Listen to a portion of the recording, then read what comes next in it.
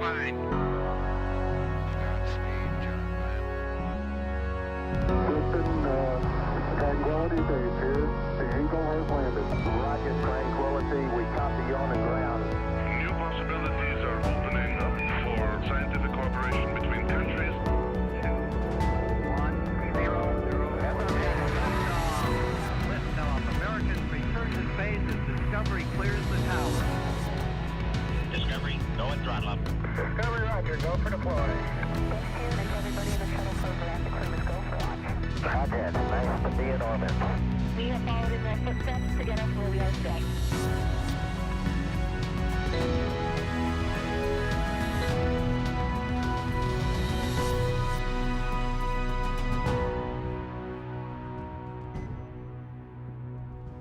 You're looking live at the Crew-Dragon spacecraft and Falcon 9 rocket set to launch 4 astronauts to the International Space Station in just a few hours. Today, a crew of 2 Americans, 1 European, and 1 Japanese astronaut will set off on a 6-month science mission to the world's only orbiting laboratory. Welcome to NASA's Kennedy Space Center in Florida. I'm Marie Lewis with NASA Communications. And I'm Kate Tice, Senior Certification Engineer at SpaceX. Joining us today is NASA astronaut Tracy Caldwell-Dyson. Welcome, Tracy. Thank you, Kate. Thank you, Marie. It's sure a pleasure to be here. You know, it's a busy month for human spaceflight with traffic to and from the International Space Station, and today's launch of Crew-2 is a very exciting part of that, and I'm just so pumped that I get to be right here. And Tracy, we were talking earlier about when the last time was you were in Florida for a launch. That was in 2011 for STS-135. I had just returned from my space station mission, and they needed some help in the C-squared group, the Cape Crusader, and so I came here to support. Well, we are so happy to have you back for this new era of human spaceflight. A quick note for you all, we have each been vaccinated against COVID-19, and so that's why you see us sitting here together without masks on. We want to keep everyone safe and healthy. At 5:49 this morning Eastern Time, NASA astronauts Shane Kimbrough, Megan MacArthur, European Space Agency astronaut Thomas Pesquet, and Japan Aerospace Exploration Agency astronaut Aki Hoshide will lift off from Launch Complex 39A, which you see right there, at NASA's Kennedy Space Center as part of the agency's Commercial Crew program. This crew will relieve the 4 Crew-1 astronauts who have been living and working on station since November. This will be the first time that SpaceX reuses both a first stage and a Crew Dragon capsule. This booster supported the Crew-1 mission, and the capsule, Dragon Endeavour, flew astronauts Bob Behnken and Doug Hurley to the space station in last year's history-making Demo 2 test flight. And we have teams all around the country covering the action, from SpaceX headquarters in Hawthorne, California, NASA's Mission Control Center in Houston, and of course, right here in Florida. We'll also be answering your questions throughout the countdown, so you can send us yours by using the hashtag LaunchAmerica on social media. At T-minus 4 hours and 5 minutes, NASA will turn the crew over to the SpaceX team. And once that happens, there are a series of key milestones to be checked off as we count down to T0. The first one is Suit Up. The Suit Up room is located in NASA's Neil Armstrong Operations and Checkout Building, or the ONC. Here, the SpaceX team will help the astronauts put on their suits and perform some key suit checkouts to ensure suit integrity. After Suit Up, we'll see the crew walk out. The astronauts will leave the ONC building for final goodbyes with coworkers, friends, and family gathered outside before they head to the launch pad. Following goodbyes, the crew will get in their Teslas and begin the roughly 15-minute drive to pad 39A. Once there, the 4 astronauts will ascend to the 255-foot level of the fixed service structure. That's the structure you see to the right of the rocket. Then they take the last 10 feet to the crew access arm and white room. The white room is their last stop before boarding their spacecraft, a process known as crew ingress. During ingress, the SpaceX team will run a series of checks to ensure the suits, seats, and vehicle interfaces are all functioning properly. After all the vehicle and crew checkouts are complete, the SpaceX closeout team will close the Crew Dragon's side hatch with the crew safely inside. At T-minus 40 minutes, the crew access arm, which is the long suspended walkway the astronauts use to board Dragon, will retract, followed by the arming of the launch escape system. And once the arm is retracted and the escape system armed, propellant loading on Falcon 9 will begin. At T-minus 5 minutes, Dragon will be configured for what is called terminal count. This is when Dragon's onboard computers take control of the spacecraft. And finally, at T0, Crew Dragon and Falcon 9 will lift off from pad 39A. Roughly 12 minutes after liftoff, Crew Dragon will separate from Falcon 9's second stage, enter its preliminary orbit and activation phase, and begin using its own onboard propulsion system to carry the crew to their destination, the International Space Station. So with crew suit up in about 7 minutes, let's introduce our team at SpaceX headquarters in California to show us what's happening there. What's up, Gary and Jesse? Hello from SpaceX headquarters in Hawthorne, California. I'm NASA's Gary Jordan, and thank you for joining us live for the second flight of the Crew Dragon Endeavour on a Falcon 9 rocket to the International Space Station. I'm Jesse Anderson, a lead manufacturing engineer here at SpaceX, and right next to us is Mission Control Hawthorne, where our teams are monitoring the vehicle, checking in on all of its systems, and the capsule is go for launch. Once the crew lifts off, it will take them a little more than 23 hours to reach their destination, the space station, with Dragon flying autonomously the entire way. But the crew will have the ability to take manual control of Endeavour at any time if necessary. To help make sure the crew has a safe journey, our team in Mission Control will be monitoring their progress along the way. On console or headset are 6 key positions who are monitoring the health of the vehicle and crew. The mission director responsible for mission success is in charge in the room. The person that you'll hear talking to the astronauts is the Crew Operations and Resources Engineer, or what we refer to as the core. The other positions are focused on the vehicle systems like navigation and control, avionics, software, propulsion, life support, and communications with ground segments. NASA has its own team members in Mission Control Houston, where they've been preparing the space station for Crew Dragon's arrival. We'll meet several of the key players later when we check in with Houston. For now, though, let's go to John Innsbrucker for an operational update on the launch countdown. John. Hello from SpaceX headquarters in Hawthorne, California. I'm John Innsbrucker, Falcon Principal Integration Engineer here at SpaceX. We're just over 4 hours, 11 minutes to launch. We're coming up at T-minus 4 hours with the launch director's countdown briefing. But right now, we're looking at weather. Everything's looking good. Now, the major event getting to this point was static fire of the Falcon 9. That was performed 6 days ago. The team went through all the steps of a regular countdown, and at T0, we ignited the 9 Merlin engines on the first stage and let them run for 7 seconds before shutting down. This gave us a final integrated checkout of the rocket and ground systems. Once static fire was complete, we drained the propellants from the rocket and we reopened the pad. Since then, the Falcon 9, with the Dragon capsule on top, as you can see here in the picture, they've remained vertical on the launch pad. Now, the day after the static fire, we performed a final dress rehearsal with the crew. They're putting on their suits, they got into the capsule, they practiced their countdown steps with the Dragon flight team.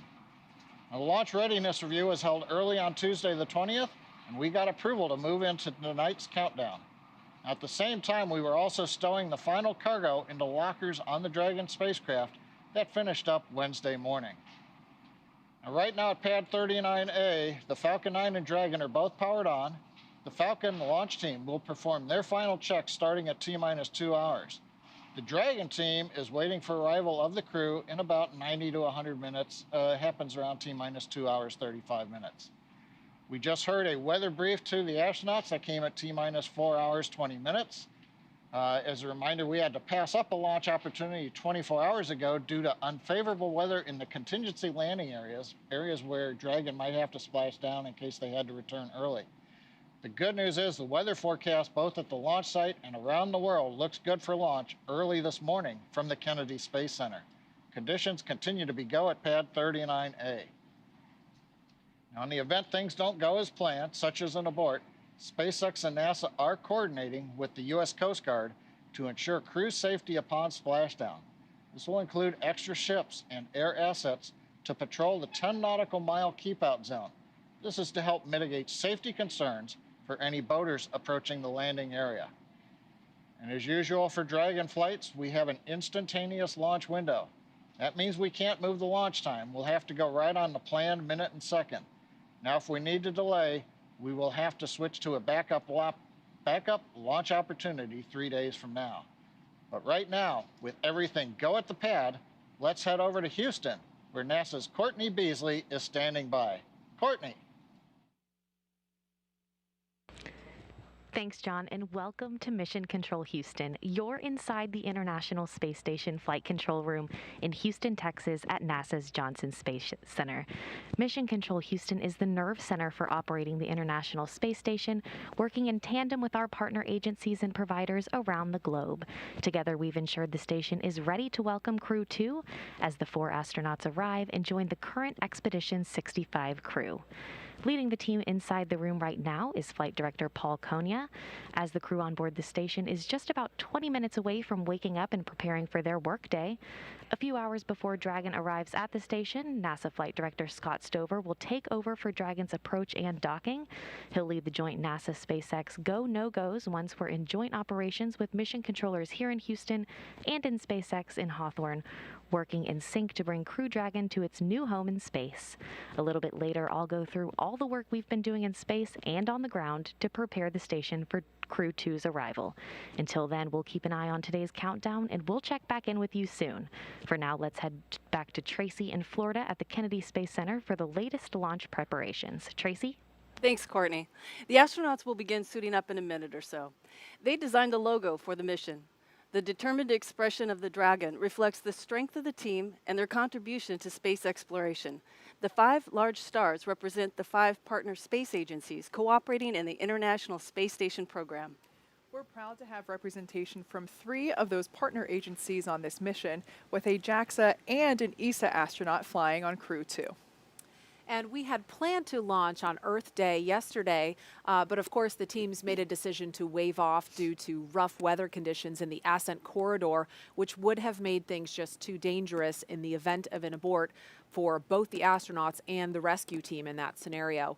But weather looking much, much better today. And at NASA, you know, we tend to think of every day as Earth Day because of the work we do on and off the planet we call home.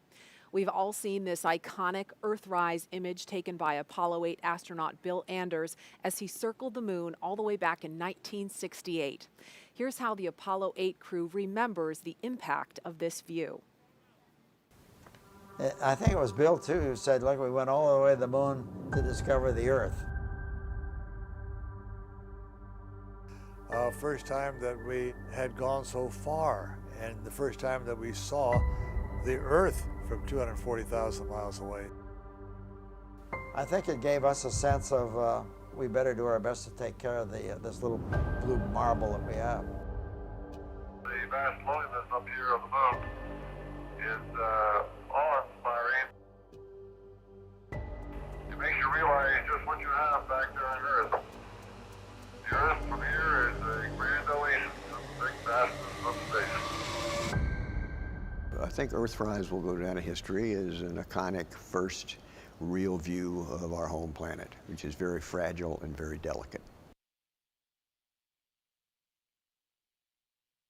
1970. And this year's Earth Day theme is Connected by Earth.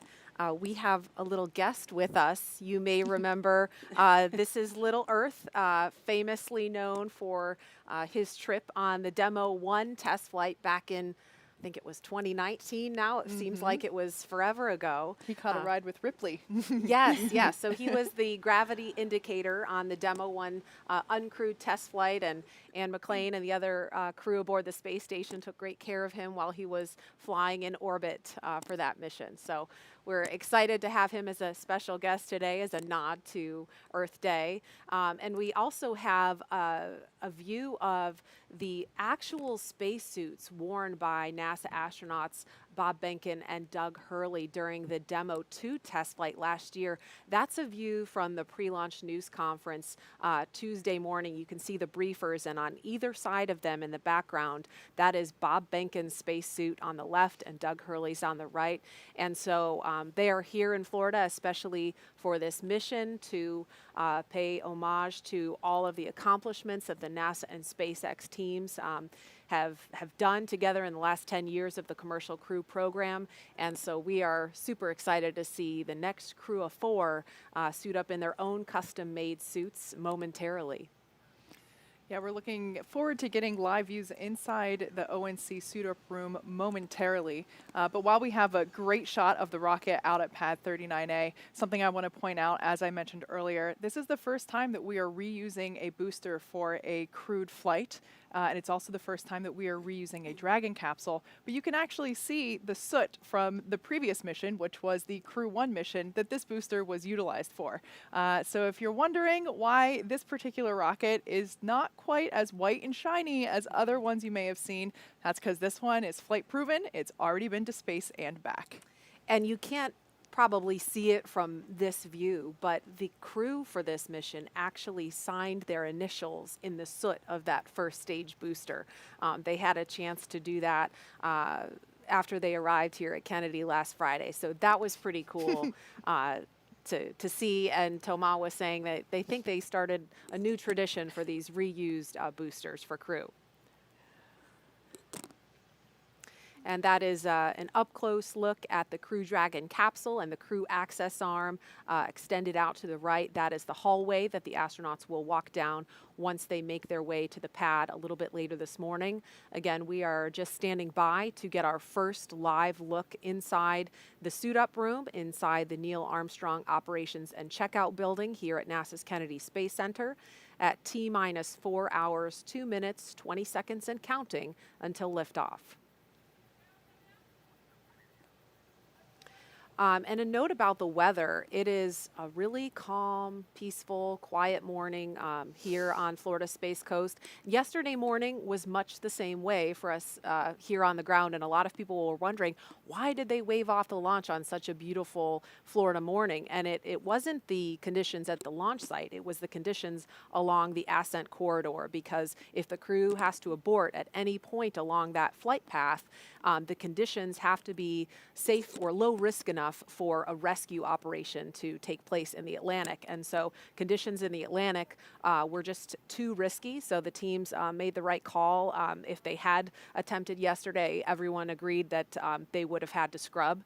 And the conditions look much better today. The last I heard that there was only a 5% probability of violation, which means we're 95% go for launch today. So we're very excited about that weather news. That's pretty good for Florida standards, 95% favorability. That's pretty great. Yeah, and it's much better odds than the first time Endeavour liftoff in May of last year with Bob Behnken and Doug Hurley. I believe for Crew-1 we were about 80% favorable for that launch as well. But yeah, you're absolutely right. We did have to scrub for that, basically the downstream weather, but unfortunately, that's, while and there we have our first look inside the suit-up room at the Neil Armstrong ONC building. We can see the astronauts have gotten into their suits and are now working with SpaceX suit technicians and the closeout team, SpaceX suit closeouts for doing checks on the umbilicals for, looks like they're getting ready to get into their chairs. Tracy, looking at this room, I'm sure it brings back memories. Oh, it does. It brings back too many. I don't have enough time to talk about it all. But yeah, this is such a historic room that anyone who walks in it, whether you're an astronaut or not, you just feel like you're catapulted in time to a period where this all began. Mm-hmm. And there's a view of Megan MacArthur being helped by the suit technicians. She happens to be the wife of Bob Behnken, and she's going to be flying in the same spacecraft in the same suit, not the same suit, excuse me, the same seat as her husband in the pilot seat. But of course, she's got her own custom-made suit on. Yep, all of these suits were designed in-house at SpaceX. We took safety, comfort, and style all into account. I absolutely love the way that these turned out, and we have heard from crew members that they are really comfortable. So what we see going on here with earlier Megan, they were basically just making sure that everything was comfortable and everything was zipped up. And what we see, I can't quite tell who's in that chair there, but they're basically sitting in a mock-up of the Crew Dragon capsule. And that's our commander, Shane Kimbrough. And he's basically sitting in a mock-up of the of the chair that he will be seated in inside Crew Dragon. So while they're seated inside Crew Dragon, they actually have an umbilical plugged into their suit that flows cool air through the suit to keep them cool and comfy, as well as communications umbilicals and power. So it's really important to make sure that we do these fit-ups here so that there really aren't any surprises once we get into Dragon capsule out on the pad. And the helmets that they're wearing are also custom printed using 3D printing technology. So that's a really exciting technological advancement since the shuttle days. In the room shot we saw just a minute ago, and there's Megan MacArthur getting helped into her gloves in her spacesuit. But we saw, if we could take the wide shot of that room, we saw another astronaut. There it was in the foreground, number 38. That's Jessica Meir. She is a member of the pad closeout team. So we'll see her here in the suit up room. And she'll also be headed to the white room a little later to provide crew support. Yeah, that role for the astronaut is also pretty historic. We've had a group of astronauts in the shuttle days come down and support shuttle crews, basically pre-flight the orbiter and get it ready to go. Before that, in the Apollo days, that's where it all started with our astronaut support personnel, and it's nice to see that tradition continue, having an astronaut there to help support. We can also see the red recliners from the shuttle days kind of in the top right corner off in the background. So they did keep those chairs around, but it's really nice for the crew to have actual mock-ups of the seats that they're going to be inside the spacecraft, so they can do all that kind of fine-tuning in the room before they go get into the actual seats inside the spacecraft. Yeah, I always like to say we kept the history, we just relocated it. Like I said, yeah, this is an integral part of launch day is doing these initial suit checkouts in the mock-up Dragon seats, but yeah, you can even see the corner of one of those maroon chairs in the upper right-hand corner there. So yeah, those are the same recliners that the astronauts used during the shuttle days to do basically the same process that's going on now. And there's a close-up, we just lost view of him, but that's Aki Hoshide having a laugh with some of the suit technicians. This is crew the LD on countdown 1 with the T-minus 4-hour situational awareness briefing. We are currently counting down to a T0 of 9:49:02 UTC, 5:49:02 local, with an instantaneous window. The crew has started suit donning and leak checks in preparation to begin ingress activities. The advanced team is currently on the way to the pad to open the side hatch and prepare for crew arrival. Vehicle gases are at MEOP, FTS checkouts are complete, and Dragon prop tanks are pressed. F9 is not working any issues at this time. The team is tracking ascent winds and pad winds for this morning's launch, but are currently go for those conditions. Expecting a final update on ascent winds at approximately T-minus 3 hours and pad escape winds at T-minus 1 hour. Falcon 9 launch and recovery weather is not tracking any constraints at this time. In the event of a scrub, the next available launch attempt will be Monday, April 26th. Procedure 52.911 is open in the event of any crew contingency from crew ingress through launch. As a reminder, the launch escape system will be armed prior to propellant load today. Fire Room 4 will go into lockdown at T-minus 45 minutes and last until after spacecraft separation, where the launch escape system is disarmed. All personnel are requested to stay in their locations until lockdown is complete. CE, do you have a report on F9 health? F9 is healthy, and we are not tracking any vehicle issues at this time. COPVs are at full pressure, and we are looking good for today's op. Copy all. MD, report on Dragon health. Good evening, LD. I can report the same. Dragon is healthy, and looking forward to proceeding with the count. All right, great news. This will conclude the T-minus 4-hour situational brief, unless there are any further questions.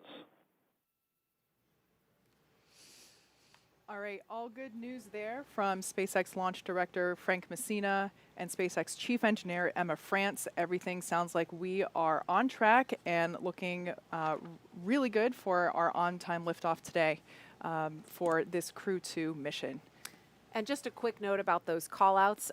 Sometimes they may happen a little bit ahead of schedule from what we have on paper. And so we might be in mid-sentence, and we'll do our best to just stop talking so that you don't miss that traffic on the nets. But moving right along, this is the second rotational crew to fly on a commercial spacecraft, and they bring a diverse set of experiences to today's flight. Crew Dragon Commander Shane Kimbrough, sitting there, will be making his third trip to space. He was born in Killeen, Texas, and raised in Atlanta. He was selected as an astronaut in 2004. Kimbrough is a retired U.S. Army colonel and holds degrees in aerospace engineering and operations research. He first launched aboard the Space Shuttle Endeavour on STS-126, then aboard a Russian Soyuz spacecraft for expeditions 4950. Kimbrough has spent a total of 189 days in space and performed 6 spacewalks. Pilot Megan MacArthur will be making her second trip to space, but her first one to the space station. She was born in Honolulu, but considers California her home state. NASA selected MacArthur as an astronaut in 2000. She holds degrees in aerospace engineering and oceanography.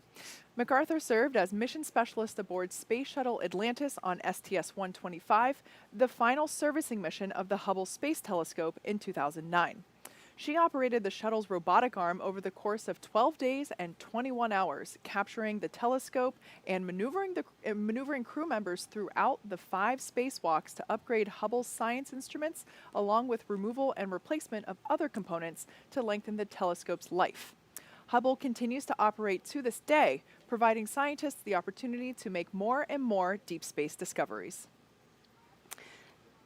Mission specialist Aki Hoshide is suiting up for his third space flight today.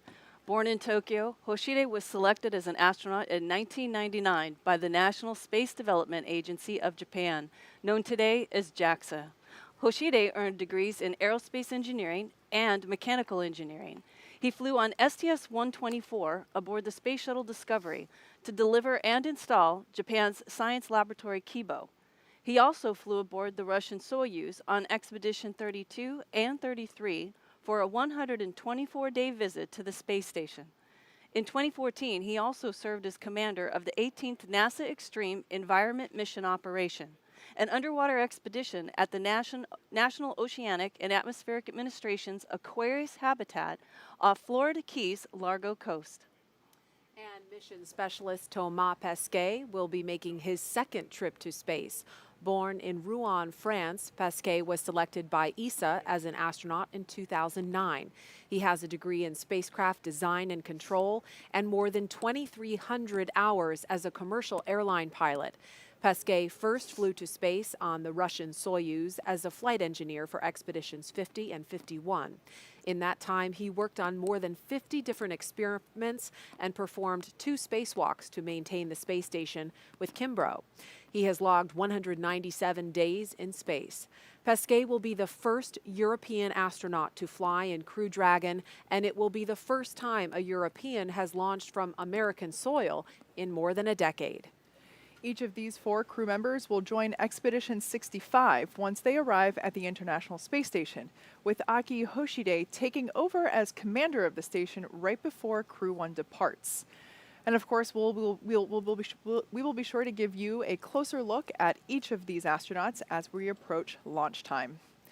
So we can see right now, pilot Megan MacArthur is now going through the leak check portion of suit up. Aki looks very comfortable. The advanced team is in the white room on schedule. All right, the call that we heard there indicates the advanced team, which is basically the SpaceX team that just arrived out at pad 39A to start preparing Dragon capsule for the arrival of the crew and the remainder of the closeout team. Once again, Aki having some more laughs with our suit technicians there in the suit-up room. You know, the suit-up room is kind of where the on happens. You know, for the crew, this is it. There's no going back to your room to get something. There's no break from this point. It's the moment that you're on. So it's kind of nice to see a little levity break out and put everybody at ease that they're still with everybody in the room. And these four will have about a 4-day handover period with the astronauts from Crew-1, who of course have been living and working on the space station since their launch from here in Florida this past November. NASA astronauts Mike Hopkins, Victor Glover, Shannon Walker, and JAXA astronaut Soichi Noguchi were the last astronauts to sit in this room and suit up, and they are set to return home to Earth on April 28th after the longest human spaceflight ever launched from the United States. We'll dive a little deeper into the work they've been doing later on before launch, but right now they are preparing to welcome this crew aboard station. The Crew-2 astronauts will also be arriving at the space station in the exact same capsule that first flew NASA astronauts Bob Behnken and Doug Hurley back in May of 2020. After that mission splashed down last summer, SpaceX refurbished the Crew Dragon Endeavour specifically for today's flight. The Falcon 9 launching today is also using a flight-proven hardware. It is the same booster flown on Crew-1. So this crew is about to fly on both a flight-proven spacecraft and rocket, which I personally think is pretty cool. That is really cool. Reuse not only drives down the cost of space exploration, but yesterday Colonel Bob Cabana made a great point, I thought, and that was that when we refurbish these vehicles, we are able to inspect them and notice if there's any issues with them that we can then later fix or design differently that we would otherwise not know if we disposed of it on the way home. So I think it's great. Always more to learn with spaceflight. This crew has been training together since their assignment for this mission was announced this past July, and each has their own unique connection to the mission. Kimbrough had already been familiar with Crew Dragon and how the astronauts interact with the spacecraft. Before this assignment, he was chief of NASA's Vehicle Integration and Test Office, and in that role he spent a great deal of time helping Doug Hurley and Bob Behnken prepare for the Demo 2 test flight last year. As we mentioned, Kimbrough flew on the Space Shuttle Endeavour. There he is, a photo from him on board the Space Shuttle Endeavour during STS-126. That was back in 2008. So this mission has a special meaning for him because of his connection to just the Endeavour name. He's thrilled about flying on the Crew Dragon Endeavour this time. And MacArthur also came into her role with a unique perspective. As we mentioned earlier, Bob Behnken is her husband, so she's getting ready to make the same journey he did nearly 1 year ago in the same seat and role of pilot aboard Crew Dragon Endeavour. And of course, he will be the one seeing her off today. As for Pesquet and Hoshide, during their previous trips to the International Space Station, they both saw Cargo Dragon up close and personal. They had the opportunity to capture the vehicle with the station's robotic Canadarm during the Dragon's birthing process. As a point of distinction, Crew Dragon will dock autonomously with the space station and will not need the help of the arm. During that experience, Pesquet was truly amazed by the spacecraft's guidance and navigation, and how precise it was while traveling at more than 17,500 miles per hour above the Earth. Now he will ride aboard Crew Dragon and is looking forward to experiencing that same sort of performance firsthand. And for Hoshide, he was astonished by the gorgeous design of the Dragon spacecraft, and he had a lot of fun transferring cargo in and out of the vehicle. At the time, he never thought he'd have the opportunity to ride on Dragon, and so he's looking forward to it being a fascinating ride. And there he is giving a wave inside the suit-up room. During one of their many trips to train at SpaceX facilities in Hawthorne, our team had the opportunity to chat with the crew. One thing that's for certain about these four astronauts, they all really enjoy each other's company and always have a good time with each other.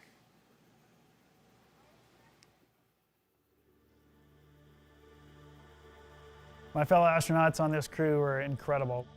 And all three of these folks are incredibly brilliant, incredibly competent, so it really makes it easy for me, being the commander of the Dragon, to have these folks on board and for us to be successful.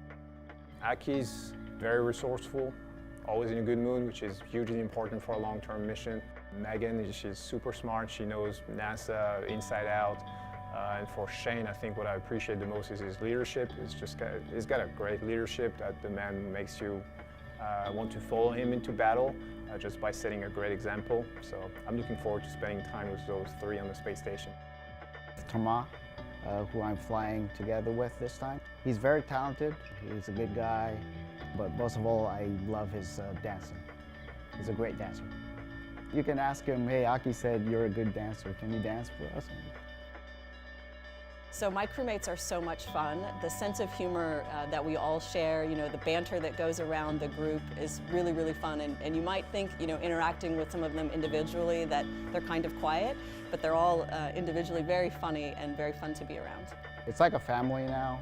We joke around a lot, we have fun together, and when we need to be serious, we do get serious. I like this teamwork, but most of all, I like the relationship with each other. To be able to laugh about things and your mistakes and the things that you do well, and just enjoy each other. So we have a very compatible crew. I'm very blessed to be on a crew like this with Toma, Aki, and Megan.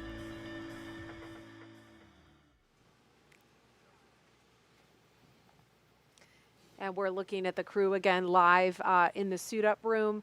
They had a little bit of downtime yesterday with the wave off because of the weather. I think we have a photo that Toma posted recently. There they are, sitting on the beach. Oh, what a fantastic moment of levity for those guys. I've said it before, these are some of the best personalities in our corps today, and it's fun to watch them launch. It's also fun to watch them relax just before their big mission. Yes, and now it's all business. Suit donning and checkouts complete on schedule. So we just heard the call that suit donning and checkouts are complete at T-minus 3 hours and 42 minutes. Let's go over to John Innsbrucker in Hawthorne for an update. John? Thanks, Marie. We're just inside, as she said, 3 hours, 43 minutes. All continues to go well for this morning's launch as we watch suit up finishing. We just heard the call out, side hatch is open. The advanced team is waiting for the astronauts up in pad 39A. Now to get to this point, we began clearing the launch pad of people at T-minus 8 hours. The team began clearing the hazard area around pad 39A at T-minus 5 hours. The only folks remaining on the pad right now are the ones who are needed for ingress of the astronauts. As I mentioned, they have entered the pad and they are waiting for the crew. And we'll be covering crew arrival at the pad and entry into the spacecraft. At the launch pad, Falcon 9 is powered on. Engine and stage checkouts were performed several hours ago. We're currently monitoring telemetry. We're pressurizing gas storage vessels on the first and second stages. A little while ago, we heard the T-minus 4 hour briefing by the SpaceX launch director. The good news is there's nothing significant to report on the rocket. On top of the Falcon 9, Dragon spacecraft is ready for the crew. Functional checkouts were performed in preparation for the crew's upcoming arrival. Most recently, a little under an hour ago, the Dragon propellant system was pressurized to final flight pressure. And currently, all spacecraft systems are go. The launch range is ready to support. They're working no issues at this time. The weather continues to be go for launch, and as we heard in the countdown brief, we'll be listening for pad winds at the T-minus 3 hour, T-minus 1 hour marks. But right now, we're anticipating acceptable weather for launch. So things are looking good with both Falcon and Dragon. The weather's cooperating as we count down to liftoff. As we get ready for the crew to walk out, let's go back to our team at Kennedy Space Center. All right, thanks, John. It's now T-minus 3 hours, 40 minutes here at Kennedy Space Center in Florida. The crew woke up right after about 11:05. I guess it was last night now because it's now Friday morning. And they listened to a weather brief, which we've heard the weather is looking great.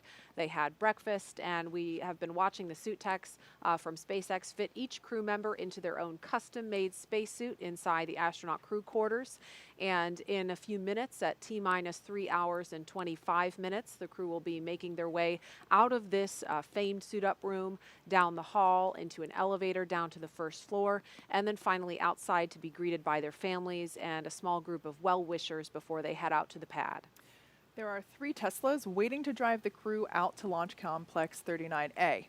Riding in the first car, we'll have the spacecraft closeout lead and a couple of suit techs. In the second Tesla, we will have Shane and Megan, and they'll be sharing a ride with our flight surgeon. And in the third vehicle will be Aki and Toma and another closeout lead. Of course, we're going to try and follow the convoy live every step of the way. It is the middle of the night / morning, so Oh, there we could see the Teslas awaiting the crew to take them to the pad. But we will try to bring you as close as possible to the crew without actually being inside the car with them. Tracy, what's it like for you seeing the crew here in these moments before they walk out and remembering what your experience was like?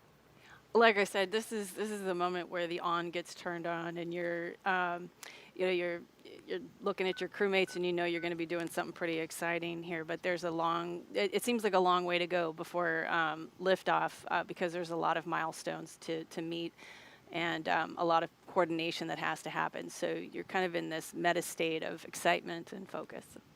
We have another guest close by for launch today who looks forward to the day when she may be also suiting up in this room. Let's go to NASA's Jasmine Hopkins at the Operations Support Building 2 to meet this guest. Jasmine? Thanks, Marie. We've seen astronauts suit up at the ONC since the Apollo days. What we don't often see is the hard work that it took to get there.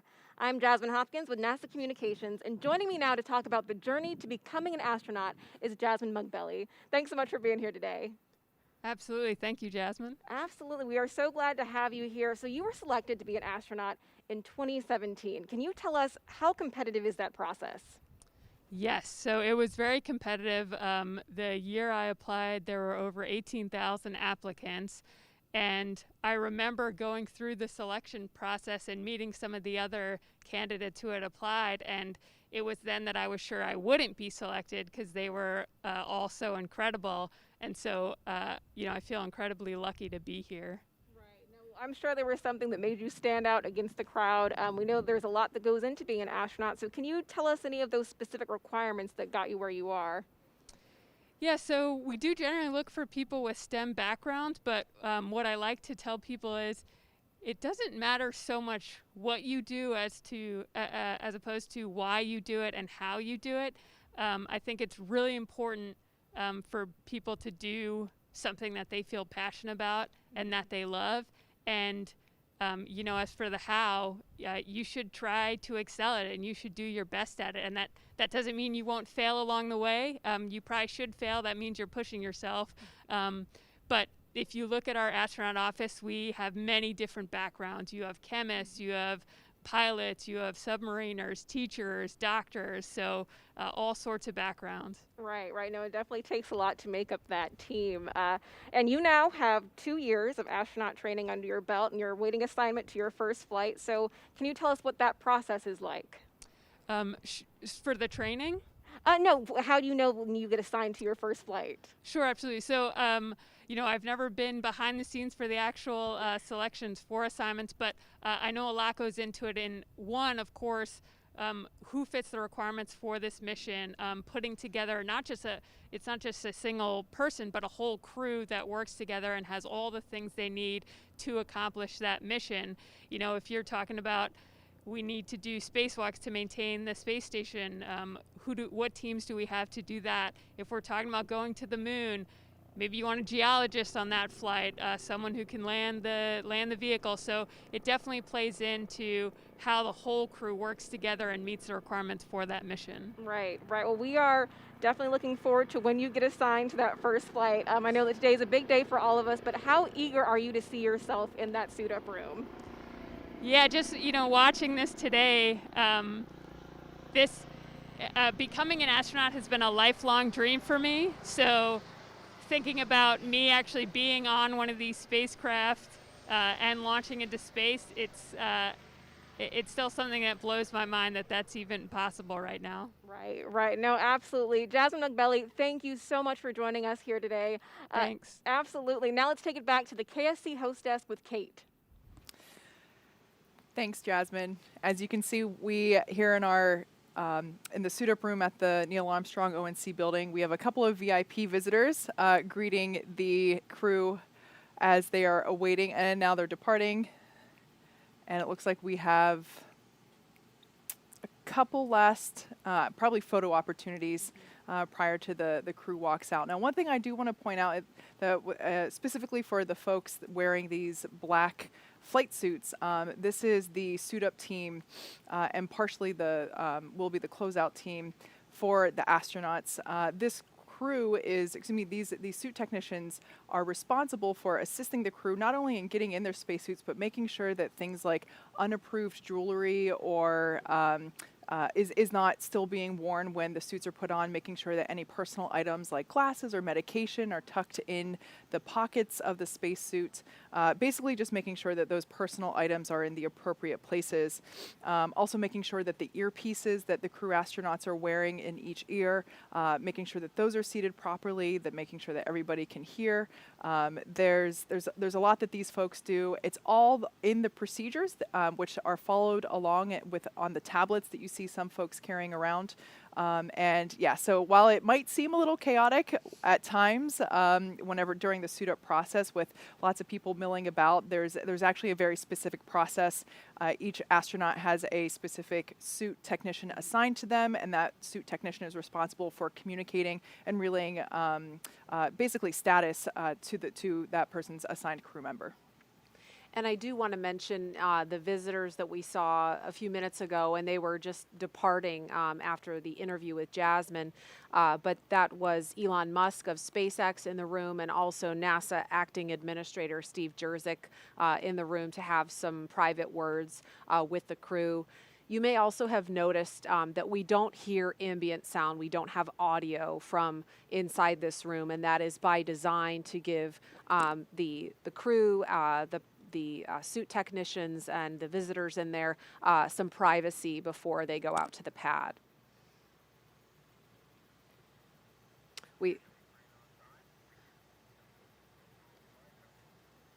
We also saw Thomas giving a hug to, I think it's number 28 on the far left, if that's a 2. I can't quite tell under her hair, but Thomas giving her an embrace just a minute ago. And I imagine that you get pretty close to this team because you spend a lot of time together, right, Tracy? Exactly, and just like Kate was saying, these suit techs you get assigned to a specific suit tech. You work with them outside of this launch countdown and the dress rehearsal. Anytime you're in that suit, then that person is there to help you learn about the suit and fix any problems you have. And I have fond memories of my suit tech back when I was suiting up for the shuttle. Her name was Tony, and I still remember her today. And they really put their heart and soul into it, and they take serious the role that they have in helping you with your life-preserving suit.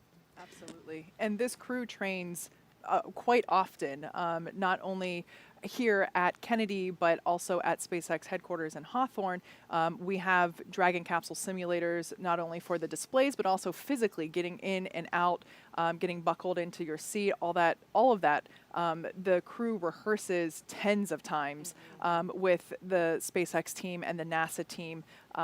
So what we're seeing here really is just another time. They could probably do this in their sleep at this point. Yeah. One thing real quick I want to point out before we lose this shot, the the small blue boxes there that you see behind the crew members that has kind of like an elephant's trunk, an umbilical that's plugging into the leg of each crew member. Gosh, I love the frivolity that we see here. It's so wonderful. Gotta get a good shot. Yeah, so I wanted to mention it because I figured we'd lose the shot. Those blue boxes are basically flowing cool nitrox or nitrogen oxygen mixture air, which is basically the stuff that you have in a scuba tank. We're trying to keep the astronauts cool while they're in their suits. While they're moving around, it can get a little warm, and we want to keep them comfortable until they are seated in their seat inside Crew Dragon. So that's what those small boxes are, and they will have those along with them inside the Teslas during the ride out as well. I think we'll have time for a couple of social media questions, but another note just about the timeline.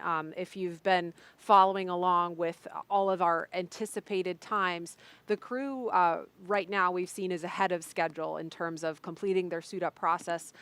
This is a very limber, quick crew. We observed this during the dry dress rehearsal over the weekend. They were ahead of schedule getting suited up. We do still expect them to walk out at the anticipated time. We expect that will happen at T-minus 3 hours and 20 minutes. So about 9 minutes from now is roughly when they should walk out of the operations and checkout building. But up to this point, they've been a little bit ahead of schedule. Let's take a couple of social media questions while we're waiting for that to happen. Okay, this one, this is a good one for Tracy. Why are very specific times chosen for launches? A lot of it has to do with orbital mechanics and where the space station is over Kennedy Space Center at the time. And so we are basically launching a vehicle to chase the space station, and it has much to do with that. All right, next question. How long does it take to refurbish a Crew Dragon, and how many times can Dragon be reused? As we're looking outside the ONC, Kate, this is a good one for you. Yeah, that's a great question. In terms of how long, it's hard to say right now because this is the first time that we did it. And the first time that you refurbish something, or really the first time you do anything, is generally the longest it will take you to do something. We have been working on the refurbishment of this Crew Dragon capsule since it splashed down in August of last year. So just under a year, basically to get it in a state and launch ready. We can see some well-wishers here gathering outside the Teslas as they're awaiting the crew to come and do the walkout and final goodbyes. But getting back to the question, the second part of the question was how many times can a Crew Dragon capsule be reused? We are certified for 5, but there might be plans in the future to try and increase that. That's obviously a discussion that happens, but down the road. But at this point in time, we're shooting for 5 reuses. All right, we have time for another question from social media. And this one, when will the astronauts on the International Space Station return to Earth? Great question. So the Crew-1 astronauts, of course, that launched from here in Florida this past November, they are scheduled to return on April 28th, and they will be splashing down off the Florida coast. SpaceX hasn't narrowed down a specific location just yet, but they will be splashing down somewhere either in the Gulf of Mexico or along the eastern coast of Florida about 12:30 Eastern Time on April 28th. And we see a few more folks coming outside in anticipation of the crew walkout. It looks like Elon Musk and Steve Jurczyk, the NASA administrator, taking their spots to the right of your screen. We also can see astronaut support crew members and some suit technicians gathered outside there. We can also see some of the crew members' families. I recognize some of them there in the background. Those blue suiters, those astronauts that are there are the unsung heroes. They are there as family escorts, personally selected by the crew members to care for their family, both immediate and the extended family and friends that are here. So hats off to those guys because they are there to care for the families.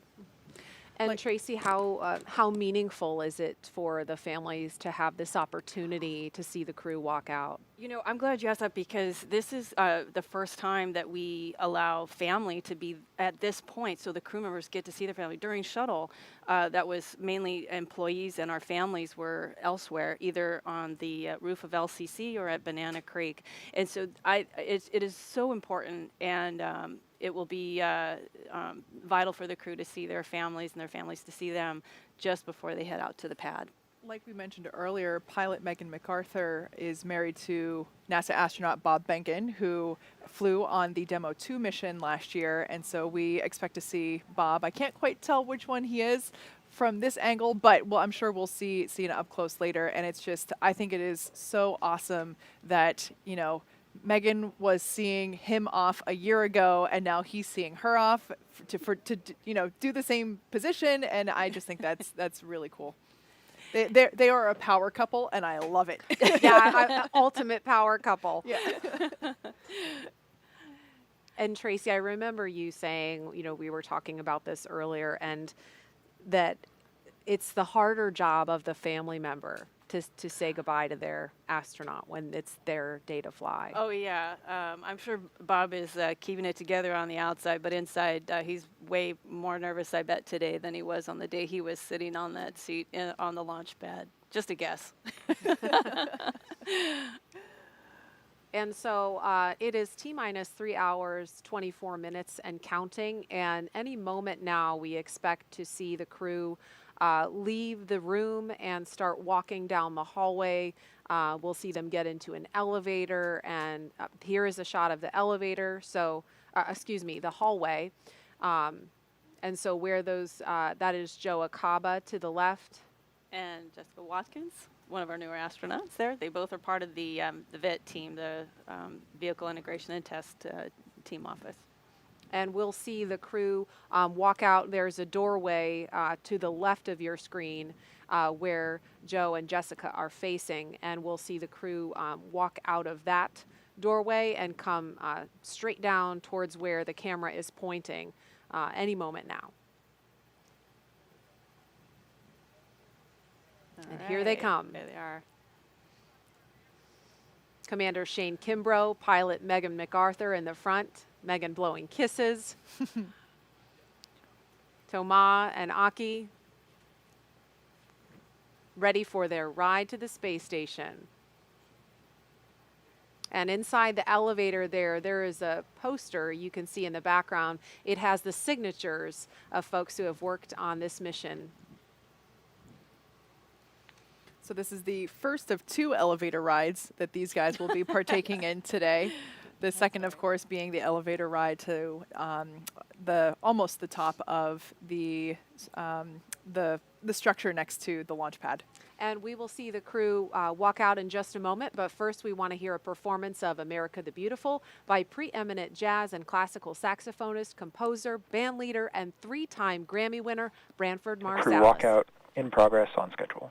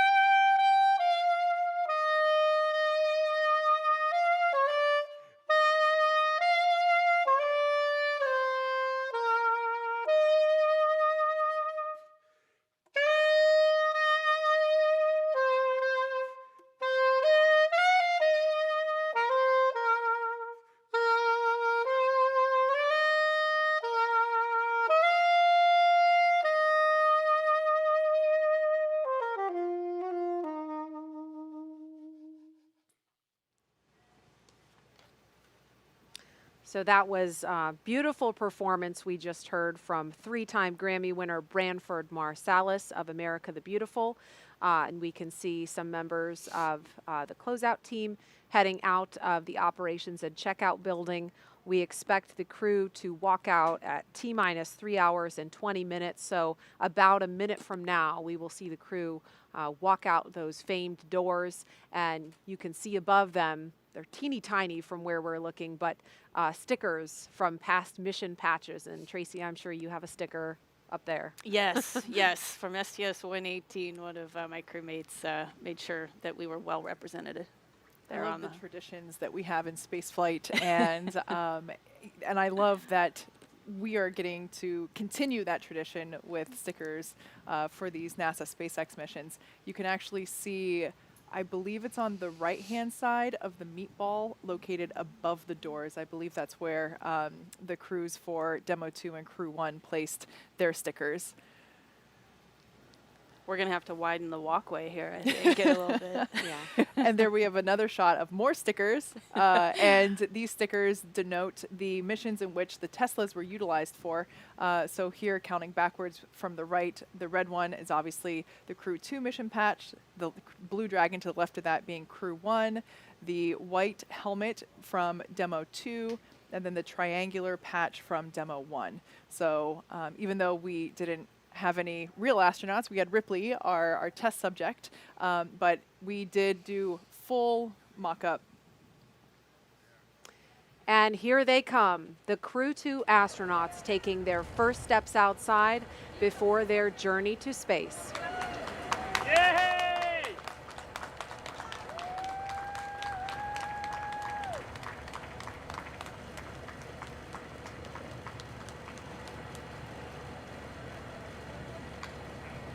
I love this moment. They're now going to have the opportunity to wave goodbye from a safe distance. The distance is normal protocol for spaceflight. This is not a result of the COVID-19 pandemic. This would be in place even if we didn't have that situation going on. But I love this moment. It's a wonderful opportunity to see the astronauts get some final farewells from their friends and family members.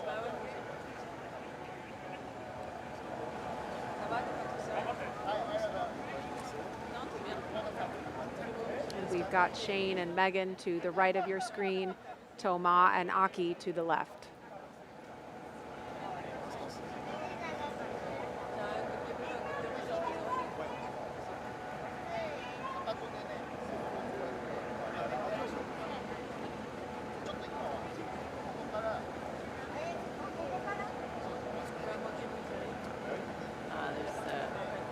There's Shane's wife. Shane and his wife posing for a socially distanced photo. Yes. And it looks like Bob Behnken is there in a blue polo with the son of he and Megan MacArthur.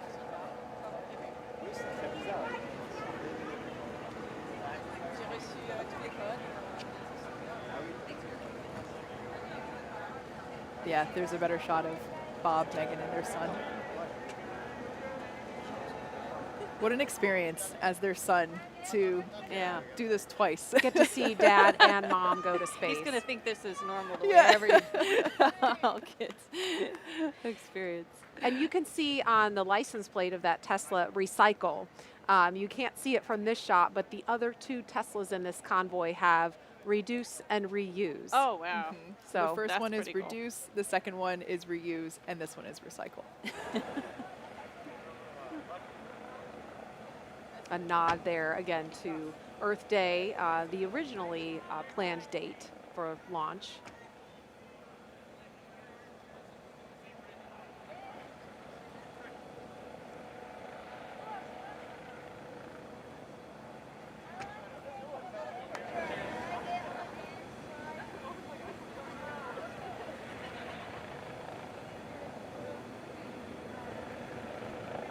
Actually, people are more impressed by the Teslas than by the rocket.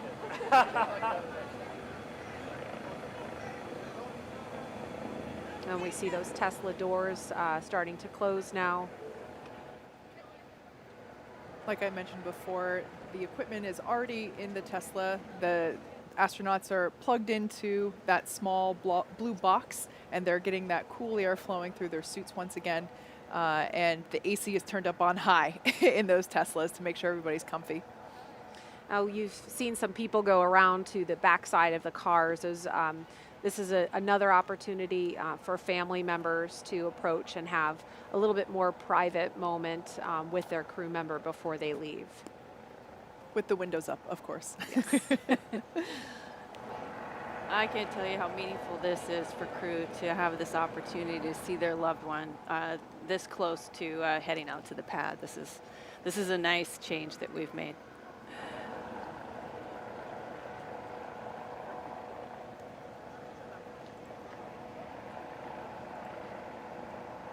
And this is the car carrying Shane Kimbrough on the right rear passenger side, and Megan MacArthur is on the left rear passenger side. And then this the third Tesla in the convoy here with the recycle license plate has Thomas sitting on the back rear side and Aki sitting on the left rear side.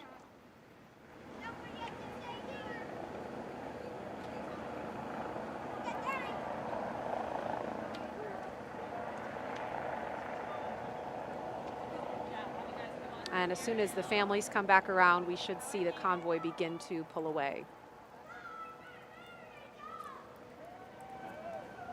Right on schedule.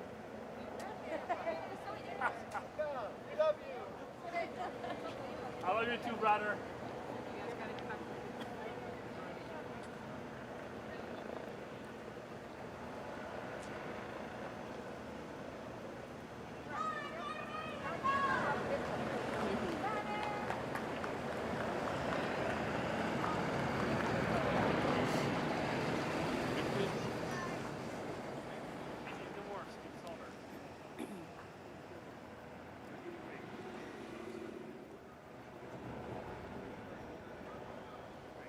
ONC departure on schedule.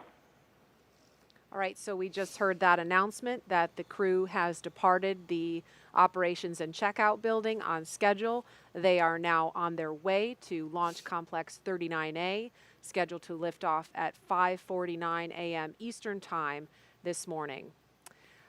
It will be about a 15-minute drive with a full security escort across NASA's Kennedy Space Center and out to the launch pad. And as we follow the convoy, we'd like to share some words from the teams working so hard day and night to get this crew to the International Space Station. Wishing Crew-2 good luck and a safe trip. Good luck, Shane, Megan, Aki, and Toma. Go Crew-2! Go Crew-2! Go Crew-2! Bunch of luck! You guys are inspiration to all of us. Let's go Crew-2! We want to wish you a safe and successful mission. Go Crew-2! Go Crew-2! As a female aerospace engineer in progress, I just wanted to say I'm beyond inspired by you and your family's endeavors. And we want to wish the Crew-2 astronaut a safe trip to the International Space Station, aboard Dragon.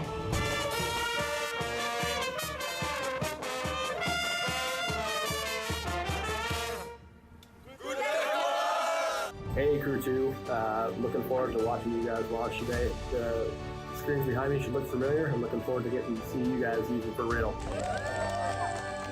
So proud you'll be representing all Yellow Jackets on the NASA SpaceX Crew Dragon to the ISS. Good luck! On behalf of the Hunts program, Clear Creek High School has a message for you. Have a safe and successful mission to space. Ganbatte kudasai! Yay! Yay! Last stop! Go Crew-2! Go Megan MacArthur and all of Crew-2. UCLA is rooting for you. Hey Toma, we wish you a great flight! Godspeed Crew-2. Go Falcon 9, go Dragon! We want to wish you Godspeed. Yay! Crew-2, have an amazing and safe flight. Good luck, Crew-2, on your mission to help further research and human presence in space. And we'd all like to wish the crew of SpaceX Crew-2 good luck on their journey to the International Space Station. I can't wait to support you guys when you get there. Enjoy space, enjoy your mission. Go ESA, go ISS, go Mission Alpha. We're going to be there with you as you're going through space, and we're going to be there with you as you're on the crew on ISS, and we're going to be there with you when you're coming home.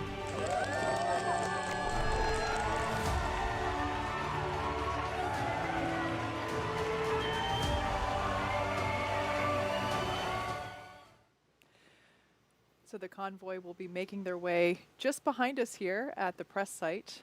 But for right now, a closer look at the Crew-2 spacecraft commander riding in this convoy.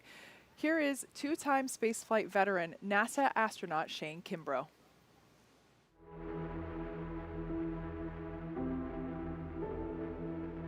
I love it. It doesn't matter what I'm flying, a helicopter, an airplane. It's just incredible. The views we get are great, the sensations you have. Helicopter flying to me is really a lot of fun because generally we're down in the trees. It's very challenging, and now learning to fly jets around here at NASA's been pretty incredible too. Had to hang up the helicopter keys, but pulled out some jet keys, and it's pretty nice. I'd always wanted to be an astronaut ever since I was a little kid. My grandparents lived in Titusville, right across from the Kennedy Space Center in Florida, so I spent a lot of time down there as a small child. Ignition sequence start. My grandfather was really the inspiration behind all this because he would drag me out to see anything launching. Launch commit. Liftoff. We have liftoff. Roger. 1 minute, 19 seconds. For whatever reason, it kind of stuck in my blood. The ironic thing is when I decided to go to West Point, I figured that my dream of being an astronaut was gone, so I kind of gave up on it because I didn't realize you could be in the Army and be an astronaut, but turns out you can. So back in 2008, I flew on STS-126. We were kind of a resupply mission. So they called our mission actually the Extreme Home Makeover Mission for the space station. We got a chance to bring up new bedrooms, a new bathroom, a new kitchen, a new gym. really outfit the station to be able to support more than 3 crew members. So that was pretty cool to be part of that. And then to go back a few years later in 2016 and 2017 when I flew on the Soyuz. That was an incredible time up there. The long duration piece is obviously a lot different than the shuttle couple-week mission. There's a different cadence, a different rhythm you have to get into, more of a marathon pace versus a sprint pace. Space shuttle for me was you're kind of rocking and rolling for the first couple minutes while the solid rocket boosters are on, and then it smooths out and it's pure acceleration. The landing coming back in is super smooth because you're landing on a runway. And Soyuz to me was kind of the opposite. It was a really smooth ride uphill, but coming back was really violent and pretty incredible that we made it through that. But they've been doing it for many, many years, and a proven product for sure. We do things differently down in Florida now than we did for shuttle, so it was just a whole different world. We kind of blended, I would say, the best things from shuttle during quarantine and launch day operations and the best things from Soyuz that we've learned over the years. And kind of now we have a hybrid of those really good things on launch day especially. I'm really excited about it. I love the Kennedy Space Center and all the teams down there that I've gotten to work with. I love it for our country, our nation, that we're launching out of the U.S. again. It's a great capability that we have, and just happy to be doing it again out of Florida. My name is Shane Kimbrough. I'm the commander of NASA's SpaceX Crew-2 mission to the International Space Station.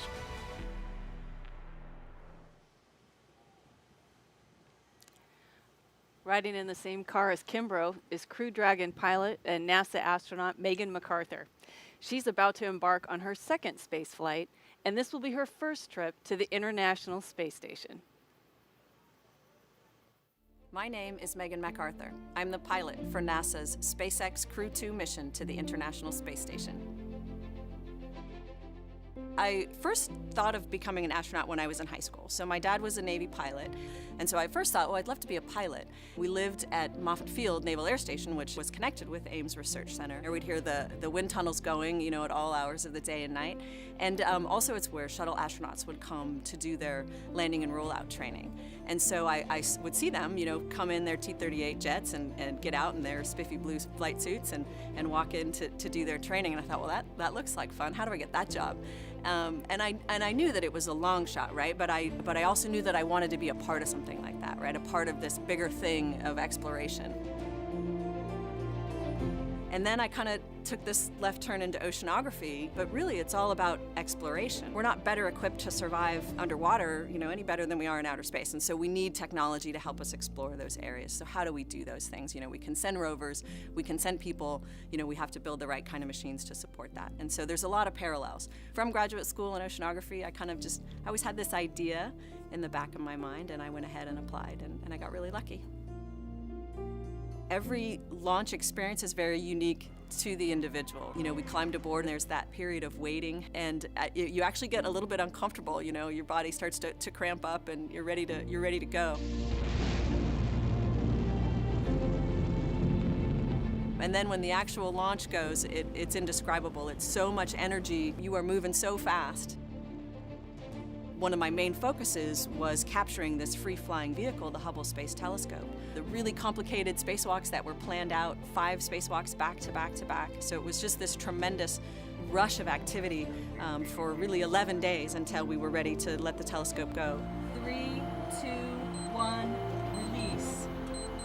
I'm backing away. Clear the antenna.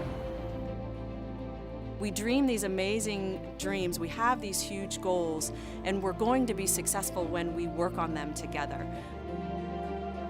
When you think about the International Space Station and the size of that vehicle and the breadth of science that gets accomplished on that vehicle with all of the different countries that are participating, and then now we've added commercial partners where they have a vehicle that we are using to get us to our space laboratory.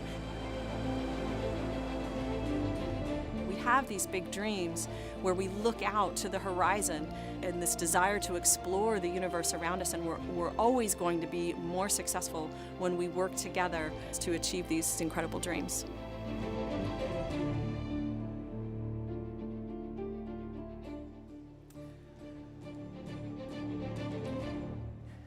So there's the convoy there on your screen. They just passed behind us just moments ago, on their way to pad 39A. Now, if you're wondering what the crew is listening to. Oh, first let's look at this Twitter comment. It's so cool seeing Bob see his wife off for this mission. Crew-2 almost a year after she did the same for him for Demo 2. I just love that. Like I said before, they are a power couple, and I can't get enough of it. Absolutely. And they've got a really cool playlist that we had a preview of, but you were starting to talk about that, Kate. Yeah, so the astronauts, of course, get to pick their playlist in their Tesla. So in the first car with Shane and Megan, I'm not sure which one they're listening to this instant, but they had selections like Learn to Fly by the Foo Fighters, a personal favorite of mine, Crazy Train, Ozzy Osbourne, Enter Sandman, Metallica. I was listening to that one on my way in today. City of Blinding Lights, U2. And in Aki and Toma's car, Drops of Jupiter. That is a classic. Paradise City by Guns N' Roses. And, of course, Danger Zone by Kenny Loggins. Yeah, little Top Gun action. I love it.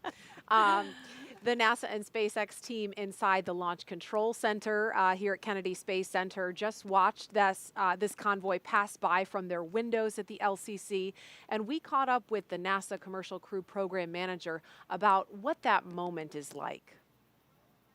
As they drive down that road, down to Launch Pad 39A, and you can see the crew, and then to me, that's when it really becomes real. Not that it's not real every step of the way during preparations, but everybody in the firing room will stand up and it gets really quiet. And I think that's when everybody realizes, hey, we're about to go do this for real. And you can just feel the passion and the intensity. Everybody in that room and everybody in Houston and Hawthorne, you know, I think they're standing up too, watching, because they know, hey, this is going to be a great mission, but it's about to get really serious. And now the crew is approaching Pad 39A and entering what is known as the Blast Danger Area, or BDA, and now approaching the base of the pad. But the teams have conducted internal go, no-go polls to make sure that this area was safe before they entered. And as they are approaching the base of the pad, we have some more messages from those with some personal connections to this crew.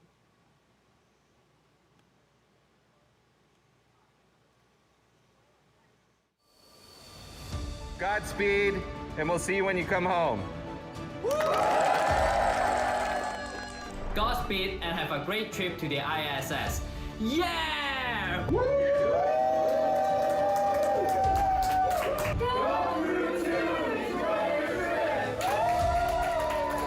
Crew-2!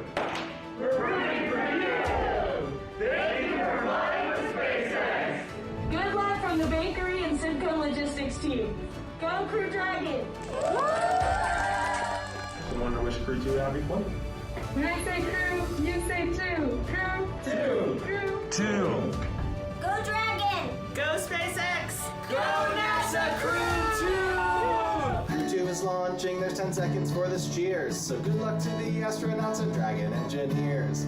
Go Shane. Go Megan. Go Thomas. Go Aki! Go Falcon! Go Endeavor. And go Crew-2. We are wishing you guys a safe mission to the ISS. Good luck and Godspeed, Megan, Shane, Akihiko, and Thomas. So I'm here to wish Crew-2 a successful launch on the Falcon 9. Launch America! Good luck, Crew-2. On behalf of the Dragon Engines and Tanks engineering team, have a safe flight. Wishing Shane, Megan, Tama, and Akihiko a safe flight and a productive stay at the ISS. Go Falcon, go Dragon, and go Crew-2! Crew-2, Godspeed, and thank you for flying SpaceX. Have a safe flight! And it is an honor and a privilege to be a part of this and contribute in some way. And I couldn't be more excited to see you on this mission.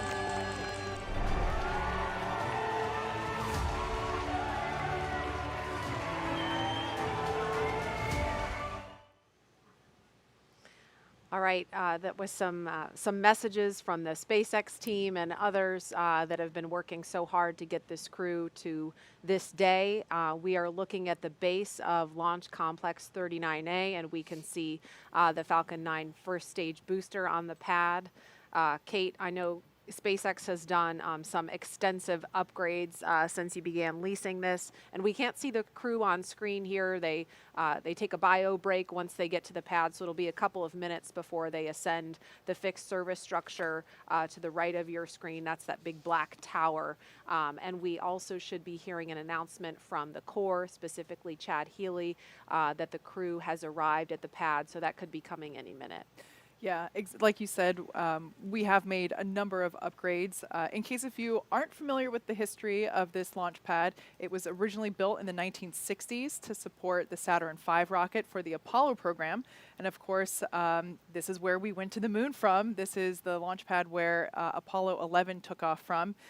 After that program, it was upgraded to support shuttle, and then after that, SpaceX took over the lease for it in 2014, and we actually had our first flight from here in February of 2017, which was a cargo resupply mission to the International Space Station. So we've been busy. It looks a little different. We did make some upgrades to aesthetics, but a lot of it was safety driven. I believe, you know, the shuttle structures were iconic. It was, of course, heartbreaking for everyone to see the rotating service structure come down, but we did have to remove it for safety purposes, but also it was just unnecessary for what we would be doing to advance the next generation of human spaceflight. So I will say that the tower there does have the bones of that original fixed service structure.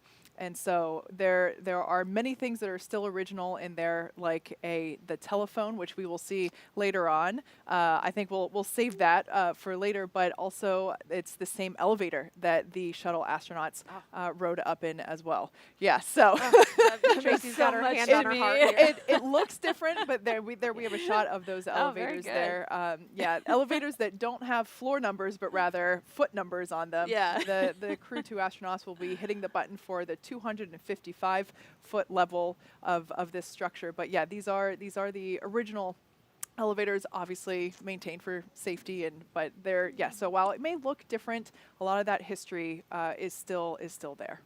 And Tracy, this is the same pad, of course, that you launched from years ago. Yes, very fond memories of it on my flight. So we got out of the Astrovan, the pilot on our flight on STS-118, Charlie Hobaugh, who we called Scorch, paused and looked up at the stack, and he stopped my crewmate, fellow rookie, Barbara Morgan, and I to pause and take a look at this mammoth spacecraft we were about to fly on, because he said this is going to be the last time you see this view. And I'll never forget that moment. It was very meaningful to me. I cherish it. But Barbara and I realized we got to hurry up. We don't want to miss our first launch. And so we scooted on, and he stayed there pausing to look at it. And I'll always remember that. Hopefully we'll see these. I mean, if dry dress rehearsal was any indication, we'll be able to see these astronauts have a similar moment. Do what is one of my favorite moments in the whole launch countdown: the astronaut lean back when they just try to take in, like you said, this ginormous vehicle that they're about to ride in. Yeah, and we should see that happen in just a few minutes. But in the meantime, we learned a little bit more about Shane and Megan as they rode out to the pad. Now let's take a closer look at mission specialist Thomas Pesquet of ESA. Countdown 1. We've received our final weather brief for the Dragon Ascent corridor weather. Ascent weather is go for launch. The final weather brief for pad escape winds will be at T-minus 1 hour. Okay, so we heard ascent weather looking good. We'll hear another weather brief at T-minus 1 hour. But again, Thomas Pesquet of ESA will be the first European to fly aboard Crew Dragon and the first European to launch from U.S. soil in more than a decade. Okay, are you ready? Yes, I'm ready. I tend to work a lot, even outside of work. You know, going to new places, meeting new people. I like new experiences. I like to learn all the time. My name is Thomas Pesquet, and I'm a mission specialist for NASA's SpaceX Crew-2 mission to the International Space Station. On board the Crew Dragon as a mission specialist, everything that's manual is in our ballpark. If we have to open a hatch, if we have to use the emergency equipment, if we have to open or close valves, if we have to manage the cargo and the stowage, all this is going to be on us. I remember as a kid, everybody's an interest, but mine was space shuttles and planes, and I had the posters in my room, the complete kit. And so I went into math and physics, and then I became an engineer. I went into aerospace. That seemed natural at the time. And then I got a chance to become a pilot, which was kind of another piece. We have an astronaut selection every 10 to 15 years in Europe, and I didn't think it was going to happen, but I passed all the selections and I made it. So really it's been a dream. I've been so lucky. If I would have pictured it when I was a kid, I couldn't have pictured it any better than what really happened. The space station, to me, it's a step for exploration. So we're preparing the next steps that are going to take us, to the moon and to Mars. And then at the same time, we're using the space station as an orbiting laboratory. So every day you do research that you couldn't be doing on the ground. You have to prepare for the spacewalks. You always prepare it very meticulously, very thoroughly, and then once you go out, and just your adrenaline is very high. And it's also physically challenging because you're going to be for 6-7 hours fighting against that spacesuit, because that spacesuit is inflated with air for you to be able to breathe, which means it's going to resist your movements. So those are huge, big memories that you have, but really also sometimes the small things, like the fun that you could have. It's one of the big achievements of the space program is to bring people together. That's what makes us go. In the future, I think our programs are going to be more and more ambitious. So we're going to need more than just one country. No single country in the world can do it on its own. So I think it's the partnership that takes us forward. It makes you better, it makes you achieve more, and I think that's the path we're in. The space station has paved the way, and every future big space program is going to have to follow the same path.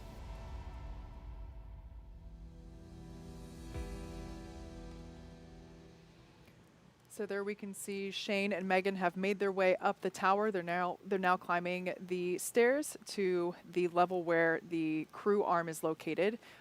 Before Aki and Thomas make their way to the elevator at the ground level of pad 39A, let's get a look at mission specialist and JAXA astronaut Aki Hoshide. Once at the space station, he will be part of the first ever direct handover from one Japanese astronaut to another.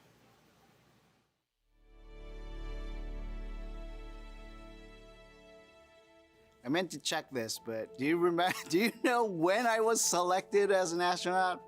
1999, thank you. I always get mixed up there. So I was born in Tokyo, Japan, and then from age 3 to 7, I actually lived in New Jersey because of my dad's job.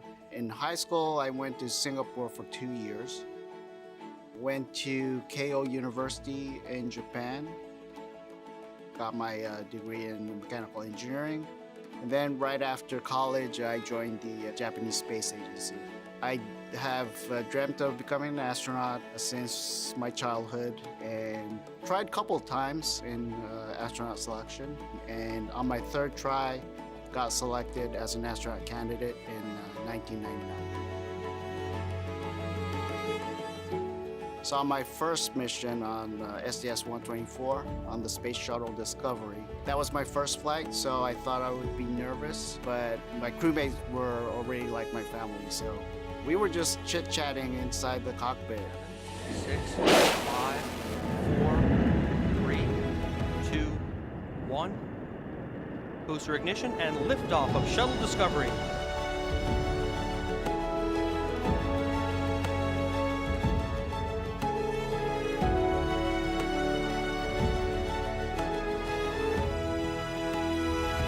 Aki Hoshide heading for a half year on the International Space Station. My second flight was a long duration flight. We launched on a Soyuz capsule, docked to the space station, and did a lot of science and spacewalks. Flying on 3 different vehicles, that's going to be amazing. The new spacecraft, Crew Dragon, it's a new technology, new layout, new operation, and I can't wait to actually experience it. So I guess the difference would be it's a brand new vehicle, a lot less switches. It's like a smartphone, I would say, which felt uncomfortable initially, because as an astronaut, you're like, where are the switches? Which button do I have to push? So initially I felt a little, I would say a little awkward. Then after training, you get adjusted and you understand, hey, this is how the system works, and how can I, as a crew member, help out the mission. It's a privilege, actually, to work together with these people, and look forward to actually doing the mission and spending more time working together. I'm Aki Hoshide, JAXA astronaut and mission specialist for NASA SpaceX Crew-2 mission. All right, that was a look at Aki Hoshide, and we can see the astronauts inside the crew access arm. That walkway. Here are Commander Shane Kimbrough and pilot Megan MacArthur. Making their way up behind them are ESA astronaut Thomas Pesquet and JAXA astronaut Aki Hoshide. And we'll be seeing them make their way up. There they are coming up the steps. And they'll be stopping to use the phone. Shane and Megan already had the opportunity to do that. That phone is up where you see the person in the black suit. That looks like Jessica Meir, number 38, part of the closeout team at the pad. And this is a shot inside the white room. Astronaut Shane Kimbrough to the left of your screen, and to the right you can see the side hatch of the Crew Dragon Endeavour is open in preparation for the next milestone, which will be crew ingress in just a few minutes. If you're just joining us, you're watching live coverage of NASA's SpaceX mission known as Crew-2. Good morning and welcome to Kennedy Space Center in Florida. I'm Marie Lewis with NASA Communications. And I'm Kate Tice, Senior Certification Engineer at SpaceX. Joining us today is NASA astronaut Tracy Caldwell Dyson. Welcome, Tracy. We're so happy that you're able to join us this morning. Thank you, Kate. Thank you, Marie. It's great to be here. So as you can see, the crew has already arrived at pad 39A, where Falcon 9 will lift off at 5:49 a.m. Eastern Time. We can see that Megan and Shane are in the white room here, undergoing final checkouts and just comfort checks with the suit and closeout team.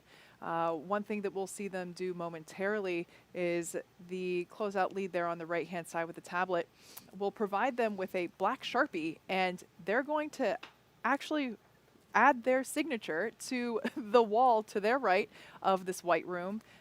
We named it the white room to keep, again, in space tradition. From previous human spaceflight programs, but something different this time. We're actually having all the astronauts that fly on Crew Dragon sign their names. And there's a shot inside the crew tower. It looks like where Aki and Thomas are now using the telephone for a final goodbye. Now, Tracy, do you want to talk a little bit about the significance of that particular telephone? I think it's a great way to surprise your family and friends on launch day. I know that my parents were not expecting it, and it was probably one of the more emotional moments for them.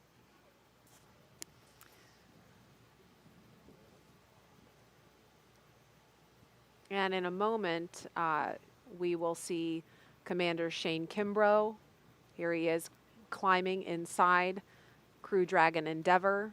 We call this process ingress.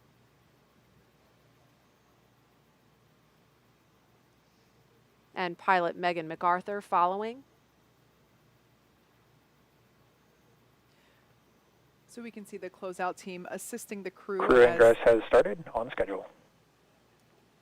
Announcement there that we are on schedule with our activity here of crew ingress. Like I was saying, you can see the closeout team assisting the crew as they enter the capsule to assure that they don't ding their helmet or any part of their suit on the hatch as they're entering. There's also some protective coverings around the hatch itself, but just to make sure that there's a clear path to entry, we now see suit technicians assisting the crew getting settled and will help the crew members get buckled in.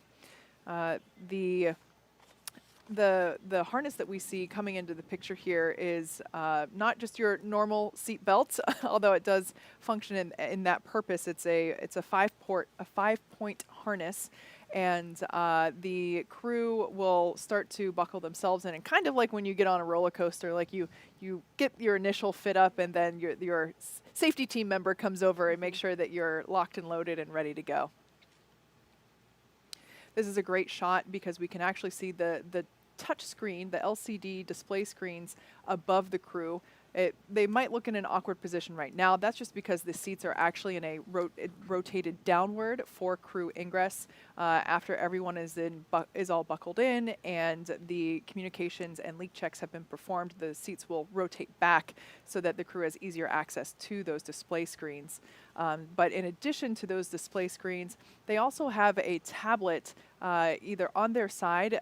You might see some of the crew members have it Velcroed on one of their legs, and they're also able to follow along with what's going on in the action using those tablets.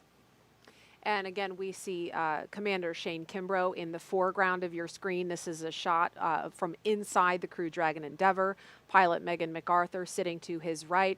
And momentarily, we will see ESA astronaut Thomas Pesquet, who's on the phone right now, and JAXA astronaut Aki Hoshide in the background, ingressing Dragon. And so we're going to go over to Hawthorne, California for our NASA and SpaceX friends there to take us through the rest of this action. Gary, Jesse?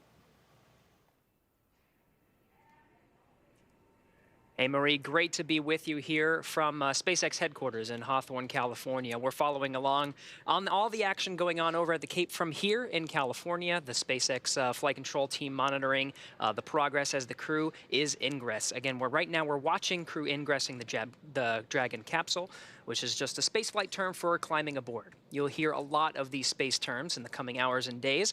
Ingress is just what we use when crew members are getting into a spacecraft or an airlock, while egress means the opposite. They're exiting. Before climbing into the capsule today, the crew completed a foreign object debris check, or FOD check. That means they themselves have to be inspected for any substance or debris that isn't supposed to be on them or their suits, which could potentially cause damage to Dragon. In fact, we also heard an informal comm check. We heard the voices of Shane Kimbrough and Megan MacArthur in the seats right now. They'll do a more formal poll as we get later into the ingress procedures. And we got some really cool views of the second two astronauts walking through the crew arm, making their way to the Dragon capsule.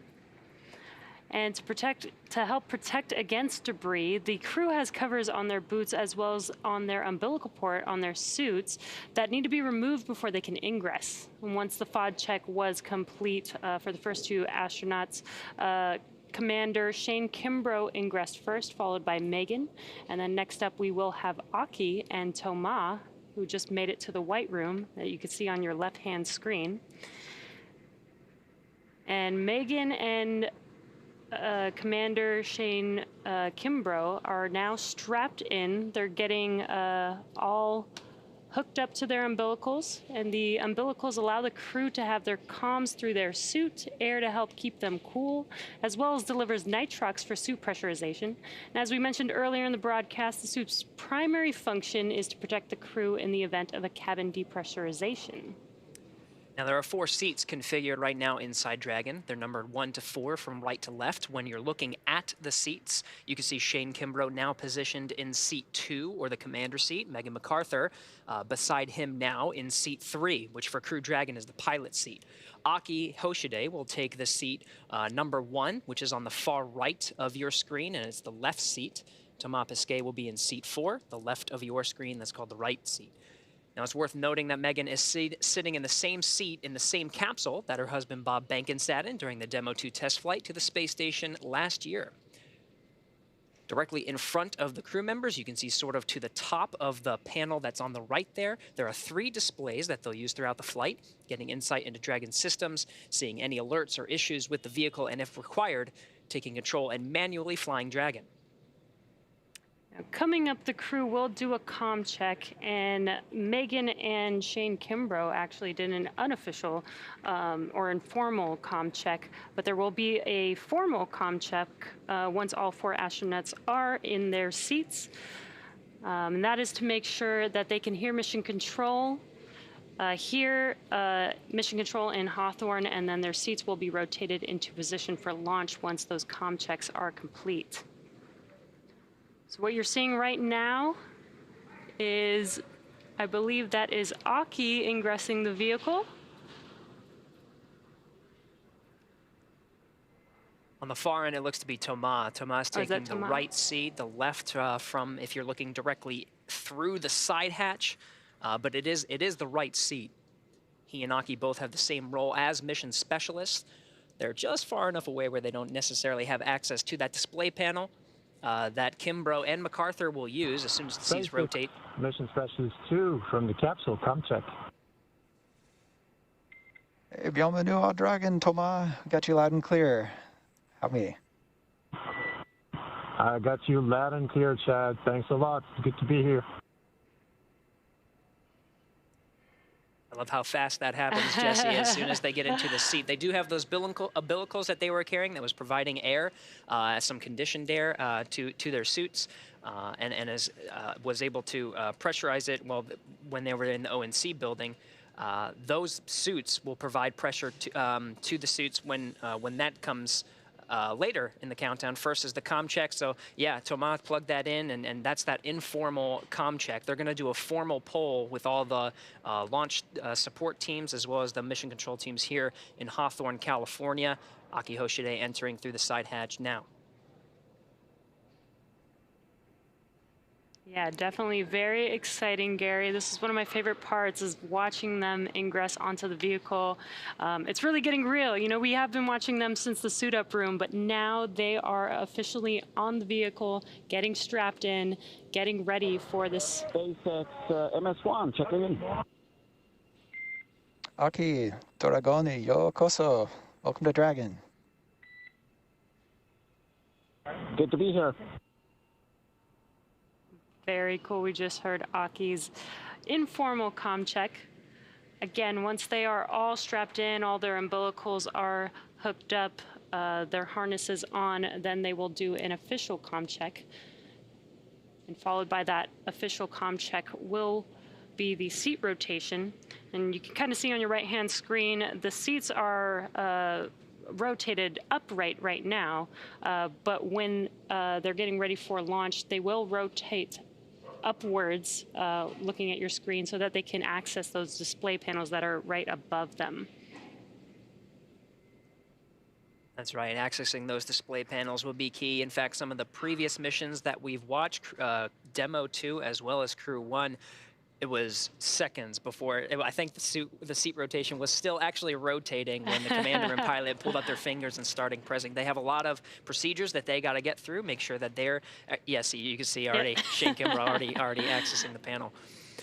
Yeah, those checklists are some of the things from the crew side that they'll have to do. Again, some of those key visual milestones. Well, first are the audio milestones. We'll do the formal communications check with all the ground teams, making sure everyone can check in through the various communication pathways that we have on Dragon. There's some communication lines through the ground. We also have communication through ground stations, as well as TDRS geosynchronous satellites. So they'll test all of these different pathways, making sure that the crew can hear and all systems are go before they begin those next couple of milestones. Jesse, you mentioned the seat rotation. That's a very visual milestone, as well as the leak checks. We saw that again in the ONC building not too long ago, but they'll do another one here before they, the advanced teams that are there now that are currently preparing the crew in their seats before they go ahead and depart the access arm and leave the blast danger zone. Yeah, and as you mentioned, they did perform those suit leak checks while in the suit-up room at the ONC building, but they'll do that again right before liftoff, and that's because, you know, they're strapped into a whole new system now. They're strapped into the Dragon system officially, so we want to make sure that their suits are good for liftoff today. And again, we have all 4 astronauts on Crew 2 sitting in each of their seats. These are custom seats with their custom suits for each astronaut. And it's almost like its own entire system. It's almost like they are inside of a vehicle inside of a vehicle. A spacecraft within a spacecraft. Right. That's exactly right. That suit will hold pressure. just in case there is any breach and that causes atmospheric pressure to decrease. They do have that redundancy with the suit itself, providing pressure and holding throughout some of the more dynamic phases of flight. That includes ascent. This is very important until they reach an orbital insertion. It's not too long after they get into a healthy orbit. You got checkouts of the Draco engines that will provide the navigation and some of the thrust needed to make its way to the International Space Station, but it's really not too long until they start doffing or taking off their suits and getting into a position to get some shut-eye. Actually, they got a long flight ahead of them. Yeah, it's about a 23.5-hour flight, so they will want to get comfortable. You can see the suit techs are there helping all 4 astronauts get strapped in, preparing them for these suit leak checks and comm checks coming up here shortly. And you may have seen some of them holding a tablet. That is so that they have access to those procedures. Each procedure has very specific and intentional steps that they need to follow. And the astronauts also have a tablet themselves that they can follow along those procedures. All right, 2 hours, inside 2 hours and 34 minutes from launch. We're going to stand by and wait for those communication checks. Meanwhile, let's check in for an operational update with John Innsbrucker for the latest health on both vehicles. John. As Gary said, just over 2.5 hours remaining in the countdown for the launch of Falcon 9 with Dragon on the Crew-2 mission to the space station. The Dragon launch ops team has completed their major activities to prepare the spacecraft for the astronauts. Checkouts are complete of the major systems, including the escape system. And as you can see on your screens, ingress of the astronauts is well underway, all 4 crew members inside the Dragon capsule, and there are no issues in work. We're also listening right now for the Dragon team comm checks with the crew. That'll be coming up momentarily. Now, the Falcon 9 team is located in firing room 4 in the Launch Control Center at Kennedy Space Center. They're settling in for final checkouts and then propellant loading and launch. We've been hearing some of the comm checks as the engineers get on station here in the last 15-20 minutes. Now, the Falcon 9 team will also do comm checks with the crew. That'll happen at about T-minus 2 hours, or about 30 minutes from now. Currently, all systems are go on the launch vehicle. The range continues to report no problems. The weather forecast continues to be acceptable. We're looking at weather not only at the launch site, but around the world. We need to make sure conditions are acceptable if Dragon has to splash down in the Atlantic in case of an escape. We're also monitoring contingency splashdown locations if the crew had to come back to Earth before docking with the space station. Now, if this were to happen, SpaceX and NASA are coordinating with the U.S. Coast Guard to ensure crew safety upon splashdown. That includes extra ships and air assets to patrol the 10 nautical mile keep-out zone. This will help mitigate safety concerns for any boaters who may approach the landing area. But right now, as the clock continues to count down, all systems are go at T-minus 2 hours, 31 minutes, and 32 seconds. Let's head back over to Jesse and Gary, who are also here in Hawthorne with me. Thanks, John. In order to get to where we are today, our 3rd human spaceflight, it took years of hard work. The development of Crew Dragon really started with Cargo Dragon because Dragon was designed from the beginning for flying humans to space, so much so that even the first Cargo Dragon had a window. Our teams implemented a number of design upgrades to make sure both Dragon and Falcon 9 are suitable for flying people, and then put both vehicles through thousands of tests to prove their safety. At SpaceX, we believe in a process of continued iteration that allows us to continuously improve the designs of all of our hardware. Now, with that said, Dragon underwent a few improvements since it last flew people. That's right. Components have been added to the Dragon propulsion system that increases pad abort performance by over 10%, which increases launch availability by more than doubling the onshore wind limits. A fly-around capability was also added, which will allow Dragon to circumnavigate around the International Space Station post-undocking in order to take pictures and document the condition of the station. As you might recall, this was a maneuver the shuttle used to perform, but since its retirement, there hasn't been any spacecraft that has been able to provide detailed imagery around the space station. You could equate this to being able to walk around your house and check on it to make sure nothing is in need of repair. We've also added and improved some interior cargo stowage locations to make it easier for the crew to access items that they will need during free flight. And lastly, the paint on the mud flaps and Super Draco cartridges were changed from silver to white. While this may seem like an aesthetic change, it actually results in a lower equilibrium temperature on orbit for a given solar input. This has the advantage of increasing return availability by improving structural margins during splashdown. So a lot of preparation has come into ensuring the safety of these missions, and we're really excited to see Crew-2 lift off from the Kennedy Space Center later today. Still standing by for those communication checks. You can see some of the suit technicians getting them situated.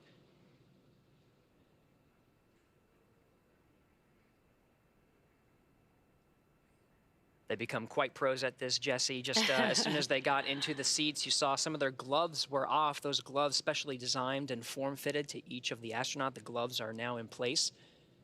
Very shortly, we'll be hearing the communications checks. Some of the other milestones that'll happen very quickly as well will be the seat rotation. It'll be from this position that allows the suit technicians to access each of the astronauts and help them get buckled, strapped in, and the umbilicals checked out.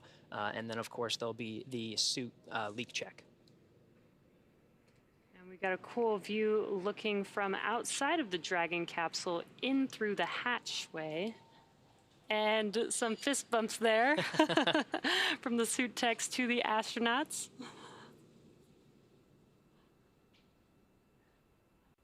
It's an exciting day for everyone, really. The anticipation, I can't even imagine. You want to, I just knowing, seeing the pilots and the commanders from previous missions accessing the panel, wanting to get through their checklists. You know they're really soaking in this moment, but at the same time, they are thinking about those next steps. What do I have to do to prepare to make sure we're ready to launch on time today? Exactly. They must be so excited, but this is their job at the moment, right? They're actually... SpaceX Endeavour, we're in section 1.3, ready for comm checks. SpaceX copies. Stand by for umbilical comm check.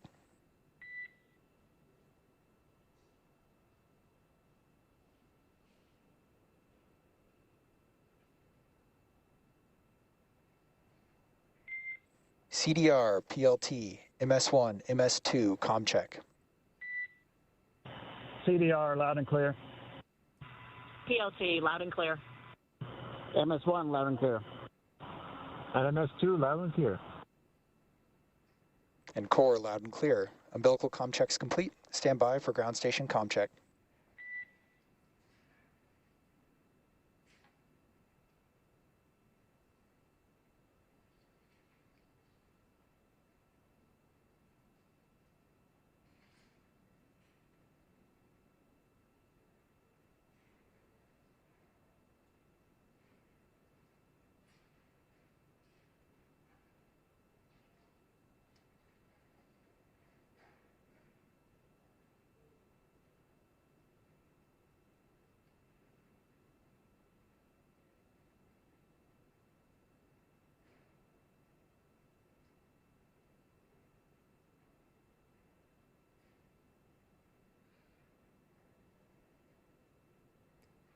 If you're just now joining us, they are performing comm checks right now, so that is what we are waiting for. They've done a couple so far. There will be a few more call-outs here for these communication checks.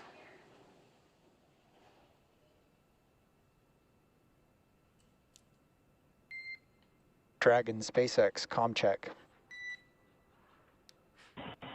Endeavour has you loud and clear. And core, loud and clear. Ground station comm check complete. Stand by for TDRS comm check.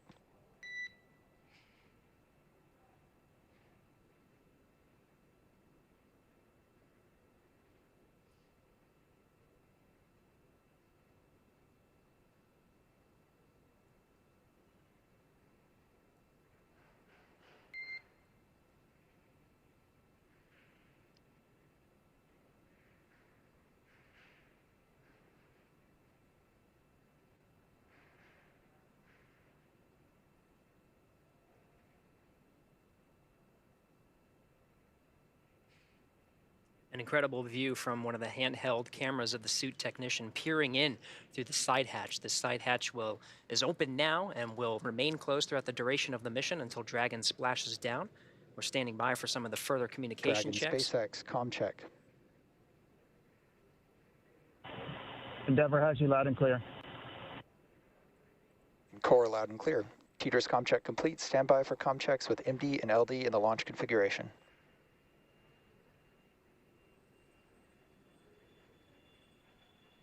Dragon, MD on countdown 1, comm check. MD, have you loud and clear on countdown 1. MD loud and clear, stand by for comm check over Dragon to ground. Dragon, MD on Dragon to ground, comm check. MD, loud and clear, Dragon to ground. MD loud and clear, stand by for comm checks with LD. Dragon, LD on countdown 1, comm check. LD, loud and clear, countdown 1. LD, loud and clear, stand by for a comm check over Dragon to ground. Dragon, LD on Dragon to ground, comm check. LD, loud and clear, Dragon to ground. LD, loud and clear.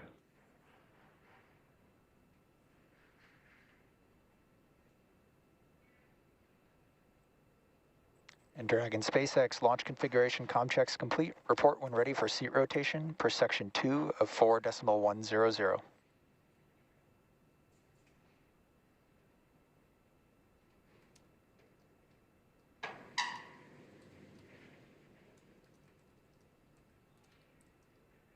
All right, and you heard that call. The communications checks are complete from all the various SpaceX Endeavour, we are ready for seat rotation. Copy. Will report when initiating. Excellent. The communications checks are complete. The next step will be the visual milestone of seat rotation. So again, those communication checks were through some of the various paths of communication to Dragon, including through some of the ground lines as well as ground stations.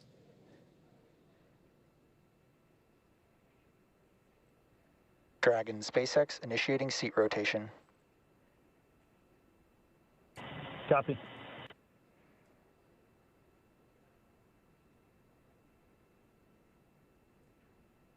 And you can see on your screen that seat rotation has now begun.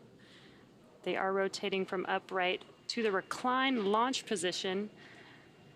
And this will give Shane Kimbrough and Megan MacArthur access to those display panels right above them.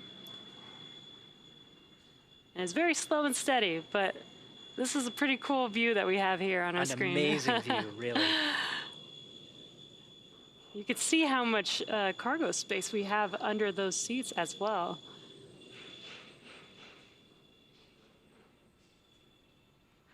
Dragon SpaceX seats are in the launch position. Copy. Great news.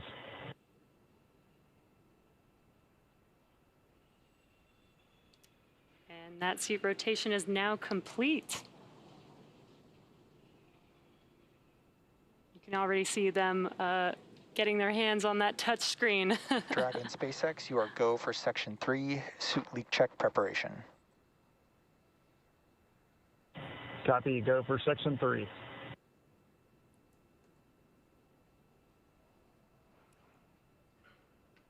These milestones really happening in rapid succession. As you mentioned, Jesse, it wasn't really too long until they reached up and started touching through some of those procedures. That first one, of course, is the suit leak checks. Communications checks complete from all the various communication paths, and seats are rotated into the position for launch. Those seats specially designed for each astronaut. Not only it allows them to access that display panel. Chair complete, ready for leak check. Copy Endeavour, we see the same. Your go for section 4, suit leak check. Section 4 in work.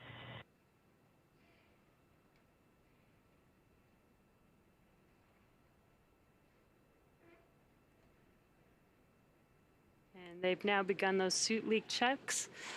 So to catch up on the station side, let's check in with Courtney at Johnson Space Center. Courtney, how's it going?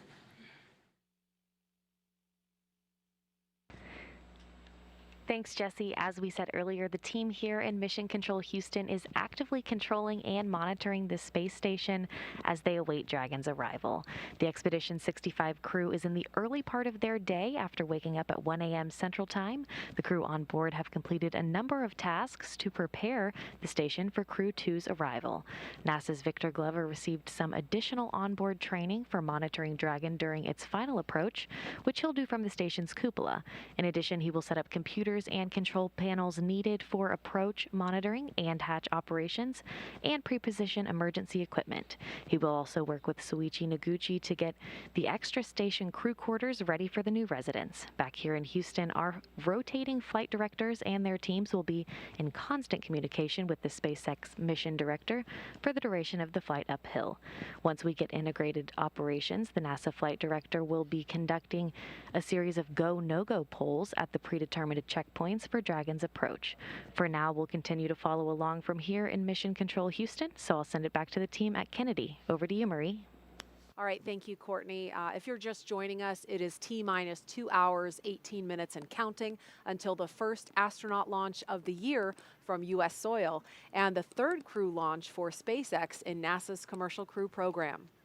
Commander Shane Kimbrough, pilot Megan MacArthur, and mission specialists Thomas Pesquet and Aki Hoshide are strapped into their seats, rotated back, and safely inside Crew Dragon Endeavour.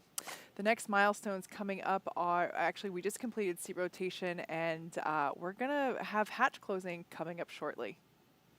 This will be the first reuse of Crew Dragon. This is the same capsule that flew Bob Behnken and Doug Hurley in SpaceX test flight to the space station last year. The crew today is also flying on the same Falcon 9 rocket booster that lifted the Crew-1 astronauts into orbit last fall. And we are also ready to see the first European astronaut fly in Crew Dragon. Of course, that's Thomas Pesquet. And NASA's Jasmine Hopkins is at a nearby viewing location with a special guest from the European Space Agency. Jasmine? Thanks, Marie. Crew-2 will be the first commercial crew mission to include 2 astronauts from our international partners. And here to talk to us more about it is Frank Davina, ESA's manager for the International Space Station program. We see the same. Good leak checks. Closeout team will perform. Good morning, good afternoon in Europe. Thank you so much for being here today with us, Frank. We got some call-outs happening over the waves right now, but we're going to continue with your interview. So you understand the space station as both an astronaut and as a manager. You flew there twice. Can you tell us what today's mission means to ESA? Well, today is a very important mission, of course, for ESA. It's the first time that we fly an ESA astronaut on a U.S. commercial crew vehicle, the Dragon, the Crew-2. And it's also the start because we fly Thomas Pesquet today on the Alpha mission, but in fall we will fly Matthias Maurer, and next year we will be back here to fly Samantha Cristoforetti. So it's really a great time for ESA to be on these missions. We have 4 USOS crew members now permanently on the International Space Station, which means that we have a big increase in the number of hours of crew time utilization that we can do. So we have a whole science package from ESA, but also from our partner agency, CNES, that will be executed during this Alpha mission on board. So it's a great time to be here, and we are very excited. Right, that is fantastic, and we are very excited. It's also an exciting time for ESA because you are going through astronaut selections as well. Can you talk to us about how ESA is planning to expand the number of European astronauts on the space station? Yes, we are indeed starting a new astronaut selection this year. The campaign is running. We are asking all people from around Europe to participate and to put in their candidacy till the end of May. And then the selection process will take about a year, and then by the end of next year we hope to select a new class of astronauts that then will fly towards the International Space Station as of 25, 26, something like that. And so we are also working with our international partners, of course, like NASA, to extend the space station till 2030, because from an ESA point of view, it's very important that we continue the research and the technology development that we can do on the space station. Of course, science for the benefit of humankind here on Earth, but also to prepare for the future of exploration. As you know, ESA is also a participant in the Gateway. Some of the astronauts will fly to the Gateway as well, so we need to expand our reach of humankind in the rest of the universe. Right, that's fantastic. We know there's a lot of great science that's going to be going on board the space station, especially from Thomas Pesquet. You've spoken about the European robotic arm previously. Can you tell us more about that and how he's going to be involved?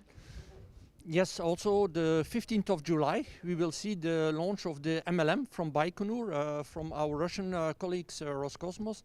And on this multi-lab purpose module, there will be the European robotic arm. A robotic arm that has been prepared long time ago, has been long time in storage, be waiting for its launch. And now finally we will be able to commission the European robotic arm during the flight of Thomas Pesquet, the first part of the commissioning. The second part will happen during the flight of Matthias Maurer. And then hopefully we can start using this arm also to enhance the capabilities of the space station on the Russian segment, to place, for example, experiments on the outside of the Russian segment, or to relocate some modules. So we are very excited as well to also work with our Russian colleagues of Roscosmos and Energia to get finally this European robotic arm launched to the space station. Right. No, that's very exciting. We're glad to see some of those specifics of what he's going to be working on board. Can you tell us about the importance of our commercial and international partnerships with ESA? Well, it's very important that we have this partnership going, of course, in the International Space Station. At one day, the ISS will come to an end, but for sure the partnership will continue. And that is already clear in the Gateway program now, and we hope to extend that further to the lunar surface with the astronaut, with the Artemis program, and also have European astronauts one day walking on the surface of the moon. So the partnership for us is extremely important to be able to execute our exploration program. But also the commercial partnership is very important because ESA wants to continue to fly astronauts to low Earth orbit even after the ISS. We want to be able to do research in low Earth orbit after the ISS, do technology development that we will need for further exploration after the ISS. But most probably it will not be the same configuration anymore as we have today. It will be in a partnership with the commercial sector. It's what we call the LEO economy. And so one of the tasks that we have as well at ESA is to help build this LEO economy so that we can also have a good and thriving future of astronautics, flying astronauts, research and science in low Earth orbit after the ISS. Right. We have a lot to look forward to then from ESA. Frank Davina, thank you so much for being here with us today. Now we're going to take it back to the KSC host desk. All right, thanks, Jasmine. Teams are running about 16 minutes ahead of schedule, and hatch close will be happening momentarily. So we're going to go over to John Insprucker in Hawthorne. John? Thanks, Marie. We are coming up on T-minus 2 hours, 12 minutes and counting. Right now, the Falcon 9 team is on console in firing room 4. They are preparing for their communication checks with the crew. That's due at about T-minus 1 hour, 55 minutes.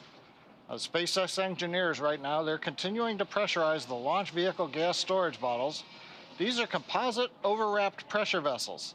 They contain gases used to fill the tanks with hot helium as the propellant is drained out of the first and second stages. We're also storing helium and nitrogen gases on the vehicle. We use those to spin the Merlin engine turbopumps when we start an engine in space. For example, when we light the second stage engine after it separates from the first stage. We're also using gas for attitude control systems. Both the first and second stages of the Falcon 9 have an ACS system. And finally, the landing systems use the gas to help with the grid fins and then deploying the legs right before touchdown on the drone ship. Now, currently for Falcon 9, the countdown is proceeding nominally at this point. On board the Dragon spacecraft Endeavour, we heard the comm checks just a little while ago between Dragon team and crew. We've seen the astronauts rotate their seats to the flight position. We've successfully completed the suit leak checks, and we're watching right now as the hatch is coming down as part of the closure sequence of events. And then once we get the hatch closed, the SpaceX support team will perform a final leak check of that hatch. Now, once that leak check is finished and it passes, the team will then begin the steps to ready the access arm for retraction. Once they've got everything configured, the team will leave the pad by T-minus 1 hour at the latest. Now, T-minus 2 hours coming up here very shortly. Kennedy Space Center personnel will begin final sweeps of the flight caution and hazard areas. Right now, the only people that are inside the roadblocks in a perimeter around pad 39A are the crew and the SpaceX support team that you see on your monitor.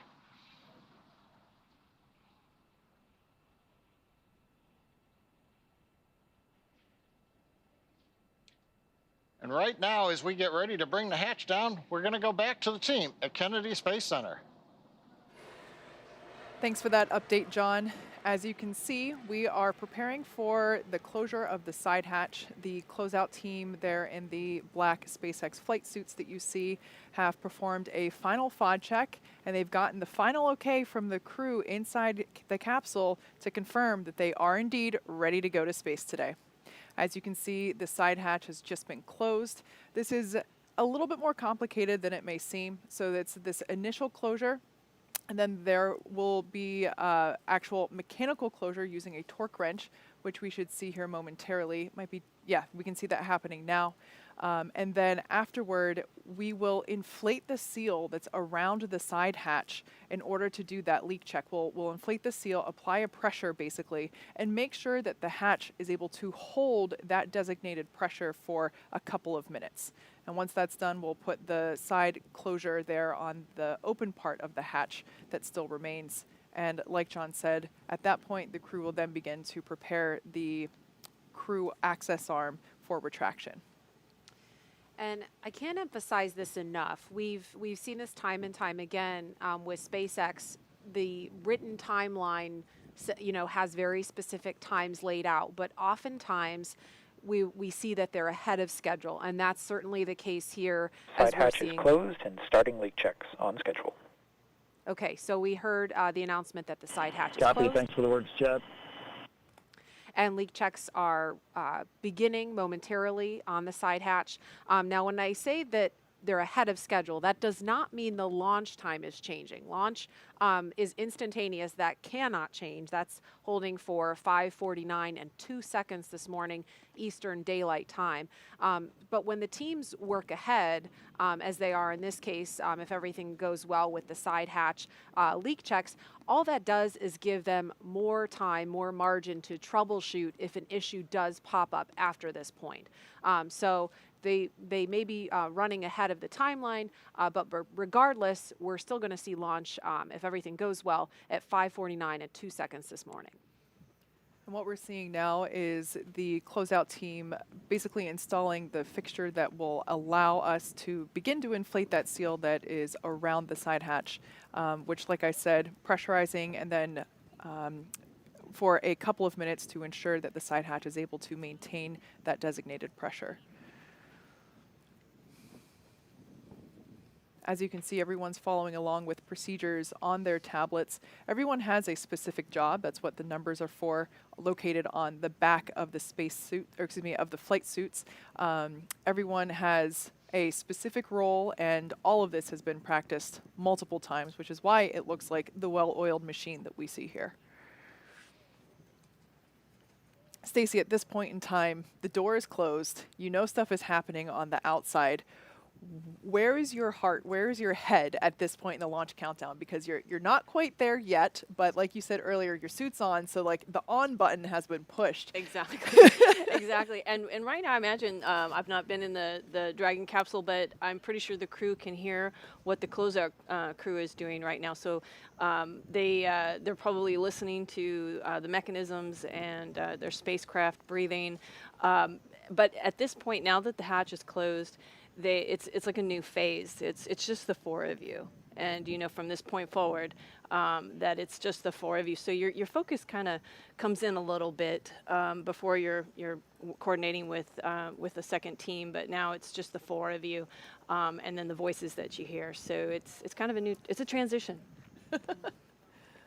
We got word that the crew aboard the International Space Station is also watching all of this unfold live. Of course, they were sitting in these seats at the pad in their Crew Dragon Resilience that's currently docked to the International Space Station. So that crew is watching the crew on the pad today and getting ready to welcome them aboard if all goes as planned early tomorrow morning.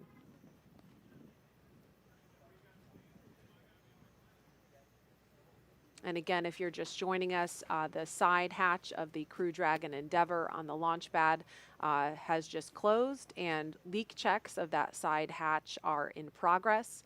This is a view of the White Room with members of the SpaceX pad closeout team you see in the black flight suits. And the shot we saw just before this was from inside the Crew Dragon Endeavour capsule.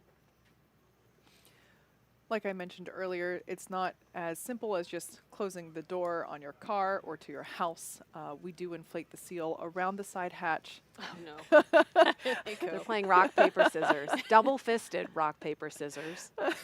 What's the prize? What's That's the what I want to wager? know. I know. What's the end game here? Yeah, what's at stake? So, like I said, this process takes a couple of minutes. We inflate the seal around the side hatch and make sure that it's able to maintain that pressure for a couple of minutes prior to actually performing the rest of the physical preparation of the side hatch itself. Which at that point, after the successful leak check, will mostly just involve removing the remaining ground support equipment away from the area and installing the tiny hatch on the hatch. The rock, paper, scissors shoot with the Crew-2 crew continues on. I was going to say, yeah, let's get back to the technical part of the rock, paper, scissor. They did this during dry dress, and we wondered what was going on. And it may be that they're just making up for lost time. I don't remember seeing them do this during the suit up. And so they're getting in their rock, paper, scissor now. It's critical. It's totally critical. But in all seriousness, I think that, you know, when we see the joke, that we see the crew kind of joke around and have those moments of levity, they can do that because they know these procedures like the back of their hand. Exactly. It's all like muscle memory at this point because they've rehearsed it so many times. Yeah, this is definitely a good sign. They have a moment of levity.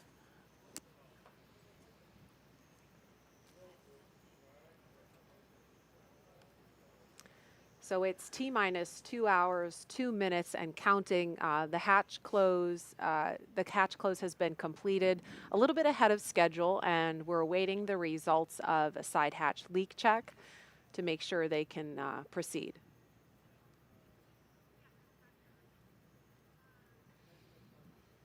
I'd love to know what the winner gets in this rock, paper, scissors game that we see. This will be probably a question, the first opportunity they have to answer questions after this.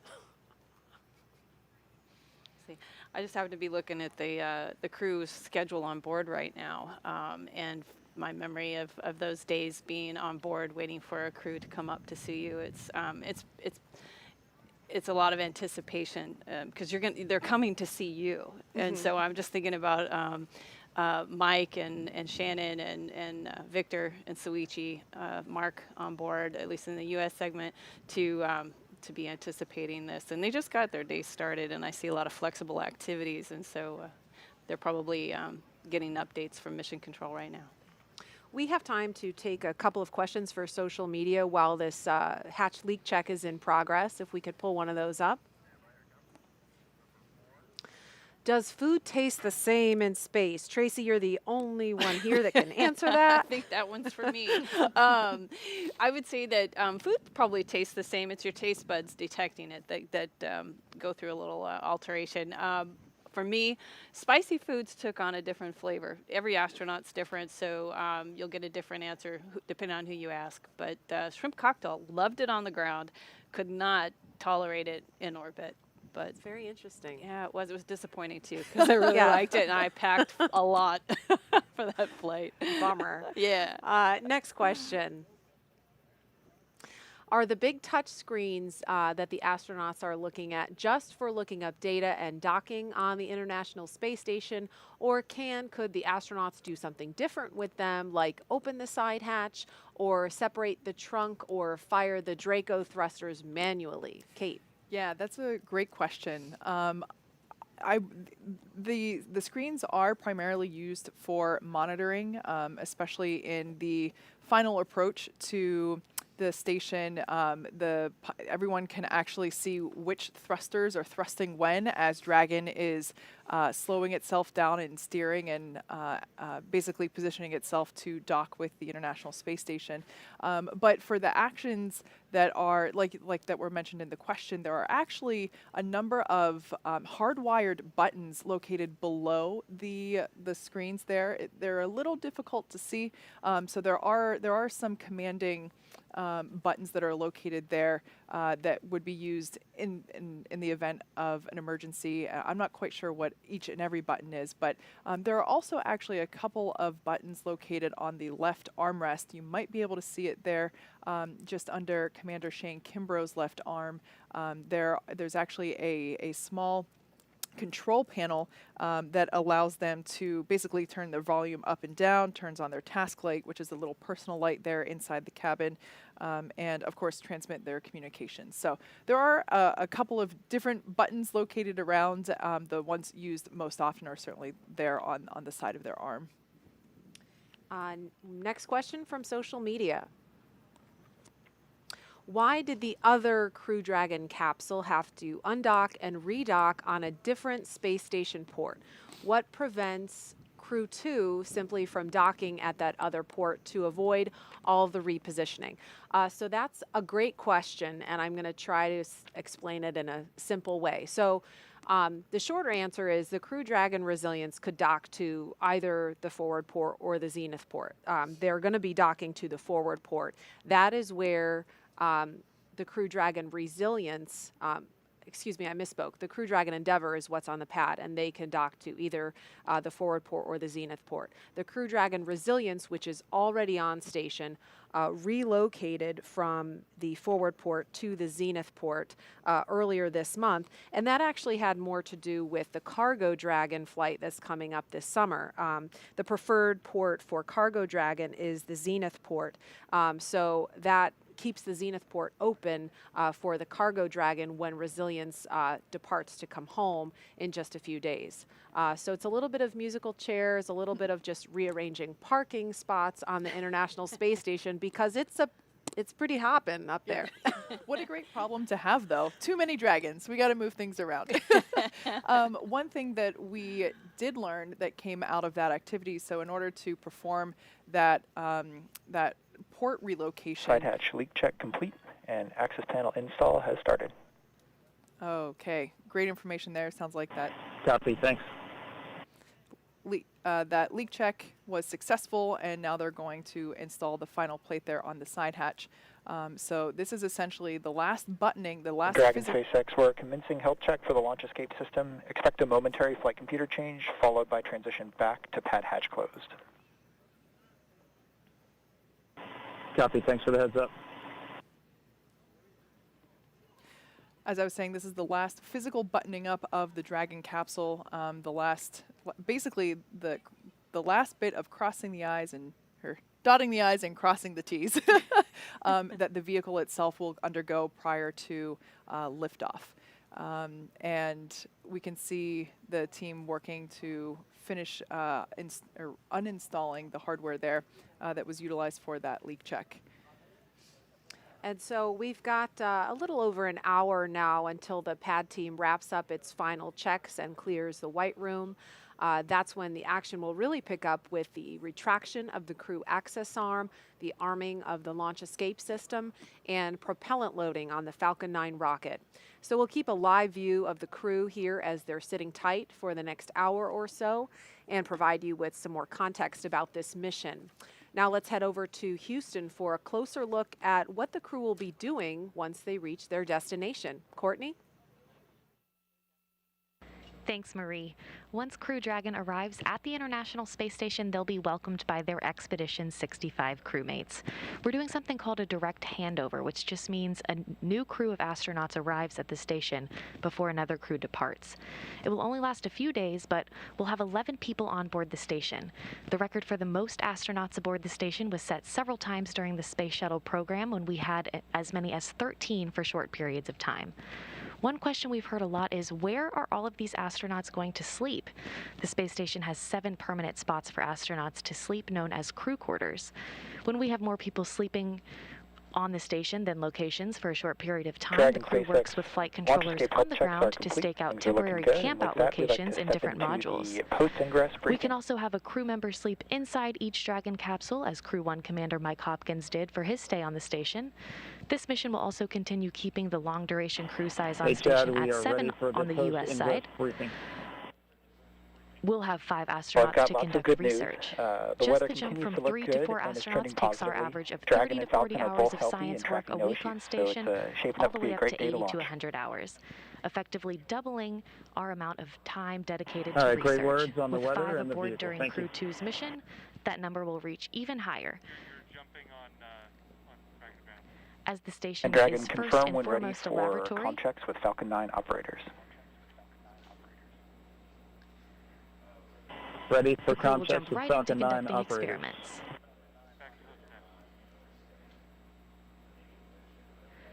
And with new research still to be delivered on upcoming cargo flights, including another SpaceX Dragon scheduled right now in June, that's the latest from here in Mission Control.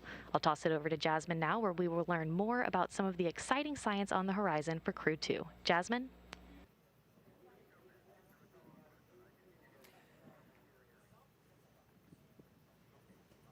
All right, we are actually at the Kennedy host desk at the Kennedy press site. We are currently at T-minus 1 hour and 53 Dragon, minutes. GNC on countdown 1, comm check.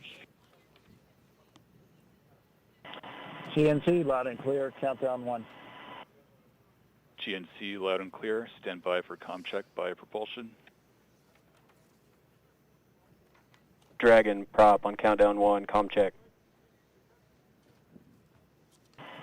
Prop, loud and clear, countdown 1.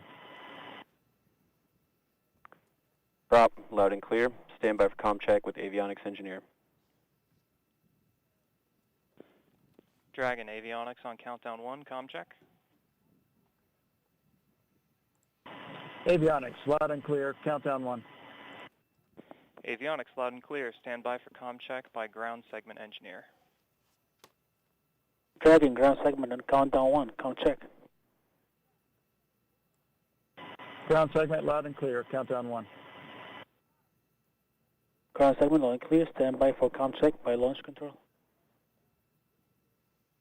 Dragon, launch control on countdown 1, comm check. Launch control, loud and clear, countdown 1.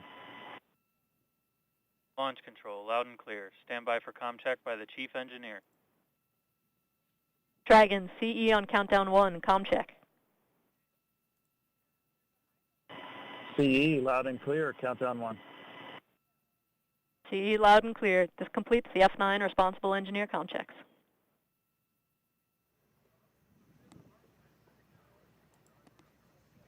All right, so we just heard comm checks from the Falcon 9 team and the Crew Dragon Endeavour crew sitting inside the capsule. That was the voice of Chief Engineer Emma France that we last heard, and everything sounded great.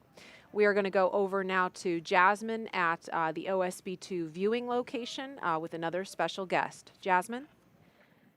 Thanks, Marie. One of the ongoing experiments on the space station is growing plants in space. Here to talk to us more about it is Joya Massa, project scientist from right here at Kennedy Space Center. Thanks so much for being here, Joya. Oh, my pleasure, Jasmine. Thank you, absolutely. So let's get right into it. Why are we growing plants in space?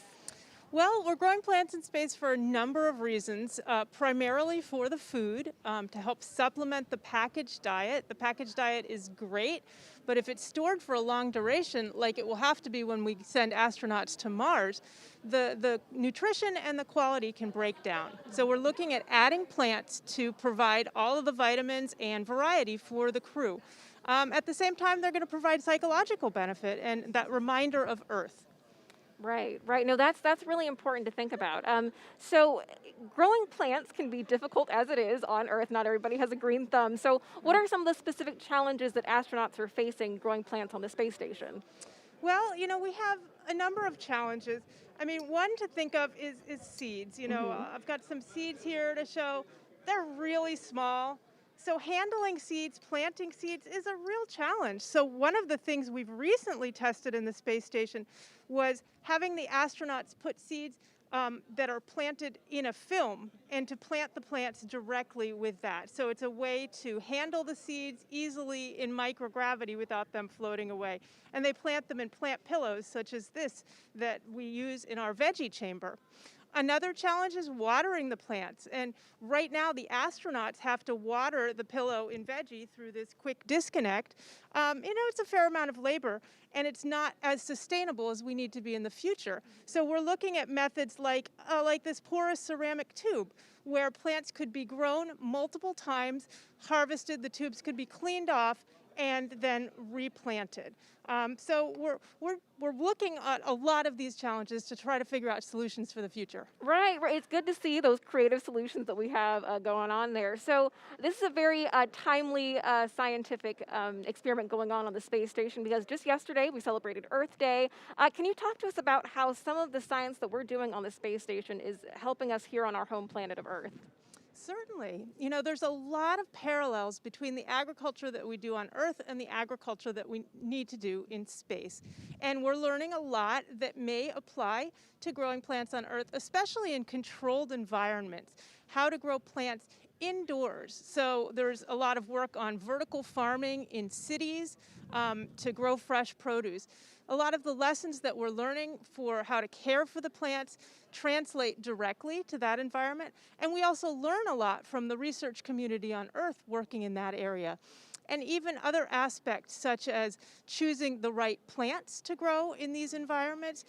We do work on that here to identify good candidates that have the vitamins that people need, that have very good food safety, and those would also translate well to Earth.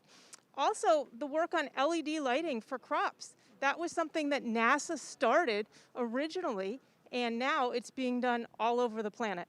Right. And I'm glad that you mentioned choosing the right plant. I know that part of your scientific research is also education-based. With something called Growing Beyond Earth, you worked with students in hundreds of classrooms, across the country to help choose a crop that Mike Hopkins grew on the space station. And is there anything that you want to tell to those students, about the future of plant science? Well, that citizen science education program that we run it's run by Fairchild Tropical Botanic Garden in Miami, and we collaborate with them on this. It's been wonderful because we have over 250 middle schools and high schools around the country helping us to do the research that we need. We have a pretty small group here at Kennedy Space Center, and so we need this army of young researchers helping us to decide which plants to grow in the future. So I just really want to thank those students for all their hard work on this, encourage others who are interested in potentially getting involved in this program to look at citizen science on science.nasa.gov to learn more about the program, and to encourage people to grow plants at home, just because you learn so much when you're doing this type of research. Right, absolutely. There's a lot that our future space gardeners have to look forward to. Joy Amasa, project scientist, thank you so much for being here with us today. Our astronauts are doing a lot more than gardening on the space station, so we're going to take a closer look at this life-changing science and get a message from the last person to command a Crew Dragon into orbit. The International Space Station is a state-of-the-art microgravity laboratory that is unlocking discoveries not possible on Earth and helping us push farther into deep space. Every single day, we are answering big questions about Earth and about space, about where we came from and about where we're going. But the other thing that we're doing is we're learning more questions to ask. Microgravity turns almost everything we know upside down. Liquids behave completely differently. Fire burns in new ways. Biological systems reveal surprises. There's a few things that have made me gasp out loud up on board Space Station. Watching heart cells actually beat has been a pretty big one. We're studying ways to grow food in microgravity.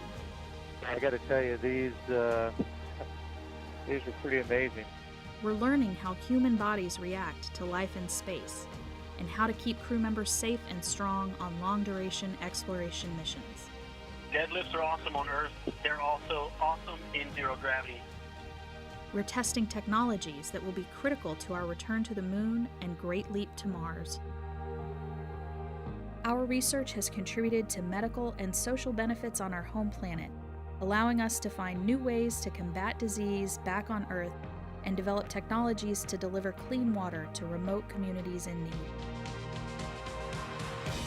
The spectacular vantage point of more than 200 miles above our planet supports our monitoring of Earth's climate, natural disasters, and plant life.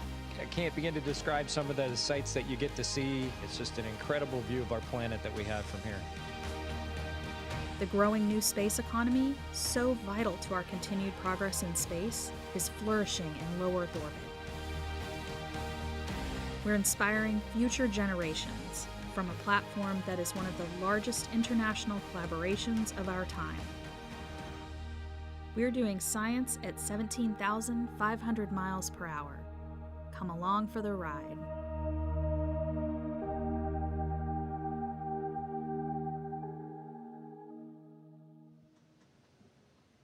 Hi, I'm NASA astronaut Mike Hopkins aboard the International Space Station and a member of Expedition 64.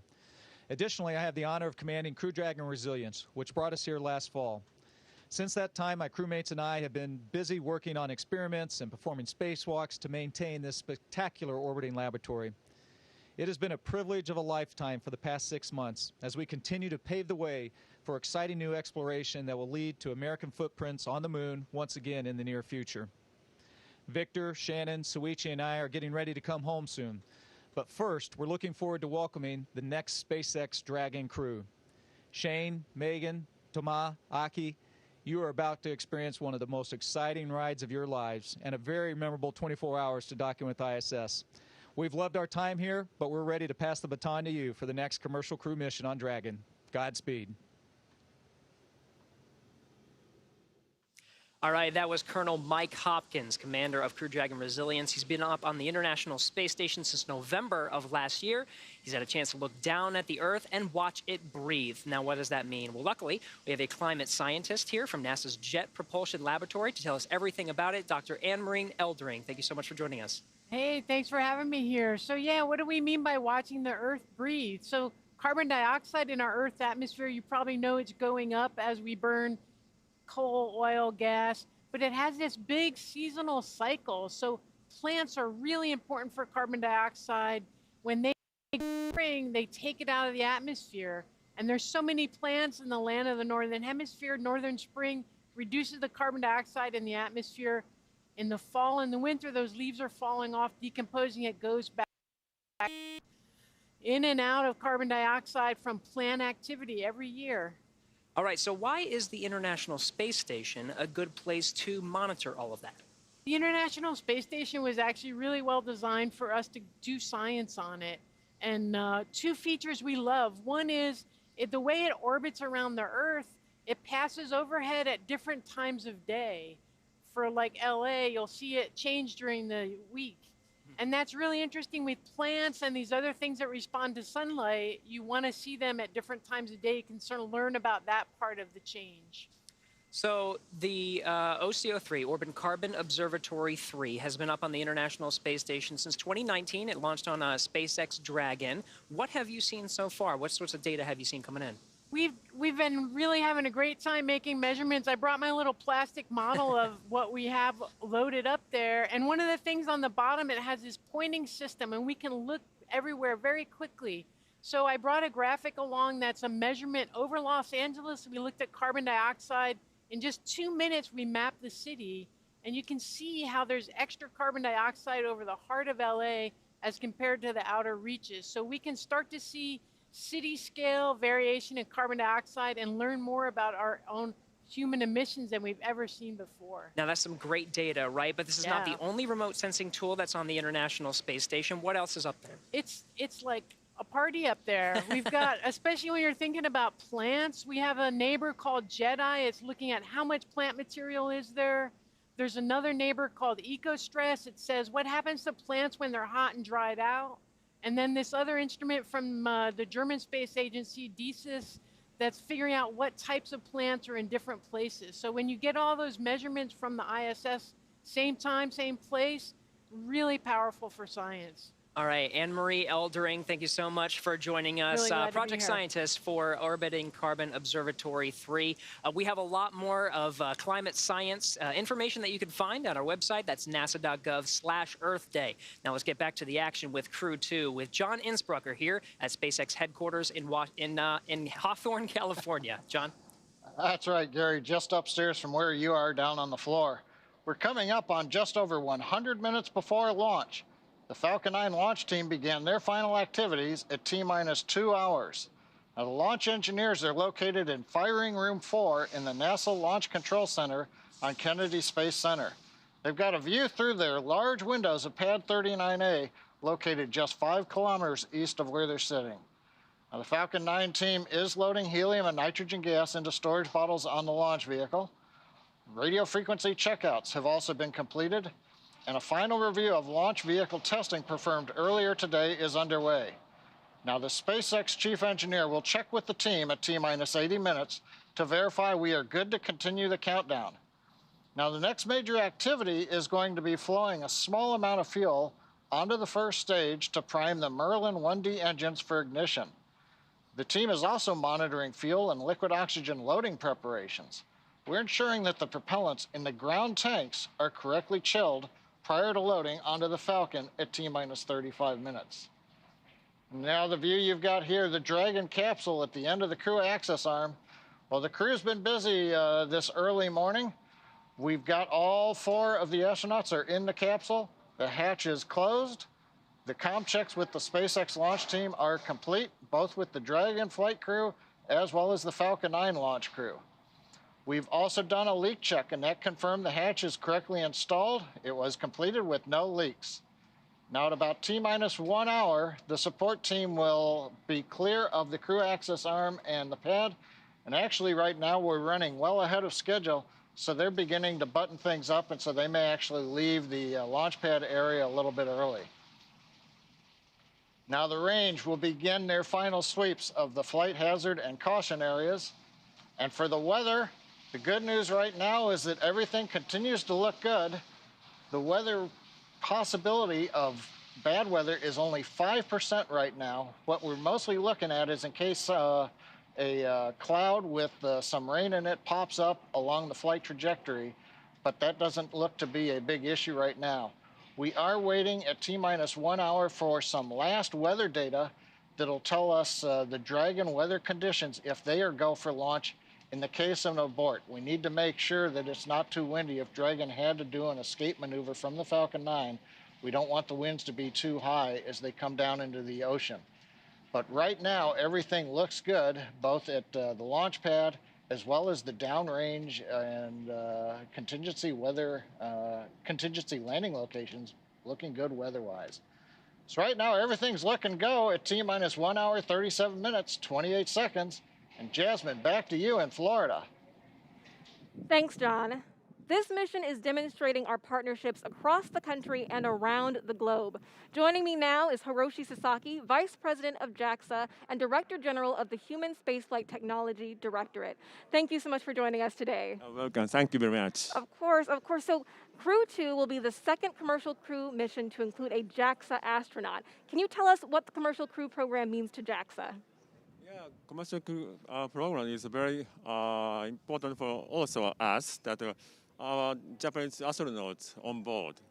And Aki, as well as the Japanese folks, is so excited that Japanese astronauts Soichi and Aki will meet each other in the space stations.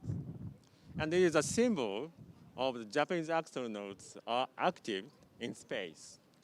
And it inspires and gives hopes to the Japanese young people. Right, absolutely. So I'm glad that you mentioned that Aki Hiko Hoshide will be joining Soichi Noguchi on board, and this will be the first time that there is a direct crew handover with 2 JAXA astronauts. Can you tell us how that's inspiring the next generation of JAXA astronauts? Yeah, now we are selecting the new astronaut, well, not only the ISS, but also moon missions. And this activity is very inspires people to want to go to the space and even the moon, I think.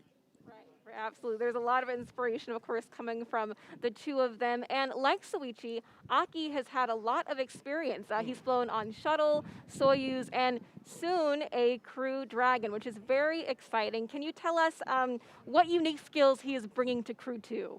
Yeah, he has lots of experience, and I think that he is very relaxed to the launch. So maybe he will lead the other astronauts to the relax and good mind. I think so. Yeah, no, that's good. We're glad that he's relaxed today, that he's ready to go. We're all ready to watch him and cheer him on. So can you tell us what is next for JAXA and the Commercial Crew program? Yeah, the next we already assigned Wakata, very famous astronaut. And also Furukawa, his second flight. And we want to send a Japanese astronaut every year. That's fantastic. We're looking forward to that cadence of JAXA astronauts going to the space station. And you also mentioned the moon, inspiring people to go back to the moon. So last year, JAXA signed the Artemis Accords, which is speaking to our continued partnership in space. Can you tell us more about that? Yeah, Japan is signed not only the Artemis program, but also the Gateway MOU. And we want to contribute using our expertise, such as ecosystem or transportations, and even astronaut. Right. And we want to go together to the moon with international partners. Exactly. No, it's all about partnership. It's all about going together. Is there anything that you can tell us that Aki will be working on station? Any specific science that he'll be doing? Yeah, he will conduct lots of science research and technology demonstrate, such as protein crystal growth for the medicine design, contributing the people on the ground. And a demonstration was an enhanced water recovery system for the future explorations. Right. That's fantastic. We know that he's going to be doing great work, and I'm sure that you are excited to see today's launch. Can you tell us where you'll be watching from later on today? Yeah, I'm looking forward to seeing the beautiful launch. Fantastic, wonderful. Hiroshi Sasaki, thank you so much for joining us today. We are honored to have you here. And now we're going to take it back to Marie at the KSC host desk. All right, thank you, Jasmine. We are currently at T-minus 1 hour, 32 minutes and counting until Crew Dragon flies its next 4-person crew to the International Space Station with the astronauts you see live inside the Crew Dragon Endeavour spacecraft. Commander Shane Kimbrough, pilot Megan MacArthur, and mission specialists Thomas Pesquet and Aki Hoshide.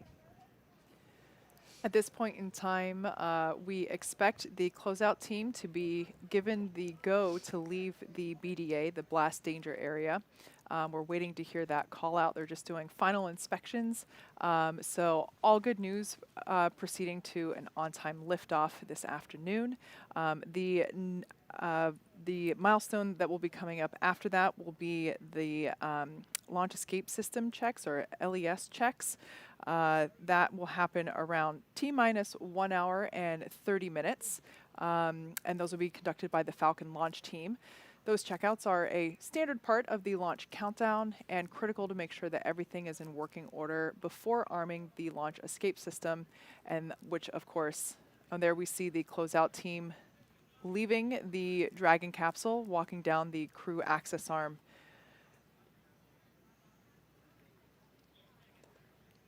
So the closeout team has begun. Dragon SpaceX closeout team has departed the crew arm. Copy, thanks.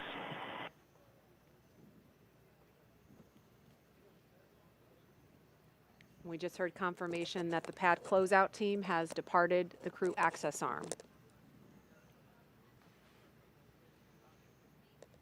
As I was saying, the milestone that will be coming up next is commencement of the launch escape system checks, and we're expecting that to begin any moment now. As I was saying, these are standard part of the launch countdown, critical to make sure that everything is in working order before we arm the launch escape system, which of course comes right before we step into propellant loading. And that launch escape system is what basically arms the Crew Dragon capsule to be able to propel itself off of the Falcon 9 rocket in the event of an emergency. And so that is a critical step that has to be taken before the arming of that system that happens just before fueling on the rocket begins at T-minus 35 minutes. Once again, seated in the seat that is closest to what we can actually see on the camera is Commander Shane Kimbrough. To his right is pilot Megan MacArthur. To her right is Thomas Pesquet. And then seated underneath the camera, so unfortunately we can't see him, is Aki Hoshide. This crew has certainly been having a good time while they're sitting in their seats. There's not a whole lot for them to do at this particular time. We see some smiles there on our commander, so it sounds like everything is fun inside the capsule. Tracy, you mentioned earlier that this crew is just at, you know, the epitome of working together and just having these amazing personalities, and I can only imagine what it might be like to be, of course, no flies in Crew Dragon. That's foreign object debris, that's fun, but to be a fly on the wall and kind of peek in on these interactions, it must be so fascinating. Yeah, if I had to guess, even though we can't see Aki, we know he's smiling, right? He's the one probably making them all laugh. Yeah. Yeah, these guys have worked together. We've all worked together well before being assigned to crew together, and these four have intertwined in a number of ways. As you know, Shane and Thomas flew in space together on their expedition. Aki credits Megan with teaching him how to Capcom, and this is how you Capcom, Aki. And he told me that he gave me credit for giving him the opportunity to first make a Quindar, which is the ping that you hear when you have keyed the mic in mission control to space to ground, or air to ground, or in this case, Dragon to ground. And I'll take it. You know, whatever contribution I made to his fabulous career, I'm very honored. Yeah, this crew is top-notch people at heart, as well as technically sound and brilliant in all that they've done. So I can only imagine them being concentrated together in a capsule. There's just too much goodness. The rest of us probably just wouldn't be able to fit in there. So it's great. And there's a look outside at the launch pad, looking at the crew access arm extended out, still connected at this point to the Crew Dragon Endeavour. That will retract from the capsule as we get closer to launch, around the T-minus 42-minute mark. So again, we've just been standing by to listen to the launch escape system health checks. We expected to hear that about T-minus 1 hour and 30 minutes, but we haven't heard it just yet. Let's take a social question while we're standing by for that. All right, how come some launches take longer to get to the space station than others? Tracy, do you want to take that one? Sure. It mainly, again, has to do with our orbital mechanics and, you know, the station, the capsule, when it launches, is constantly chasing the space station. But it has a lot to do with phasing, we call it, but that's really just the distance you are to the space station and how far below it you are, and you're catching up to it. And we call it a profile, but it's basically the path that the capsule takes to get to the station. And each milestone of that is a engine firing that takes it closer to the station, either in altitude or in proximity. And how that's designed plays a big role in how long it takes to get there. Plus, engines performance and propellant and a number of factors can go into that make it anywhere from 2 days to 2 hours. And so it's quite a range of of time to get there. And it just so happens that this flight, after it lifts off at 5:49 and 2 seconds this morning, we expect they will be docking to the International Space Station in less than 24 hours, a little after 5 a.m. Eastern Time, Saturday morning. I think we have time for another social question. What improvement over Crew-1 does this mission have in terms of Crew Dragon itself? Also, will rendezvous with ISS be quicker this time or take the 27 hours like previous missions? I think we just answered the last part of that question, but Kate, do you want to take the first part? For sure. Yeah, we've definitely made a number of upgrades to Crew Dragon. Like I said before, this is a refurbished Dragon. This is the first time that we are utilizing a flight-proven Dragon on a crew mission. We installed some components on the Super Draco system, which is actually, if needed, which of course, never something we expect to use, but the launch escape system, as we mentioned before, is an important safety feature. And the components that we added to that propulsion system, it gives us over a 10% improvement on performance for a pad abort scenario, which in that case doubles, and in this situation, doubling is a good thing. It actually doubles our envelope for the wind limits at launch time. So when there are so many things going into consideration for a launch, like downrange weather, which is why we waved off from yesterday, to launch weather here specifically at the site, it's a great improvement to be able to have twice as much capability there in that range.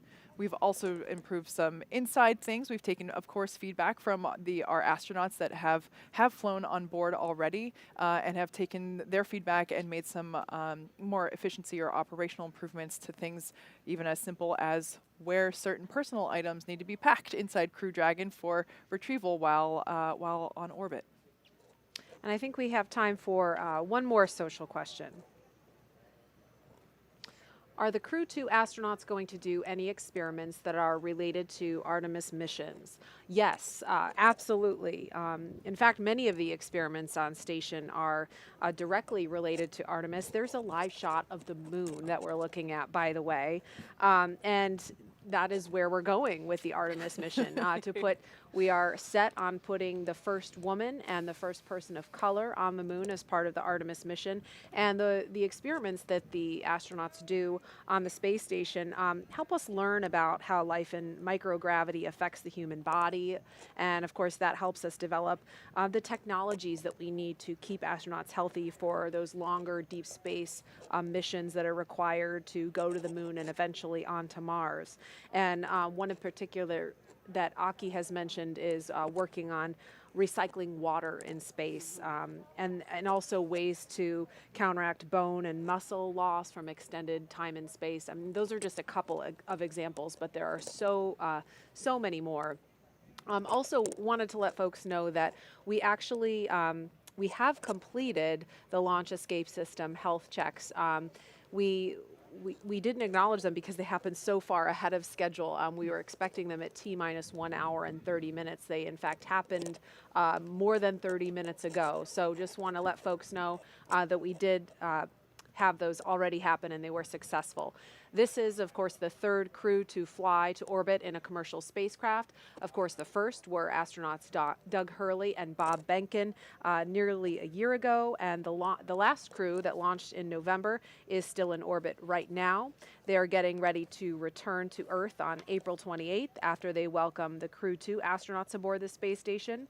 Here's a look at some of the extraordinary and record-setting accomplishments of the Crew-1 team to date.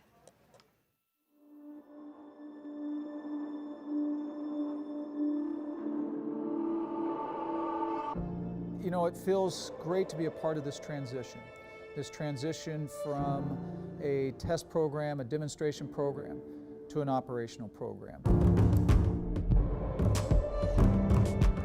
After NASA certified Crew Dragon, Crew-1 is the first mission to the International Space Station. I feel very honored to be a part of this great mission. Dragon, SpaceX, go for launch.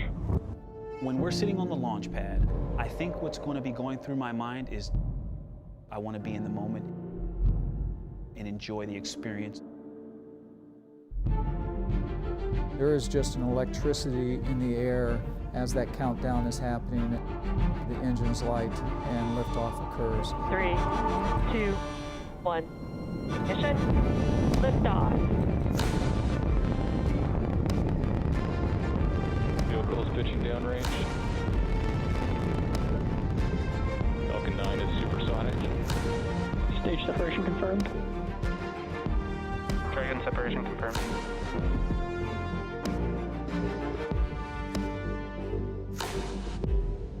Dragon, SpaceX, trajectory nominal.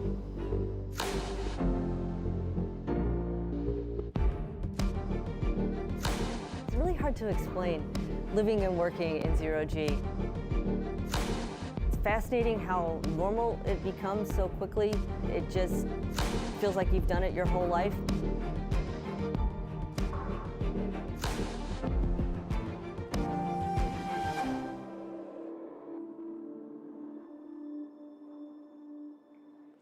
We are on the cusp of the third crewed launch for the Commercial Crew program, signifying a regular cadence of human spaceflight launches from right here at Kennedy Space Center. Joining me now is Center Director Bob Cabana. Thank you so much for being here today with us. Absolutely my pleasure, Jasmine. What an awesome morning. Right. We're up before the sun. Yep. Yeah, we are so glad to have you here. What's your reaction to this return to regular human spaceflight launches? All I can say is it's about time. It was so great last May when Bob and Doug launched for the first time in 9 years humans to space on a U.S. rocket from U.S. soil here at the Kennedy Space Center. Then to get Crew-1 up there last November. And now this is really cool because Megan's flying in the same capsule that Bob, her husband, went to space in last May. I mean, it's awesome to have this regular cadence again. Yeah, absolutely. We're thrilled to be here. We're thrilled to see, history being made. And in addition to the excitement from today's launch, we are also coming off our celebration of Earth Day. Can you talk to us about how we launch from Earth for Earth? What is Kennedy Space Center doing to benefit our home planet? Kennedy Space Center has an absolutely excellent environmental program. First off, our 144,000 acres here, it's a national wildlife refuge managed for us by the Fish and Wildlife Service. I've been out and seen the sea turtles. I've helped count eggs, look at eggs, see the nest. It's awesome. It is so cool. We just signed an agreement with Florida Power and Light. They have put in a 491-acre solar farm. It takes care of like 15,000 homes, the electricity that this solar farm generates. We want to be very ecologically friendly. One of the neat things that we're doing here at Kennedy Space Center, we're responsible for plants, growing plants in space, growing plants when we go to the moon, going to Mars, food for the astronauts. Real processed food loses nutrition over time. And there's a psychological benefit to having plants in space too. So I think it's kind of cool to be able to take, part of planet Earth with us into space as we move on. But no, I'm really proud of our environmental program here at KSC. Right, absolutely. And you really understand the importance of taking pieces of home up to the space station.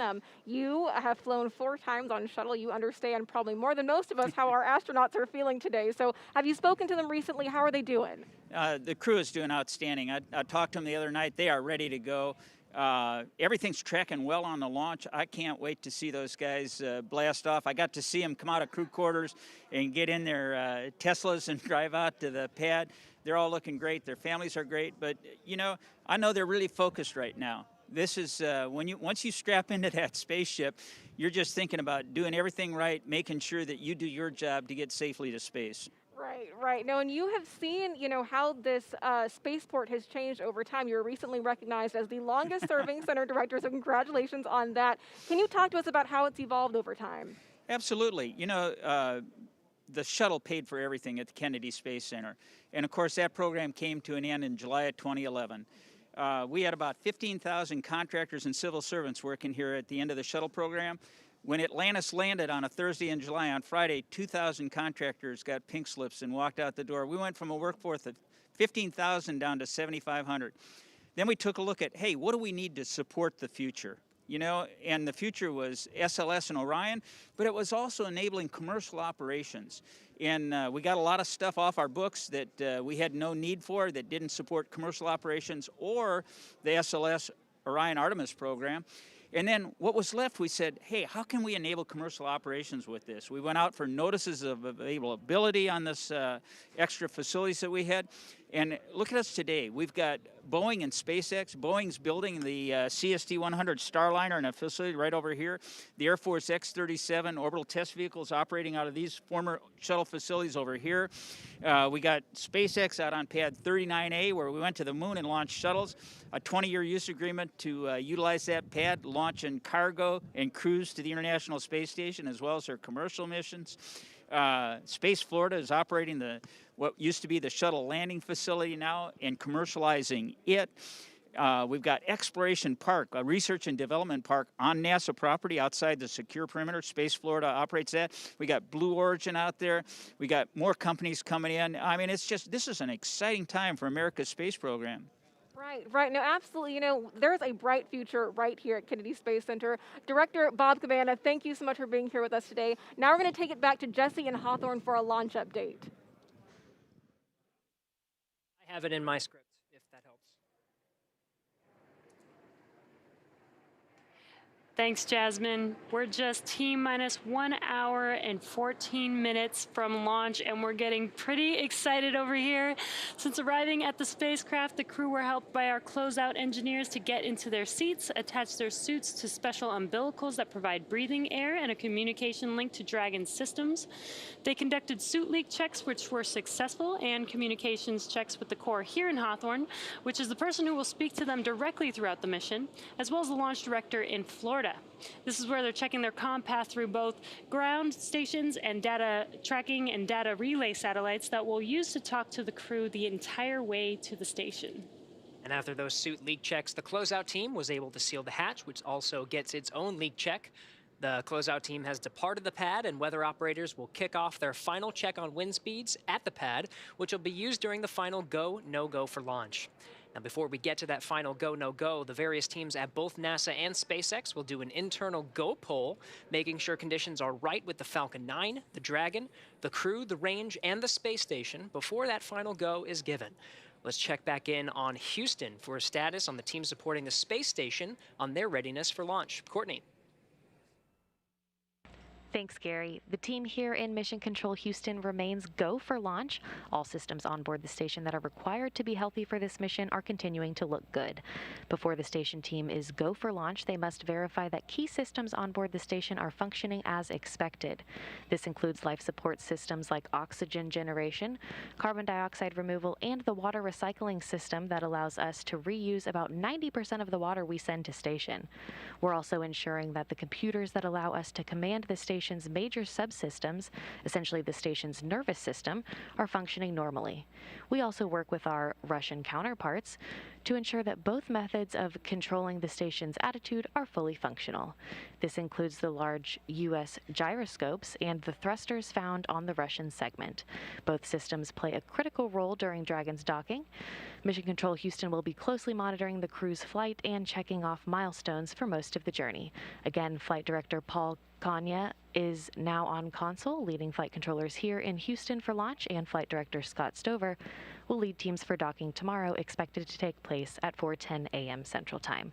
The International Space Station team is ready for launch, so I'll send it back to Hawthorne. Gary?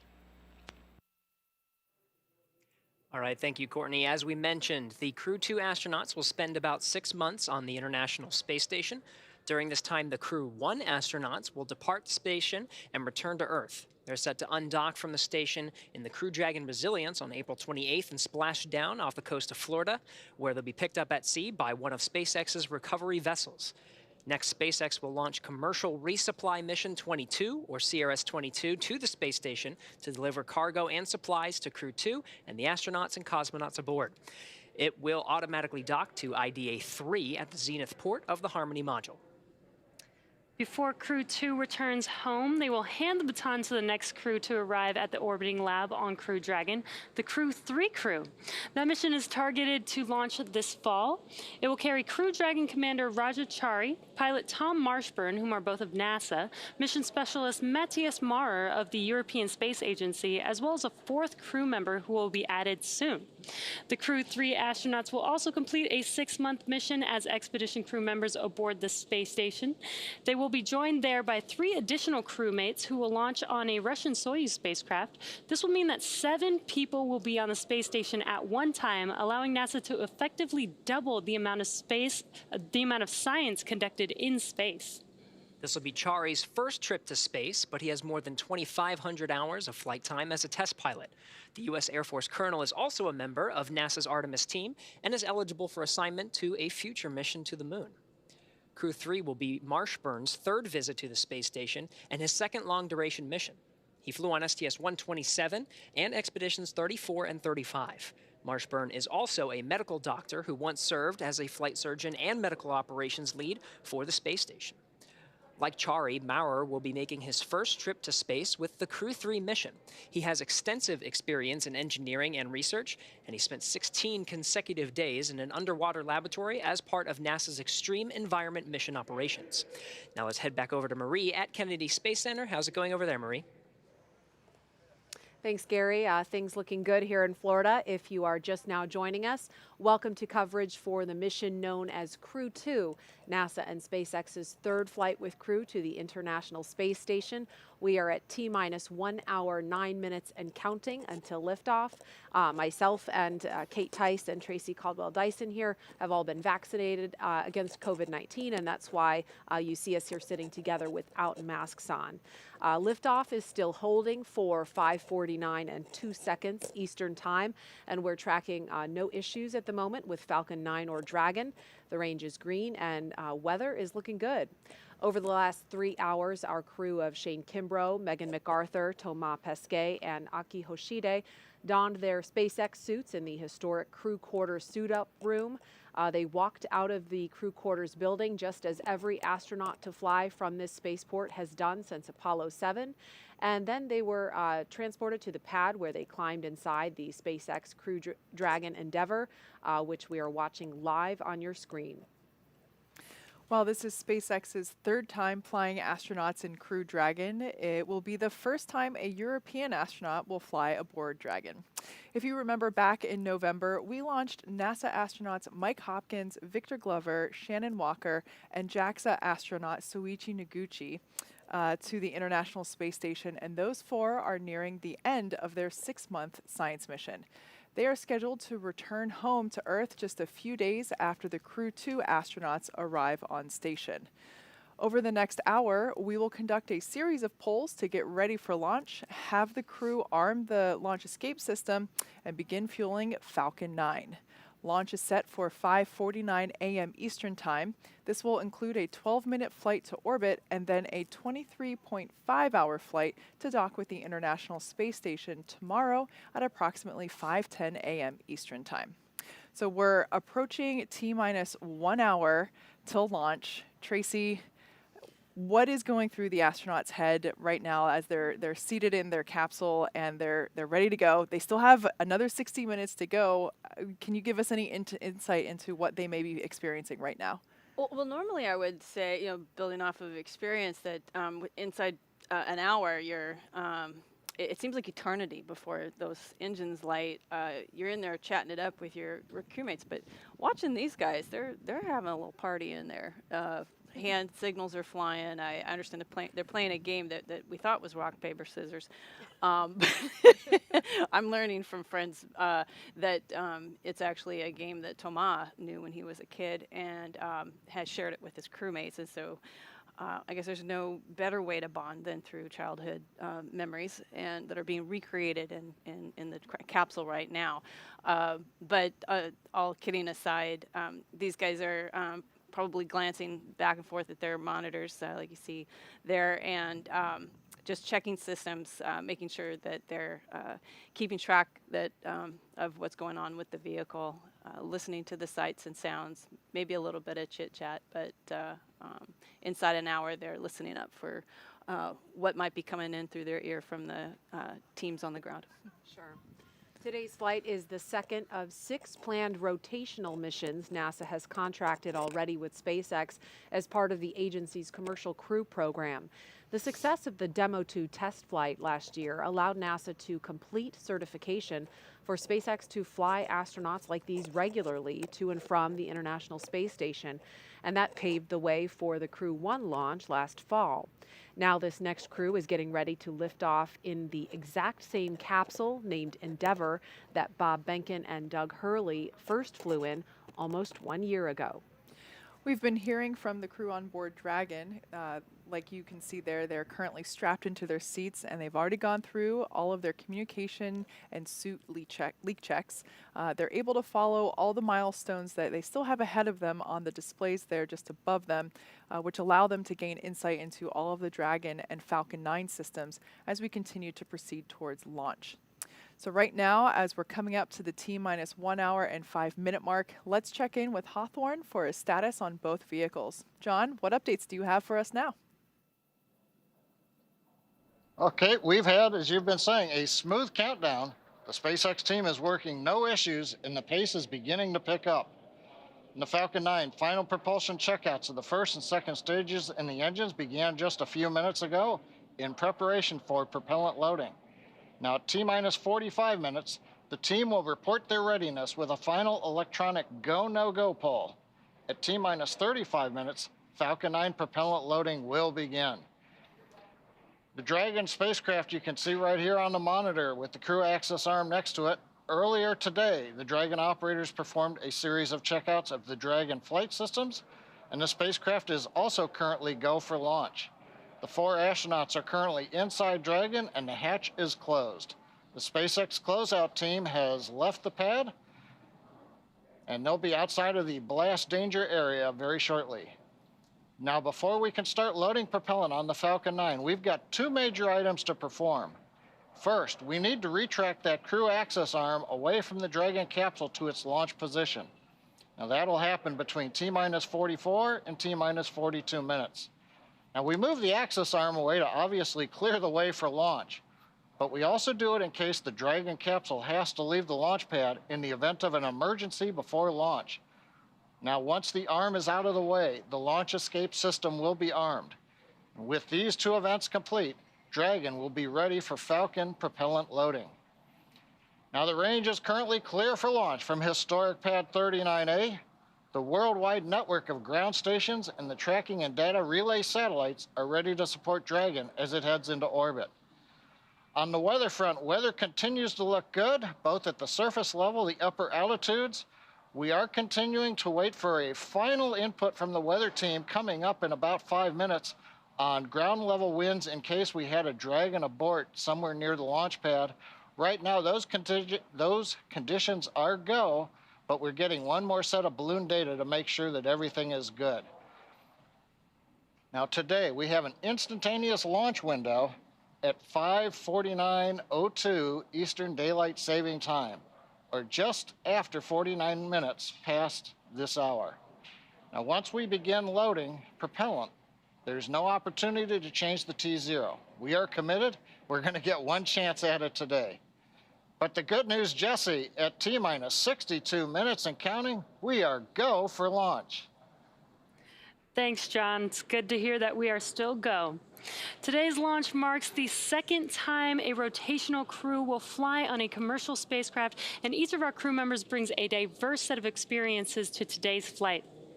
Crew Dragon Commander Shane Kimbrough will be making his 3rd trip to space. He was born in Killeen, Texas, and raised in Atlanta, and was selected as an astronaut in 2004.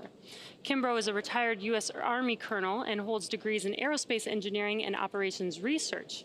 He first launched aboard the Space Shuttle Endeavour on STS-126, then aboard a Russian Soyuz spacecraft for Expedition 49 and 50.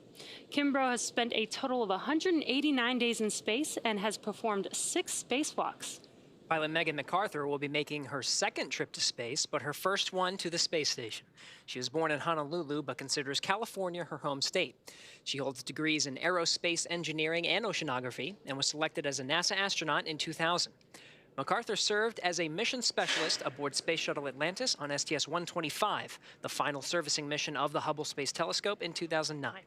She operated the shuttle's robotic arm over the course of 12 days and 21 hours, capturing the telescope and maneuvering crew members throughout the 5 spacewalks to upgrade Hubble's science instruments, along with removal and replacement of other components to lengthen the telescope's life. Hubble continues to operate to this day, providing scientists the opportunity to make more and more deep space discoveries.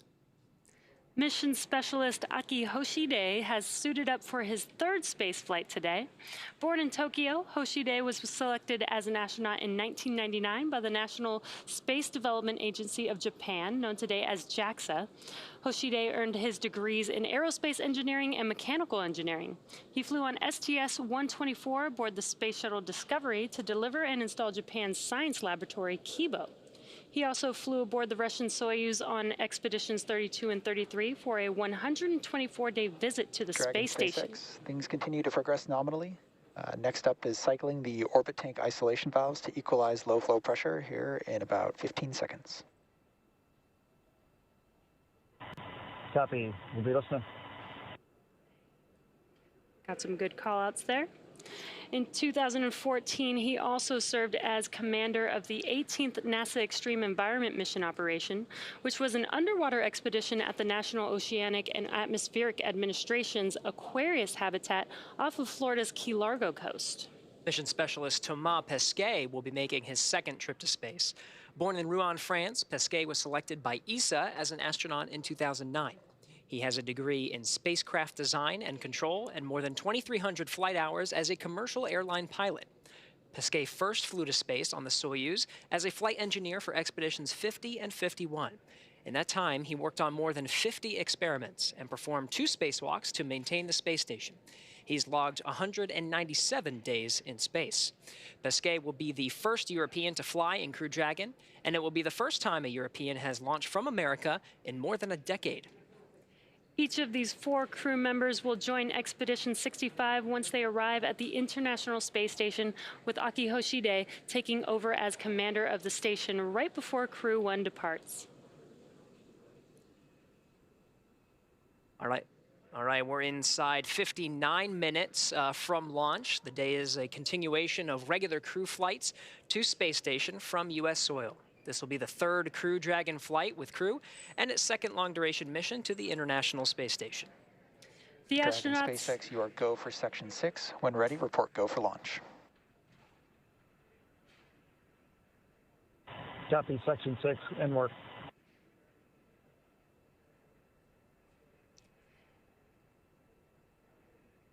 The astronauts are also flying on the Crew Dragon Endeavour, which is the same capsule that launched Bob Behnken and Doug Hurley last year.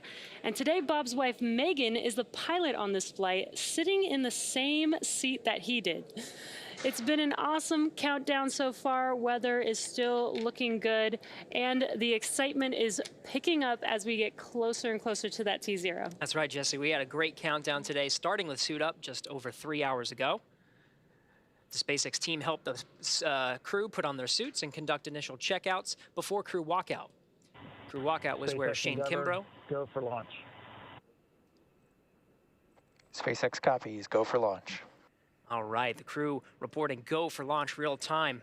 This just comes right after crew walkout, where Shane Kimbrough, Megan McArthur, Thomas Pesquet, and Aki Hoshide gave final goodbyes with friends and family gathered outside the operations and checkout building before they began that roughly 20-minute ride out to pad 39A. And though it was early morning before dawn, we did still get some awesome views of those Teslas heading down the NASA Causeway before the crew arrived at the pad. And once they arrived, they all took a brief moment to enjoy the view of the vehicle that they will be taking flight on. And then they headed up the fixed service structure to begin a process known as crew ingress. That is where the astronauts entered the vehicle, and the SpaceX team performed a series of checks to ensure the suits, seats, and vehicle interactions were all functioning properly. About 30 minutes ago, the team closed Dragon's hatch with crew safely inside. So now, in, let's see, less than 57 minutes to go until Dragon starts breathing fire, things will pick up as we get close to the go, no-go pole to arm the launch escape system and begin propellant loading. The crew pull for readiness was completed at T-minus 60 minutes, and we did hear those call-outs. And the Dragon pull for prop load will occur here in just about a minute at T-minus 55 minutes. After that will be T-minus 45 minutes will be the internal mission control Hawthorne pull, and then the launch director's pull for propellant loading. And when we get to about T-minus 40 minutes, the crew access arm will retract, and the crew will get the call to close their visors and arm the launch escape system. Now, this is the automated system in place that can fire the 8 Super Draco thrusters on Dragon to quickly separate the crew from the rocket, either on the pad or during the flight on the ride uphill. And then once we reach about T-minus 35 minutes, propellant loading for the Falcon 9 will begin. Throughout the countdown, we've been getting some pretty incredible views of the astronauts. You see there on the right, making their final preparations, as well as some close-up views of the suits. The teams have often described the suits as an extension of the Dragon spacecraft, almost a mini spacecraft inside of a spacecraft. So we're hearing that the SpaceX teams are go for launch, and we'll wait for that call for propellant loading.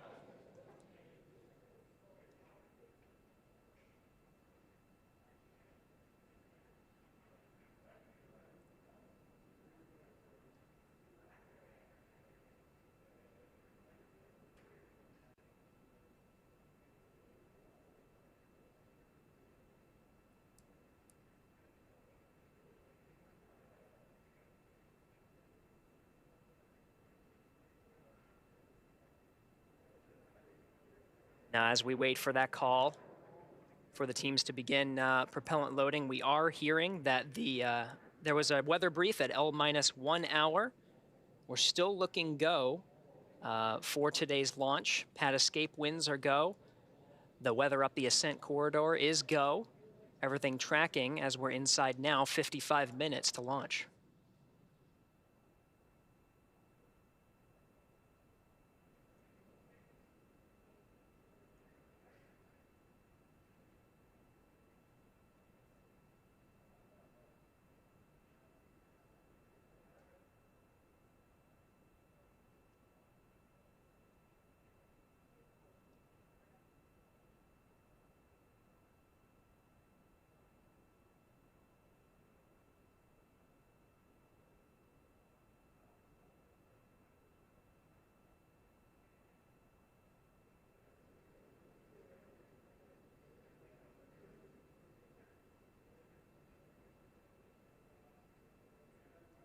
All right, so again, there are several milestones here now that we're less than an hour away from launch. Most of the calls will be the team's readiness to get ready for propellant loading at T-minus 35 minutes. Once we reach that mark, propellant loading will begin. Some of the RP-1 refined kerosene will start to fill the tanks of both the Stage 1 and Stage 2 elements of the Falcon 9 rocket. Stage 2 is smaller and expected to fill up just about 20 minutes prior to launch. But RP-1 refined kerosene will continue to load into the rocket, as well as liquid oxygen on both the first and second stages, filling up just about 3 minutes before launch for the first stage and 2 minutes before launch for the second.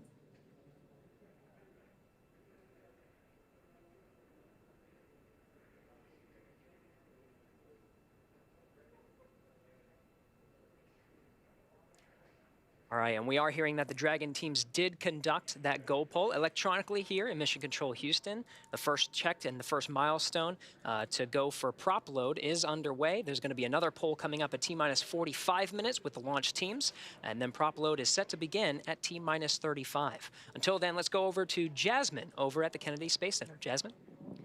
Thank you, Gary. Joining me now is NASA's Acting Administrator, Steve Jerzik. Thank you so much for being here today. Oh, no, thanks for having me on. Of course, of course. So it's a big day. The Commercial Crew program is in full force. Last summer, we launched Demo 2 and then Crew-1 in the fall, and we're gearing up to launch 4 more astronauts from American soil. How does that feel? It feels amazing. If you would have told me a year ago that we would get 3 crew flights launched in less than a year, I would have just been ecstatic, and I am ecstatic today for the third flight with SpaceX. It's a lot of firsts with this flight, including the first crew rotation. Having that 4 crew on station in the U.S. segment continuously with the Commercial Crew Program transportation capability is going to accelerate the research and technology development we're doing on station, both to benefit folks here on Earth, as well as prepare for our Artemis missions. Right, right. And with this mission today, we're looking at the space station, but of course, with Artemis, we're going even further to the moon. NASA just announced that they selected SpaceX to develop the first human lunar lander since the Apollo days. What does that mean for our sustained return to the moon? Yeah, so that kind of completes all the systems we need to develop for the first astronaut landing on the moon under Artemis. So we have the SLS, the core stage test. Was successful a month ago at Stennis, and so that core stage for SLS for Artemis 1 is on a barge and headed to Kennedy Space Center as you speak. It'll arrive here next week, and that'll mean all the components of SLS are here at Kennedy for integration for the Artemis 1 mission. Orion is ready to go for Artemis 1.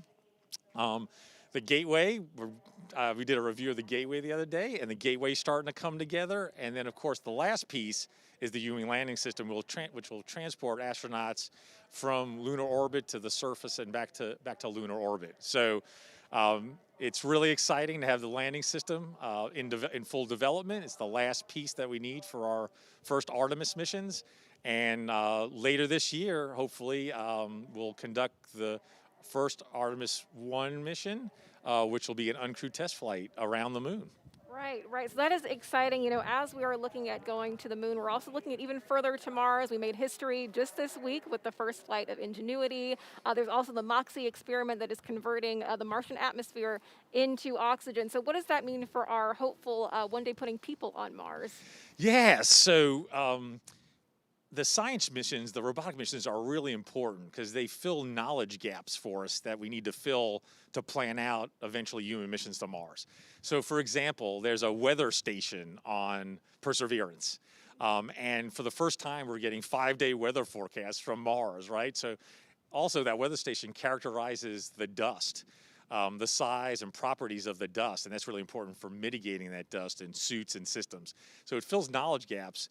But MOXIE is really important, right? We generated oxygen from atmospheric CO2, and using the resources of Mars is critical because it will be very challenging to take all the oxygen and all the fuel and water that we need with us for an astronaut mission to Mars. So getting oxygen from the atmosphere and exploiting the frozen water in the regolith or Martian soil is really important because we can break that water down into oxygen and hydrogen for fuel. We can use it for potable water as well as for breathable air. So this, what we call in situ resource utilization or living off the land, is a real enabler for our human missions to Mars. Right, right. And of course, we've got our sights set on the moon and Mars, but we're taking care of Earth at the same time. NASA recently joined the White House Climate Task Force. Can you tell us how NASA is going to expand its exploration and understanding of our home planet right here? Yeah, so we have over about 24 spacecraft in Earth orbit right now, looking down, making observations of the oceans, the atmosphere, the land, vegetation, what we call the cryosphere, or measuring the height of ice sheets, both in the Arctic and Antarctic. So we use the unique view from space to make global measurements over years and decades. And we use that data to conduct research and also to improve models of the Earth systems and modeling, because if we can't predict climate using our research, we can't mitigate climate. And so that's really important that the research we do informs policy making and informs the most effective policies to mitigate climate change, which is really, really important, not only for the US, but for the world.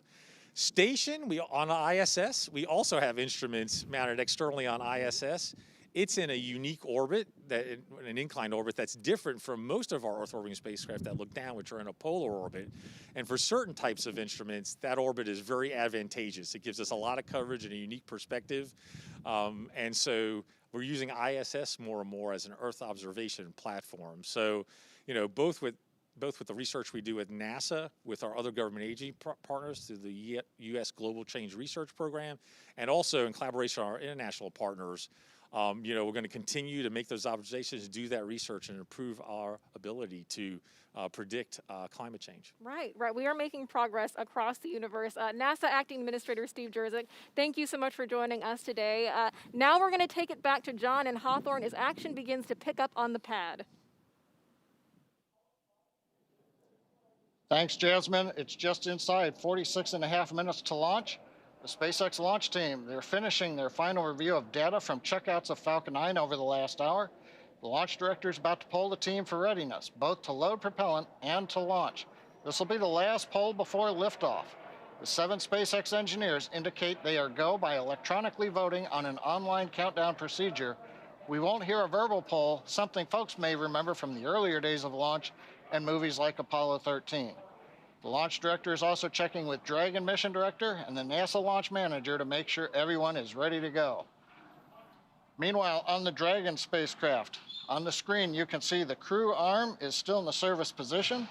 The crew is on board Dragon, waiting for next instructions, which will be to stow the arm for launch and to arm the launch escape system. Once the launch director gives final instructions to the launch team, which should be coming up in about 30 seconds, the crew arm sequence will be armed and initiated. We should get a good view of the Axis arm as it swings away from the capsule, taking about 2 minutes to move out of the way. Now the range continues to be go for launch. They're monitoring the area around the pad as well as air and sea space around the flight corridor. And on the weather front, the weather officer gave a fantastic at the T-minus 1 hour briefing. The winds for all conditions of flight, liftoff, contingencies, getting into space, everything looks good both at ground level and upper altitude. So right now, we're just waiting to listen to the SpaceX launch director give the poll and then also give the instructions to the team and move into retracting the crew access arm. So we're going to listen for a minute to the countdown net.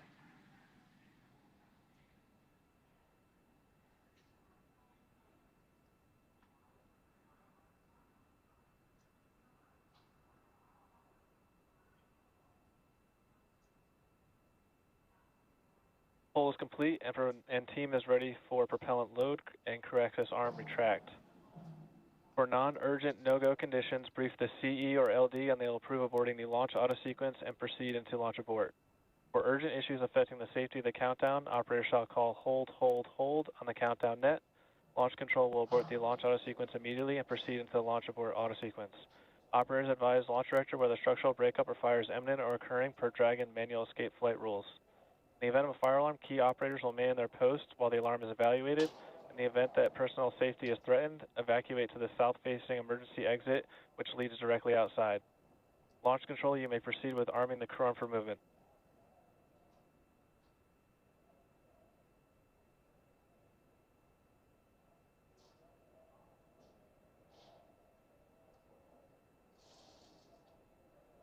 Crew access arm retraction started.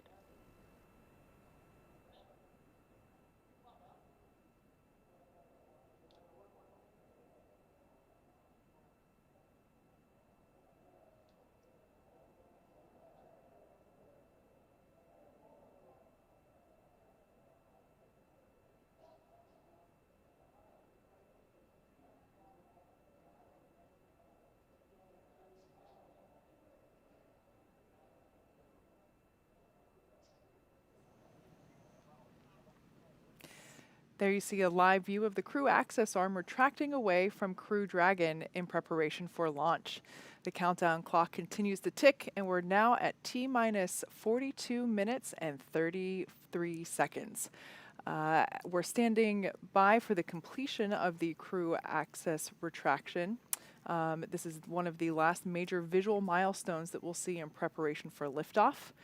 Shortly thereafter, we should hear the call out that the launch escape system is armed, and from there, we'll hear that Falcon 9 prop load has started, which is one of my favorite milestones of the launch countdown. We just saw a beautiful shot from inside the White Room as the crew arm was moving away. There it is. The capsule, you can just barely see it in the corner now of that opening where that is where the side hatch was. Where the astronauts ingress Dragon, and now you can see it continuing to swing away from the Falcon 9 rocket and Crew Dragon Endeavour in preparation for launch. That is a really cool angle.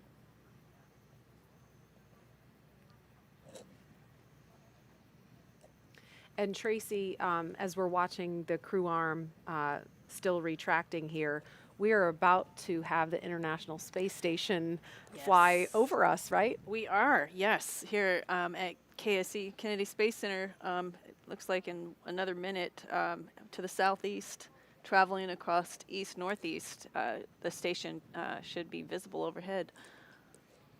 Crew access arm retraction complete. Now we just heard confirmation that the crew access arm is done retracting. Up next, we'll expect to hear a call to arm the launch escape system.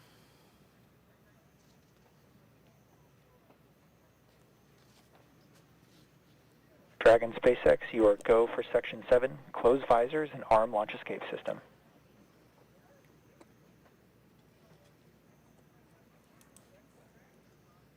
Copy. SpaceX Endeavour visors are down. Copy, visors down. Okay, so the crew there reporting that they have closed and locked their visors in place in preparation for the launch escape system arming. The launch escape system is a critical safety feature. This is something that the shuttle did not have. We take very seriously the fact that the astronauts' lives are in our hands, and we take every measure possible to ensure that the crew has options and has an escape in the worst of scenarios. So this is simply a path to safety for the crew in the event that they need to depart the pad in an emergency, and also applies to aborting the mission even after liftoff and through ascent.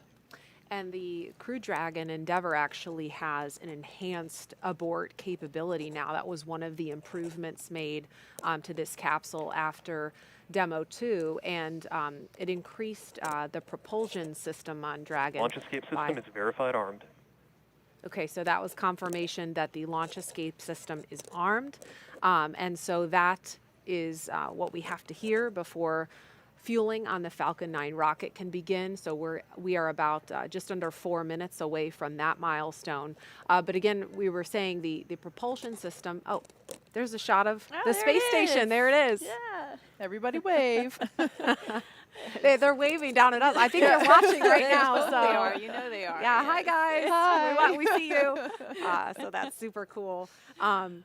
But yeah, the abort system, it's been improved by about 10%. That's the Super Draco thrusters. There's 8 of them built directly into the Crew Dragon, and so that actually allowed for a wider margin in terms of wind speeds.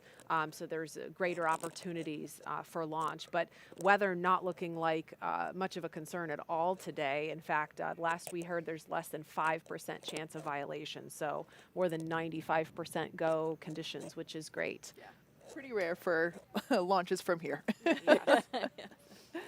And that launch escape system, how that works is, once the fueling begins at T-minus 35 minutes, if there's any kind of emergency, Crew Dragon can launch itself off the top of the Falcon 9 rocket, and then it would splash down under parachutes off the coast in the Atlantic, and we have rescue teams pre-positioned in the event of an emergency if that happens, which is highly unlikely, but it's something the NASA and SpaceX and Department of Defense teams practice for extensively.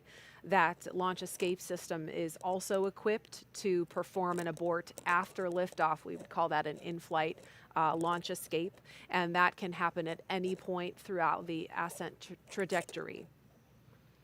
Yeah, we actually tested this launch escape system in multiple ways. We performed a pad abort test where a Dragon capsule was on the pad and simulated an abort where it took off like a rocket like you've never seen and deployed parachutes and splashdown in the Atlantic Ocean. We also conducted an in-flight abort test, which was incredible to witness. I mean, it was a test unlike any other that we'd performed before, and where we launched a Falcon 9 rocket with a Dragon on top, and about 100 seconds into flight, simulated an anomaly. Dragon took off and deployed parachutes, splashed down, and so this is a system that we have tested, but never expect to utilize. Once again, the booster that you're looking at now, if you're wondering why it looks a little dirty, that is actually soot that was left from reentry after its last mission. This particular booster supported the Crew-1 mission very recently, and we have, there we can see a photo of our Crew-2 astronauts. Actually, they're holding up their fingers because they have soot. They signed their initials, their names into the soot there in the background. So I've said before, I love the human spaceflight traditions that we have, and I think this is a new one. Tracy, you said it earlier. Yeah. We never got to draw on the shuttle before we launched, so this is kind of cool. Yeah, Thomas, they were answering questions about it, and he started to say we carved our initials, and he quickly stopped himself. No, we didn't carve anything into the Falcon 9. We traced our initials in the side of the rocket, and so you could see closely in that photo, if you look, you could see the initials of each astronaut. So that's really cool and something that we look forward to seeing on future reused boosters. This one is set to land. Load has started. Okay, we just heard confirmation that fueling has begun on the Falcon 9 rocket. And this first stage booster is set to land on a SpaceX drone ship at sea after liftoff.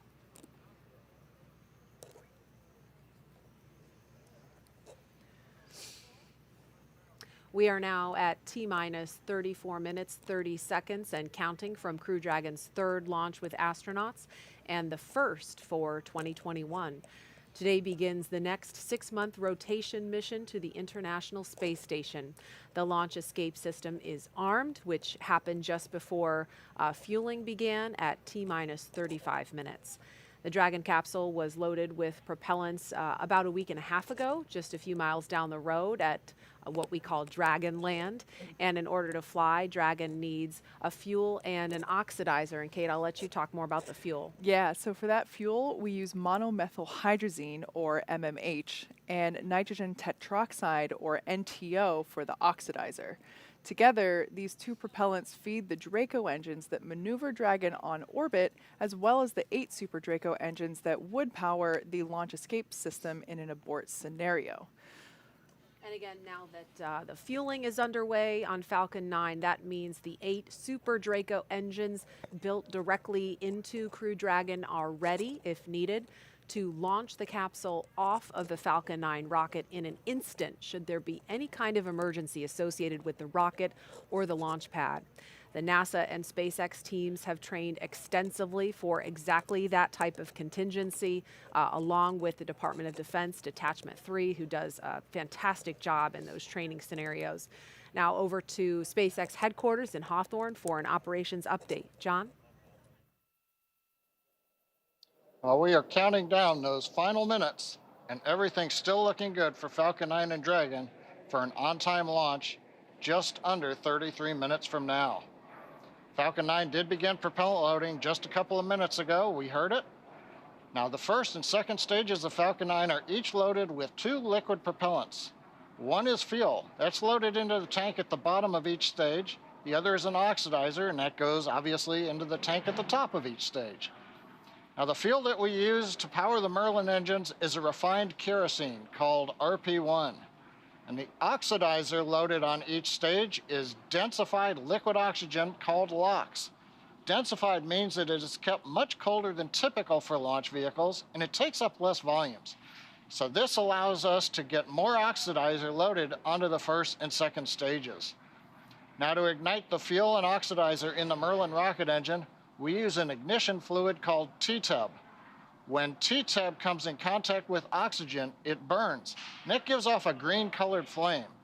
Now, once we've got the flame going, we add the kerosene fuel into the Merlin chamber, and the engine ramps up to full power. You might see the green flash just as the second stage engine ignites following stage separation. Now, currently, we've just begun. The first stage fuel tank is about right now a little under 10% full. The first stage is the bottom 2/3 of the vehicle you see on your screen. The white cylinder topped off by the black cylinder, that makes up the first stage. And then the top 1/3 underneath the Dragon capsule, that's our second stage. Now at this time, the second stage fuel tank is about 8% full. Now the fuel tank, if you were to zoom in, that's where the NASA meatball logo is positioned. And right above it, you can just make out the red NASA worm logo, and that's where the liquid oxygen tank is on the second stage. And there's a closer view. Now, in addition to loading the fuel, we're also loading oxygen, the liquid oxygen, onto the first stage. We won't start liquid oxygen loading on the second stage until T-minus 16 minutes and 30 seconds. Stage 1 cryo. And liquid oxygen will continue loading on both stages until the last few minutes of the countdown. Helium loading into pressure vessels is also underway. We use that to pressurize the tanks in flight as the propellant is pulled out by the Merlin turbopumps. On board the Dragon spacecraft, you can see here in a close-up, the astronauts are monitoring systems while the propellant is loaded into the Falcon 9. The crew training in the simulator included playback of sounds that we've recorded in the Dragon capsule during recent flights. So they get an idea what all that hissing and popping and banging is from the vent valves and the pressurization systems. Now the range continues to report no problems. They are go to support launch. And the weather also looks good. I mentioned the T-minus 1 hour briefing. We called it fantastic. Currently, we don't have anything that we are tracking that could be a concern. We have a very small possibility of a pop-up rain shower, but nothing showing up. So right now, 29 minutes, 40 seconds ago, it looks like we've got good weather. Now, as a reminder, today we have an instantaneous launch window. So at this point, if we hear a hold for any reason, we'll have to stand down and target our backup launch opportunity coming in 3 days. So right now, let's turn it back over to Jesse and Gary for an overview of events that are going to happen after the liftoff of Falcon 9. Great news, John. For Crew-2, the astronauts' flight to station will take about 23 hours, and their journey will be fairly similar to the trip Crew-1 made in November of last year. All right, as we wait T0 in just about 29 minutes, the ground operations teams are doing a series of systems checks to make sure both Dragon and Falcon 9 are ready for launch. You're looking at a live view of our teams at the Cape as they prepare for liftoff. As we wait for the launch clock to hit 0, we wanted to give you an overview of what the ascent portion of the mission will look like. Once we hit T0 and a successful launch occurs, we will watch Falcon 9 and Dragon lift off from historic launch pad 39A and make their ascent. At about 50 seconds into the flight, Falcon 9 engines will throttle up to help pass through the period of maximum dynamic pressure on the rocket, or what we typically refer to as max Q. It's worth noting that once we hit max Q, the vehicle will be going supersonic. Once we are through the period of maximum dynamic pressure, we can throttle up our 9 Merlin engines again. And from there, at about 2.5 minutes into flight, we have a series of 3 events that will happen in rapid succession. First is MECO, or main engine cutoff. This is where all 9 Merlin 1D engines shut off in preparation for stage separation, which is our second event. This is where the first stage detaches from the second stage, with the first stage making its way back to Earth for landing as the second stage continues on its journey with the third event. SES-1, or second stage engine start number 1, is where the MVAC engine lights up and propels the second stage along with our Crew-2 astronauts to orbit. As Stage 2 heads towards its targeted drop-off orbit, Stage 1 will execute 2 burns in order to make its way back to Earth. The first is the entry burn, where 3 of the 9 M1D engines will reignite and then shut down. And this helps to slow the stage down in preparation for entry back into the upper parts of the Earth's atmosphere.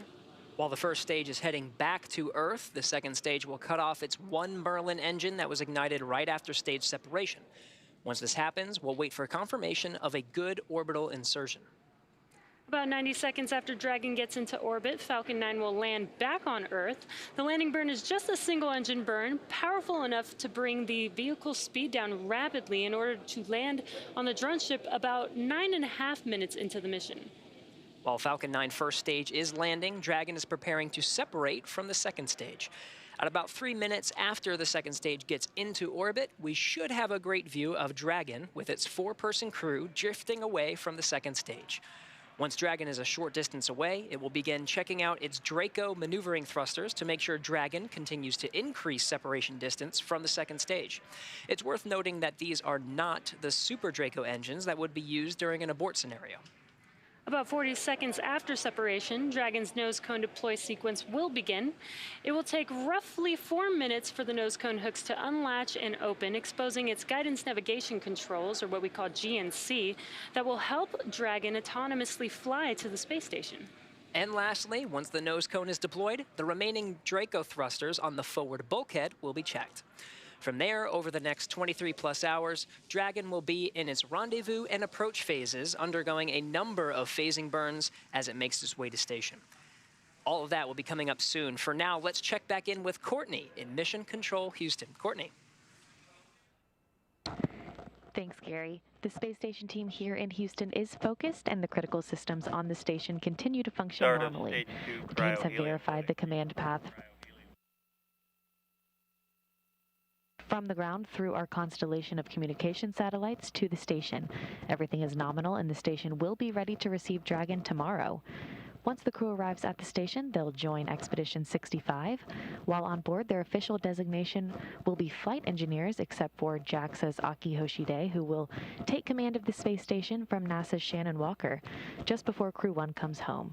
He'll be the station commander until the fall, when he'll hand the reins to European Space Agency Thomas Pesquet for the final part of their mission. Flight Director Paul Kanya is on console now, leading flight controllers in Houston for launch, and Flight Director Scott Stover will lead teams for docking tomorrow. Just a reminder that a launch today will take about 23.5 hours to get to station, with a docking to the Node 2 forward port scheduled tomorrow at 4:10 a.m. Central. Once Dragon is docked to the station, the team here in Houston will assist Dragon and space station astronauts with leak checks, as they will work to open hatches on both Dragon and the inside of the station's pressurized mating adapter. We expect hatch open to take place approximately 2 hours after docking. That's it for us here in Mission Control Houston. I'll send it back over to the team in Florida. Marie?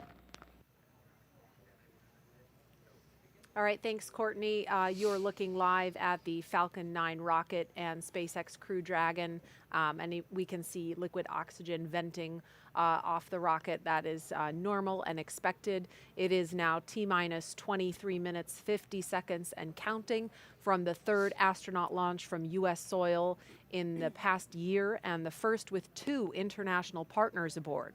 Commander Shane Kimbrough, pilot Megan MacArthur, and mission specialist Thomas Pesquet and Aki Hoshide are strapped into their seats inside the Crew Dragon Endeavour on top. There's an inside view. We can see them live as the Falcon 9 rocket fueling operation is well underway now. The launch escape system is armed, and that means the Crew Dragon is prepared to launch itself away from the Falcon 9 rocket in case of an emergency on the pad or after liftoff. So far, operations look and sound as expected, and we are counting down to liftoff at 5:49 Eastern Time. This mission is the continuation of rotational crew flights to the International Space Station from U.S. soil on private rockets and spacecraft. This wouldn't have been possible without the success of the NASA SpaceX Demo 2 test flight last year and the safe delivery of the Crew 1 astronauts to the space station last fall for a long-duration mission. Those Crew 1 astronauts are preparing to return to Earth shortly after Crew 2 arrives at station. And this will be the first time we'll see 2 Crew Dragons docked to the space station at the same time. Crew 1's Resilience and Crew 2's Endeavour, that's on the launch pad right now. With the arrival of the Crew 2 team, I believe that'll bring the head count on station to 11 people. And as much as I love camping, that does sound like it would be a little crowded up there. Yeah, you know, you counted 11 people on board the station, 9 of them in the U.S. segment. We've got 4 crew quarters, which are basically crew bedrooms. We've got both commanders of the Dragon sleeping in their vehicles. That leaves 3 people needing a place to sleep. That's Suichi, Shannon, and Victor. They'll be in the gym, the Columbus, and the airlock, respectively. So you could say it's quite a full house. They'll be camping out, rolling out their sleeping bags on rack fronts. So it'll be tight. What a great benefit to being commander. You have your own private suite with windows. And yeah, it's a nice place to be. Yeah, and that's honestly the window shots that we have been receiving from the crew have been one of my favorite things from the Crew-1 team up there, and even Bob and Doug whenever they were up there as well. Just the view outside of the Crew Dragon window. It's actually my phone background right now. And it's just incredible, and I love that we get to, that they share their perspective with us from above. Let's give you a quick recap of who the astronauts are sitting inside the capsule here in the foreground. Sitting closest to the front of your screen is Commander Shane Kimbrough. He is commanding the Crew Dragon Endeavour today, and he is a native of Texas, making his 3rd trip to space. The retired U.S. Army colonel first launched aboard the Space Shuttle Endeavour on STS-126, then aboard a Russian Soyuz spacecraft for expeditions 49 and 50. Kimbrough has spent a total of 189 days in space and performed 6 spacewalks. Pilot Megan MacArthur will be making her 2nd trip to space, but her first to the space station. She was born in Honolulu. She was born in Honolulu, but considers California her home state. MacArthur served as a mission specialist aboard Space Shuttle Atlantis on STS-125, the final servicing mission of the Hubble Space Telescope. She operated the shuttle's robotic arm over the course of 12 days and 21 hours, capturing the telescope and maneuvering the crew members throughout 5 spacewalks to lengthen the telescope's life. And mission specialist Aki Hoshide is embarking on his 3rd spaceflight today. The JAXA astronaut from Tokyo previously flew on STS-124 aboard the Space Shuttle Discovery to deliver and install Japan's science laboratory Kibo. He also flew aboard the Russian Soyuz on expeditions 32 and 33 for a 124-day visit to the space station. And in the far corner of your screen is mission specialist Thomas Pesquet. He will be making his 2nd trip to space. Born in Rouen, France, Pesquet first flew to space on the Russian Soyuz as a flight engineer for expeditions 50 and 51.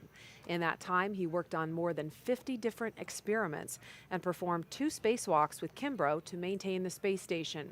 He has logged 197 days in space. Pesquet will be the first European to fly in Crew Dragon, and it will be the first time a European astronaut has launched from America in more than a decade. Each of these 4 crew members will join Expedition 65 once they arrive at the International Space Station, with Aki Hoshide taking over as commander of the station right before Crew-1 departs. And as we're looking at a live view of the pad, again, fueling is underway. We heard a call out during those bio recaps that the RP-1 load is complete on the 2nd stage. And we have a really special treat if we could take a view of Bob Behnken's spacesuit. We have that in studio. That is the actual spacesuit worn by Bob Behnken during the Demo 2 test flight, and you can see the photo of his wife, Megan MacArthur, in the photo there, and she is sitting in the same spacecraft in the same seat that Bob did almost a year ago on the Demo 2 mission.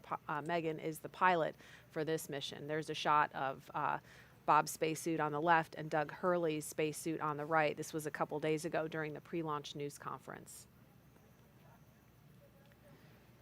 So again, looking live at the pad, Falcon 9 will have 1.7 million pounds of thrust at liftoff, and We've heard it sounds like a gorilla sitting on your chest. Would you say that's accurate, Tracy? Yeah, yeah. I've never had actually a gorilla on my chest, but I imagine that one would be that heavy. That the feeling that you have in your chest is pretty significant. Once again, the white cloud that we see there is expected, totally normal. That's just the liquid oxygen vaporizing essentially as it comes into contact with this humid Florida air. As a point of reference, the liquid oxygen that we load on board Falcon 9 is super chilled to help densify that liquid oxygen. When I say super chilled, I mean really, really cold. We're talking like negative 336 degrees. So, of course, whenever it comes into ambient air, it will turn into its gaseous state. Stage 2 LOX load has started. Okay, and there we just heard the call out that second stage LOX load has just begun. And so the mission teams that we've seen in control rooms from Kennedy Space Center to Houston to Hawthorne are all laser focused on keeping this crew safe from this point and all the way to the space station and back home in 6 months. We had a chance to ask about their mindset right now from a couple of their leaders. There's a very delicate dance between the weather, normally the weather and the operations, and making sure all these complex systems are working correctly together. And what it's really important is just how calmly, quietly, efficiently the team's working through every single one of those things. It's why we train. People are very passionate about this program, as am I, and they know the consequences of what they're doing.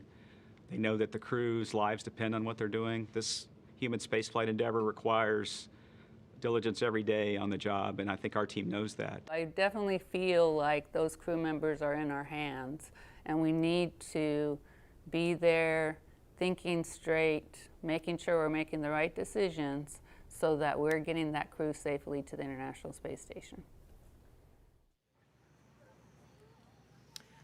And that was Kathy Leaders and Steve Stitch, who have been in charge of the NASA team for much of the life of the commercial crew program and have worked very closely with the folks on the SpaceX side who have gotten to know these astronauts on a personal level and have taken such care in all of the checkouts and the paranoia reviews, as they're called, to make sure that they're constantly looking for problems to uncover, to make sure that every leaf, every stone is unturned to make this flight as safe as possible for the crew.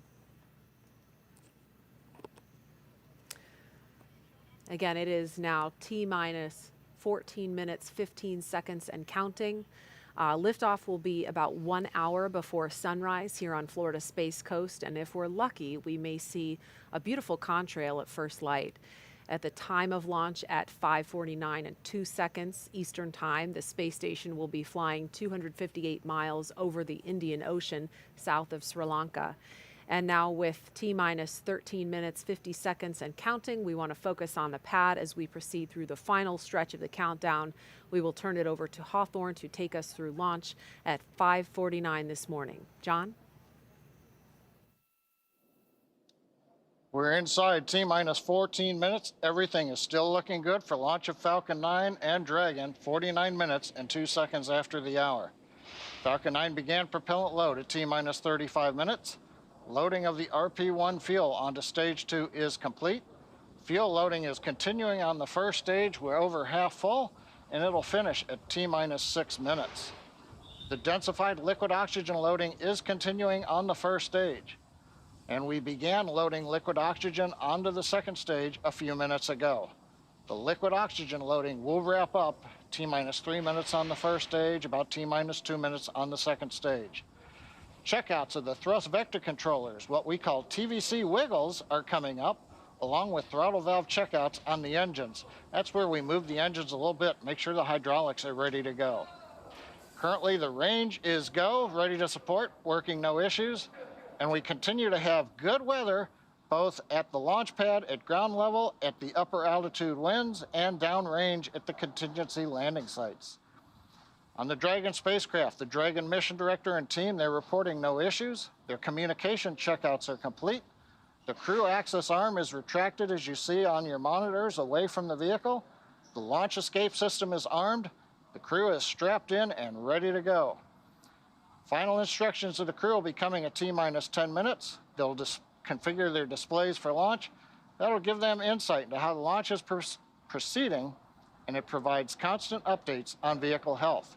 And for Dragon at T-minus 5 minutes, we'll hear it enter terminal count as they transition to internal power. Now we're going to hear continued callouts on the countdown net as we get close to T-minus 0 and to the liftoff.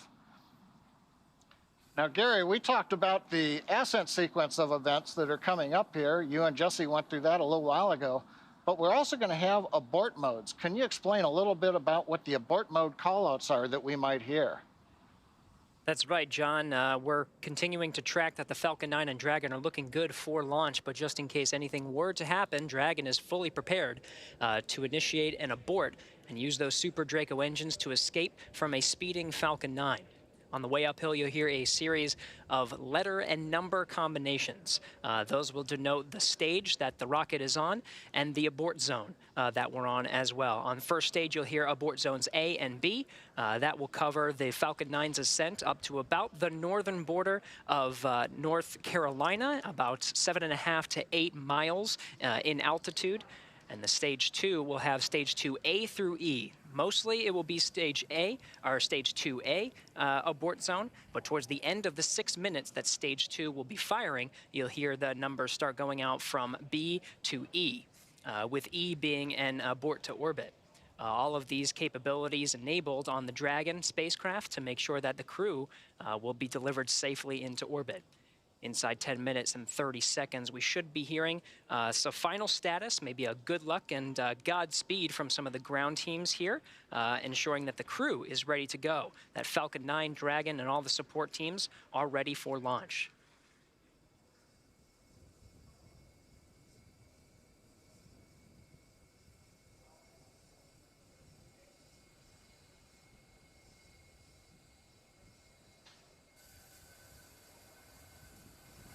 Dragon, SpaceX, confirmed crew displays are configured for launch.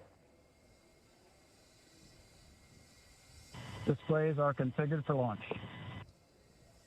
SpaceX copies. Shane, Megan, Aki, Tama. We're thrilled to have crew on board Endeavour once again, and truly honored to have you all at the helm. It's been a pleasure training alongside you ahead of this historic launch. We wish you a great mission, good luck, and enjoy the ride. Thank you, Chad, Christian, Frank, and all the teams who got our crew and vehicle ready for this mission. I want to say a special thank you to our families and friends. We're incredibly grateful for your support and sacrifice during our training and our upcoming flight. Our crew is flying astronauts from NASA, ESA, and JAXA, which hasn't happened in over 20 years. We're excited to represent our nations, agencies, and all of humanity. Off the Earth, for the Earth, Endeavour is ready to go.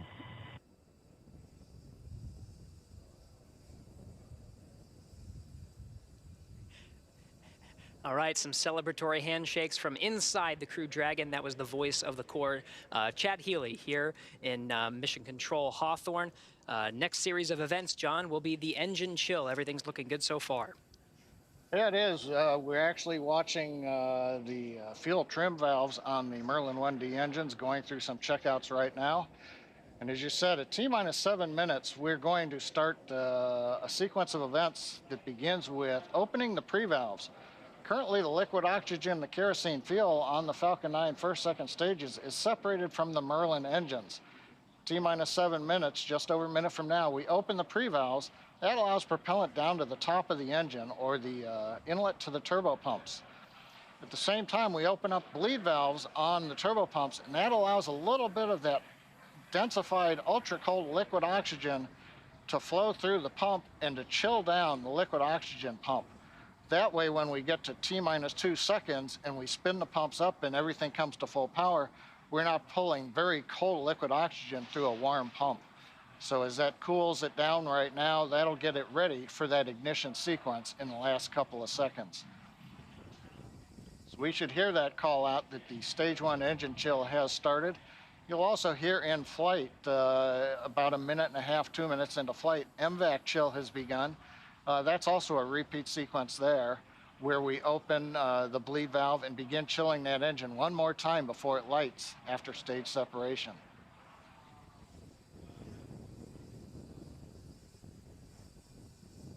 Right now we're waiting to see the pre-valves come open and the chill begin. Stage 1 engine chill has started. Yep, and there's the call out. We've got indication pre-valves coming open on the engines, and we have begun to chill in the Merlin engines for flight. That's right, John. Now inside 6 minutes, 40 seconds. RP1 rocket-grade kerosene is completely filled in the second stage. We're anticipating about 30 more seconds for the first stage to be completely filled with that RP1 refined kerosene.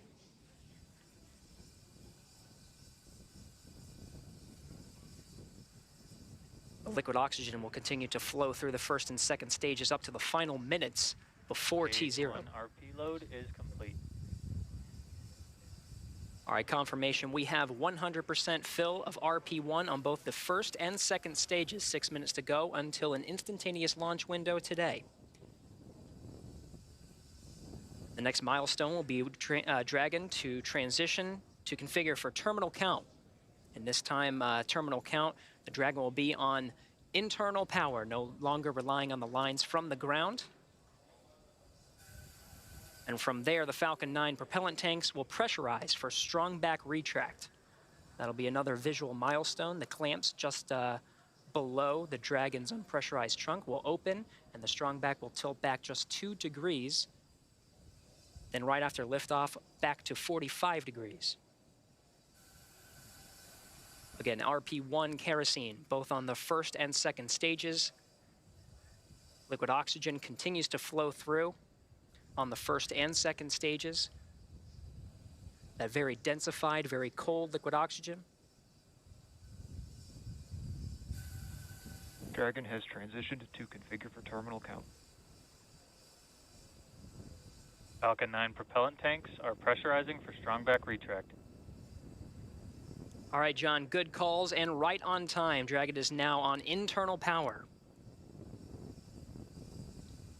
Okay, next major event coming up is going to be opening the clamp arms around the second stage in preparation for retracting the strong back away from the vehicle to get ready for liftoff. Strong back is retracting. We heard the call out. Strong back is beginning to retract. We're into the automated sequence. We should see the clamp arms that are just visible there around the top of the second stage begin to open up. Once they are open, then the strong back will begin to move away from the Falcon 9.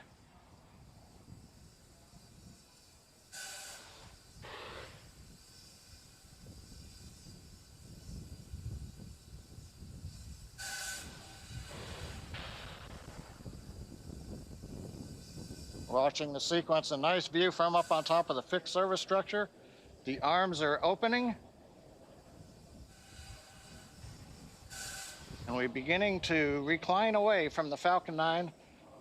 We'll move the strong back 2 degrees away from the Falcon 9. That'll get it ready for liftoff. And at T0, when the flight computer commands liftoff, the hydraulics on the strong back will pull it to a position 45 degrees away from the Falcon 9, giving it the clearance for launch.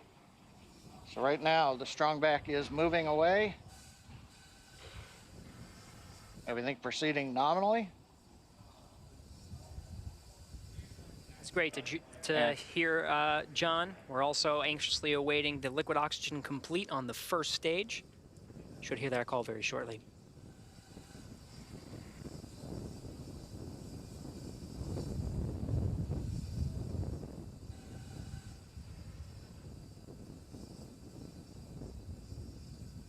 Dragon has transitioned to terminal count and is on internal power. Stage 1 LOX load is complete.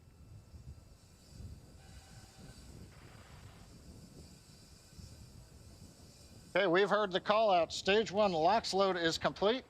We're loading liquid oxygen on the second stage for about another 30 seconds or so. Once we get the liquid oxygen load complete on the second stage, the propellant line that runs up the side of the strongback that carries liquid oxygen, we'll vent that line down to make sure there's no liquid in it when we get to liftoff.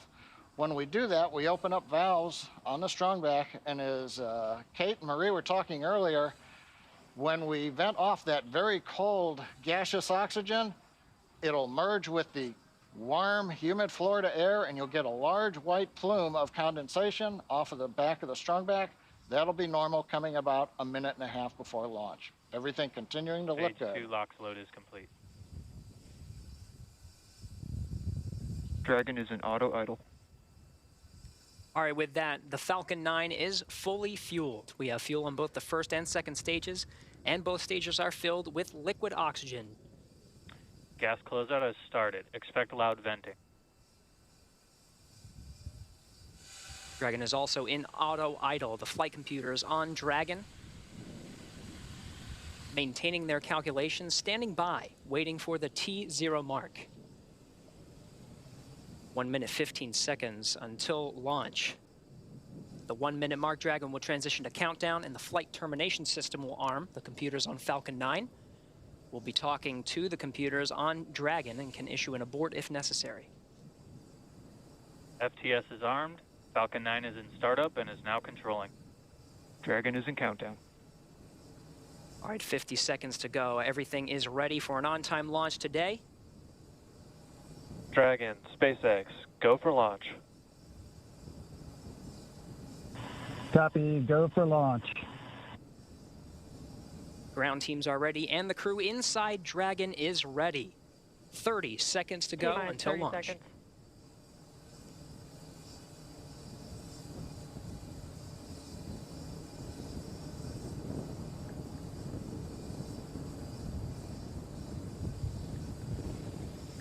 T-minus 15 seconds. 10, 9, 8, 7, 6, 5, 4, 3, 2, 1, 0. Mission and liftoff. Godspeed, Endeavour and Crew-2. Copy, 1 Alpha. Endeavour launches once again. 4 astronauts from 3 countries on Crew-2, now making their way to the one and only International Space Station. The vehicle is pitching downrange. 9 Merlin engines on the first stage, providing 1.7 million pounds of thrust. Hearing good calls on first stage performance so far.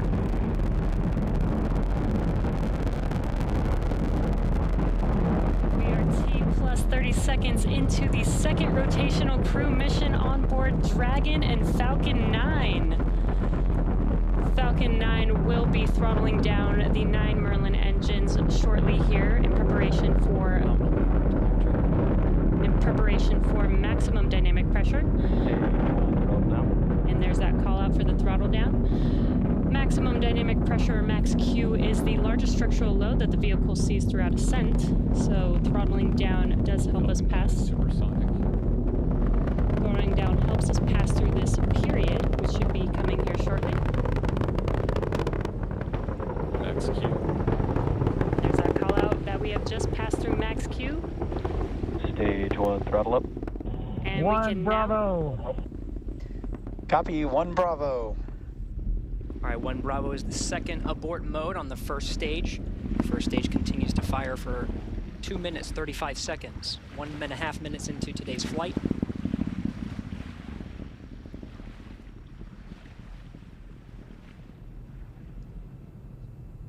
Falcon 9 now traveling at more than 1,500 miles an hour.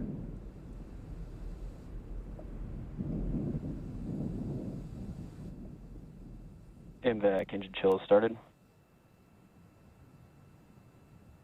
All right, the engine chill for the second stage single Merlin engine has started. About 30 more seconds of the first stage firing to bring our 4 astronauts into orbit. Now from here, coming up in about 20-some seconds, we're going to have 3 major milestones. We'll have shutdown of the 9 Merlin engines. We're beginning to throttle them down. We will then get stage separation. 1, throttle down. And then we will get ignition of the second stage engine to propel Dragon and the Falcon 9 second stage into orbit.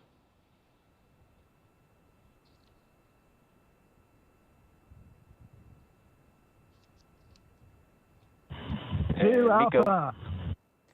Copy, 2 Alpha. Confirmed. Acquisition of signal,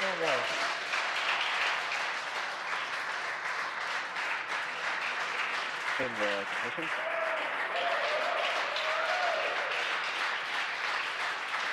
And we have ignition of the second stage.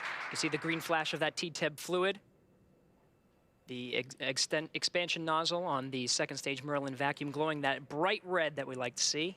Good performance on the second stage so far. And on the left side of your screen, we saw the exhaust of the second stage engine streaming past the first stage as the grid fins are coming out. We also briefly had a view of the lights of Central Florida in the background. Currently, the first stage is continuing to coast up to apogee. It's unpowered. It'll reach a peak height and then begin to descend back down toward the Earth's atmosphere, where it will light 3 engines to slow down in preparation for what will be a landing burn on the drone ship in the Atlantic Ocean. You can see the grid fins are deployed right now. The first stage Dragon, pulsing. SpaceX, trajectory nominal. We're pulsing the thrusters. Signal of Bermuda. Copy, nominal trajectory. And we hear a call out from the crew, nominal trajectory. So we're beginning to move the first stage into position so it can do the entry burn.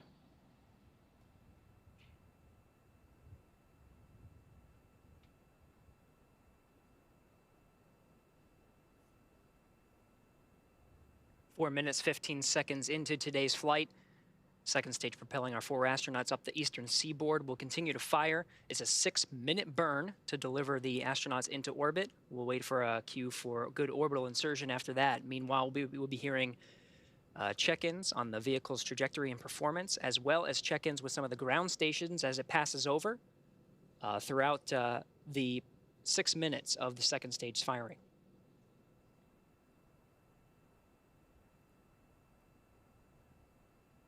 Dragon, SpaceX, trajectory nominal. Copy, nominal trajectory.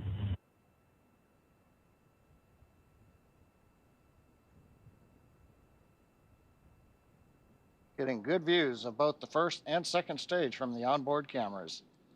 Acquisition of signal, boss. The New Hampshire tracking station has acquired the second stage telemetry signal. Meanwhile, the first stage has reached apogee, and it's now beginning to descend from a height. It's currently about 167 kilometers up, and in a few minutes we will get the entry burn of the second stage, of the first stage.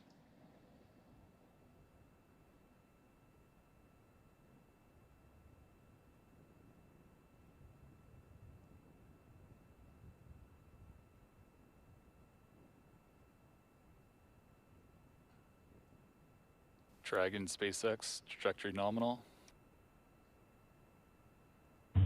Copy, nominal trajectory. Right on cue, those check-ins on the second stage performance. Once a minute, everything's looking good on that second stage. Propulsion is nominal.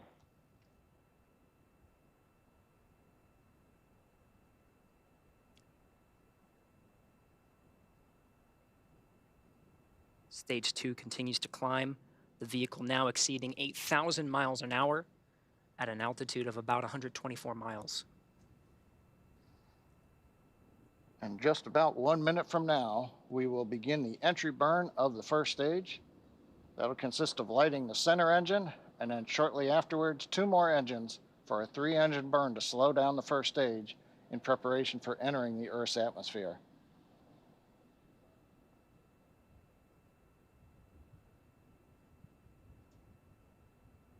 Dragon, SpaceX, trajectory nominal. Copy, nominal trajectory. Another check-in, and the crew confirming they're hearing the same thing. The vehicle exceeding, or about to exceed, about 10,000 miles per hour.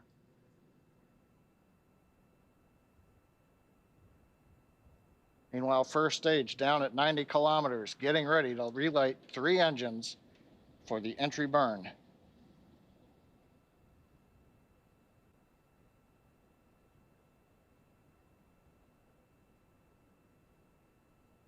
Stage 2 FTS has safed.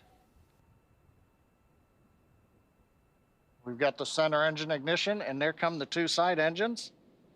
Now this entry burn will last about 29 seconds.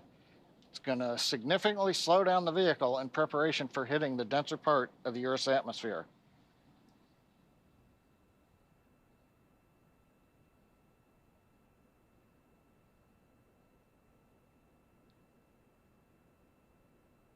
Entry burn complete. We're down below 35 kilometers, continuing to look good on the first stage, heading to the Atlantic Ocean for a landing on the drone ship. While second stage is less than a minute away from cutoff.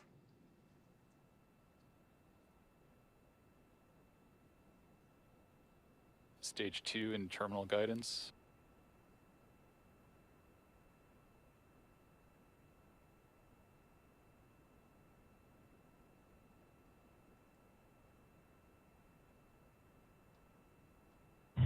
Shannon. Copy, Shannon.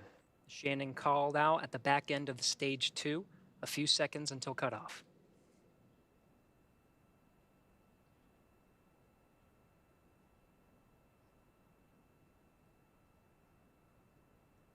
MVAC shutdown.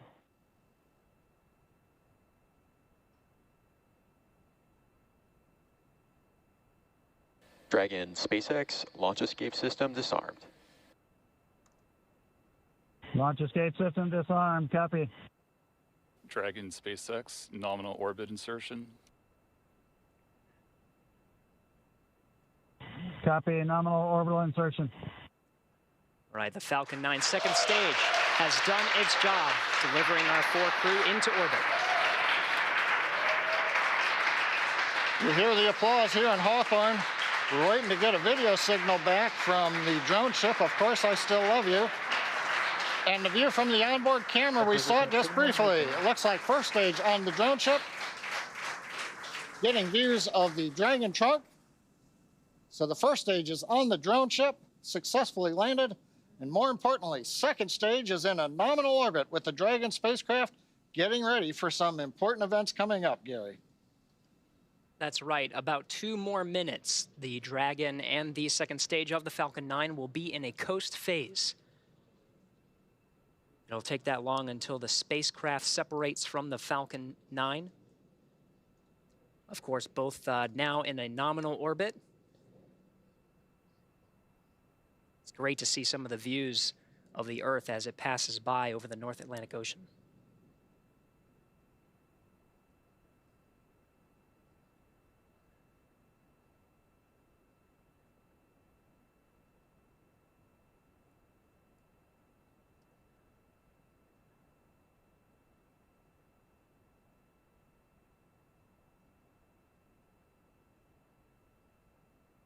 All right, we're getting shots of the crew in orbit.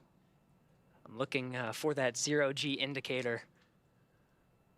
Can't seem to see it in this shot, but we have a minute to go until we have spacecraft separation. Dragon traveling at nearly 17,000 miles per hour at an altitude of 124 miles.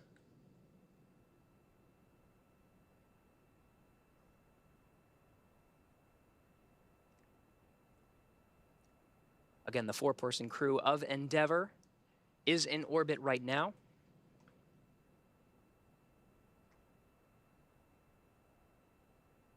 Less than 30 seconds until we have spacecraft separation.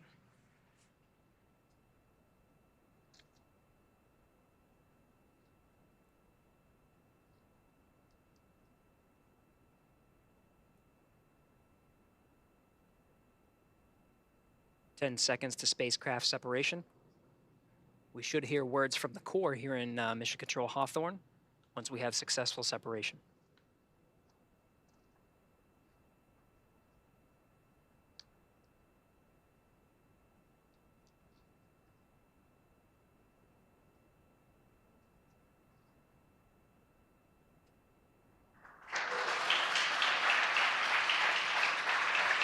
Dragon separation control. Dragon, SpaceX, Falcon team wishes you a great rest of your trip. Say hi to the crew of Dragon who's waiting for us and let them know your rocket is home safe. Thanks for flying our first flight-proven, crewed Falcon 9. See you airside, Crew-2. Thank you very much. We're great. It's glad to be back in space for all of us, and we'll send our regards to Crew-1 when we get there. Thanks.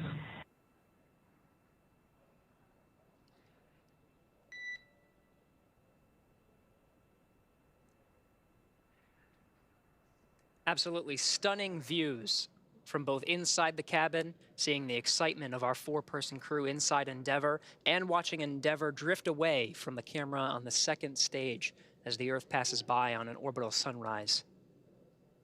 SpaceX Endeavour week. And Endeavour, you cut out a little bit there. If the question was if you're go to open visors, you are go to open visors at this time. Copy and work. Thanks.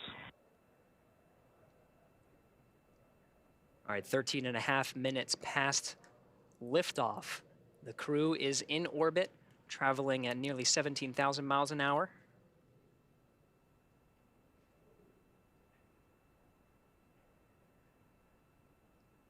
Well, Gary, I don't know about you, but that was a great countdown. Everything sounded great. Right on time, Dragon, actually a SpaceX, little we ahead see of time. A nominal dehumidifier activation and service section Draco checkouts. Got a good orbit out of Falcon 9, and first Copy, stage landed on the thanks. drone ship. And we're in the sunlight over the Atlantic Ocean with the Dragon spacecraft. All in all, a great day. I think everybody's jealous of the crew in orbit right now, John. These views, even just from the cameras, are absolutely stunning. It was great to see our crew members get into orbit. They already performed successful checkouts of the 12 service section Dracos around Dragon. The next milestone will be the deployment of the nose cone. That'll be about a 5-minute process, but that'll expose the forward bulkhead Dracos and prepare them for checkout. There's a phase burn. There's 5 major burns that are needed to get the Crew Dragon up to rendezvous with the International Space Station over the next 23 hours. And so that first phase burn is coming up real soon in about 35 minutes, actually less than 35 minutes.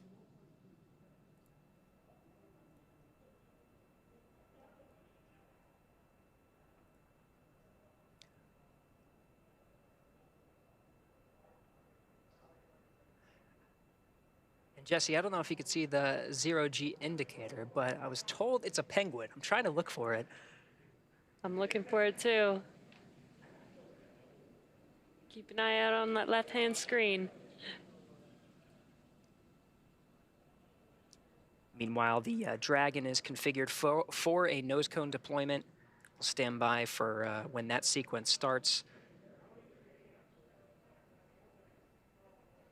The nose cone itself opens just beyond 90 degrees, about 105 degrees, to expose the forward bulkhead Dracos. Those forward bulkhead Dracos, 4 of them at the very top of the Dragon, will do the bulk of the work when it comes to firing the Draco engines for minutes at a time to increase the Dragon's speed, altitude, and phasing to catch up with the International Space Station again over the next 23 hours.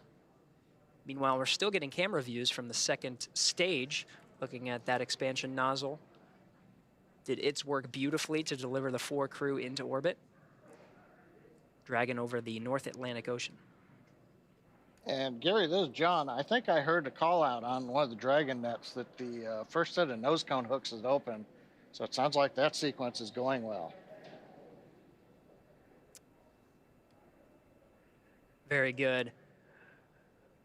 Well, from here in Hawthorne, it was very exciting to see the Falcon 9 liftoff and deliver our 4-person crew into orbit. We're going to be with you throughout the entire phase, the rendezvous phase, until Dragon and this 4-person crew docks with the International Space Station. That'll be over the next 23 hours. We'll bring you through some of those major burns that are happening. But I am so jealous of Marie and the group over there over at the Kennedy Space Center. You actually got to see the launch and probably feel it as well. Marie, what was that like? Oh, it was just spectacular. And, you know, the sun hasn't come up yet here in Florida, but, you know, we were able to just turn around and see the launch right behind us, and it lit up the sky, just absolutely breathtaking. It was so astounding to see the colors. I mean, it was not just your usual fireball, but there was the pulsating towards the end. And Kate, you're much more eloquent describing that sequence, which I appreciate you doing that while we were happy to help. staring. It was so fun, and knowing that those guys were enjoying the ride along with the sights that we got to see made all the difference. There's nothing more relieving than Crew in orbit. And of course, we were so lucky to have clear weather here, being able to see the re-entry burn as well. I was hoping we were going to be able to catch landing burn, but unfortunately clouds on the horizon did block that view. But it was also such a treat to be able to see the re-entry of that first stage as well. Let's go over to Jasmine to get some reaction. I think she's with the NASA administrator now. Jasmine? Thanks. Thank you, Marie. Yes, I am joined again here with Steve Jerzik. Thank you so much for being here. Thank you. So we just had the privilege of watching that spectacular launch in person. What was that like? Watching a launch, particularly a human space launch, will never get old for me. It's just thrilling to see those 9 engines light up and it lift off the pad, get to the main engine cutoff and separation, and get that second stage started. And of course, pre-dawn launches are always amazing, and we could see the vehicle pretty much through the entire trajectory up to Earth orbit. It was just spectacular. Right. No, absolutely. It was just stunning, and the sun is just now starting to peek over the clouds here. So do you have any final words of encouragement for our NASA team, our SpaceX team, and our international partners? Yeah, partnerships are key to what we do, particularly in human spaceflight. Our partnership with SpaceX has been tremendous. 3rd launch in less than a year, after almost a 10-year gap in human spaceflight, launching astronauts from American soil on American rockets. So our partnership with SpaceX and our commercial partners, other commercial partners, is critical, and our international partners. We could not do this without them. Very international mission with 2 U.S. astronauts, and one from ESA and one from JAXA, and obviously the ISS is the largest engineering international collaboration in the history of humankind, and it continues to amaze me how well we work together in doing all the research and technology on ISS. And I'm just so grateful for the NASA SpaceX team for their hard work and getting this 3rd launch off, the Crew-2 launch, and looking forward to docking and hatch opening and the welcome ceremony, and also looking forward to Crew-1 return next Thursday on the 28th. Right. A lot of action still going on at the station right now. So as you mentioned, the next big milestone for Crew-2 will be docking at the station. So where are you going to be for that action? I'm actually going to stay here at Kennedy Space Center and follow the free flight up to docking, and then I'm going to participate in the welcoming ceremony with my counterparts from ESA, the Director General of ESA, and the President of JAXA, and welcome the Crew-2 astronauts to the ISS. Fantastic. Kennedy is the place to be right now then, I guess. Do you have any final remarks that you want to share with us today? Hey, I'm just so proud of the team. I'm so proud of what this team has been able to accomplish over the past year, particularly. It's been especially challenging, global pandemic and other challenges, and just the focus of the team to get these 3 Crew launches off, as well as launch perseverance, land perseverance, first powered flight, controlled powered flight of a vehicle on another planet, first time generating oxygen from the atmosphere of Mars, and really looking forward to the core stage for SLS getting here and us moving forward to the first uncrewed test flight, Artemis 1 of SLS and Orion. So accomplished an incredible amount in this last year, and much more to accomplish in the year to come. Absolutely. We've got a bright future right here at NASA. Thank you so much, NASA Administrator Steve Jerzik, for joining us today. Now we're going to take it back to the KSC host desk. Thanks, Jasmine. Shane, Megan, Thomas, and Aki are on course to arrive at the International Space Station around 5:10 a.m. Eastern Time tomorrow. And we're going to stay on the air for continuous live coverage along their entire ride to station. Though our coverage here at Kennedy Space Center is concluding, we're going to turn it over to the teams in Hawthorne and Houston to take us through the next phases of the Crew-2 mission, all the way through hatch opening and a welcome ceremony for the crew. And for those of you watching online on YouTube, take a look at the description below the video. There you'll find the new link for the Crew-2 rendezvous and coast phase. Live coverage will continue at that new location shortly. And if you're watching on NASA TV, you won't miss a thing, and coverage will continue.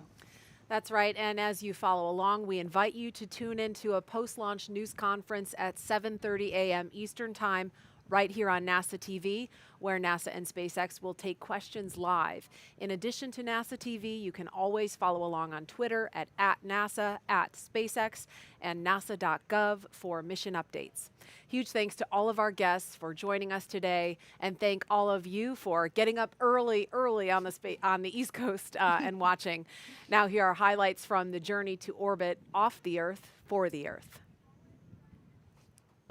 We can see the astronauts are now working with SpaceX suit technicians and the closeout team.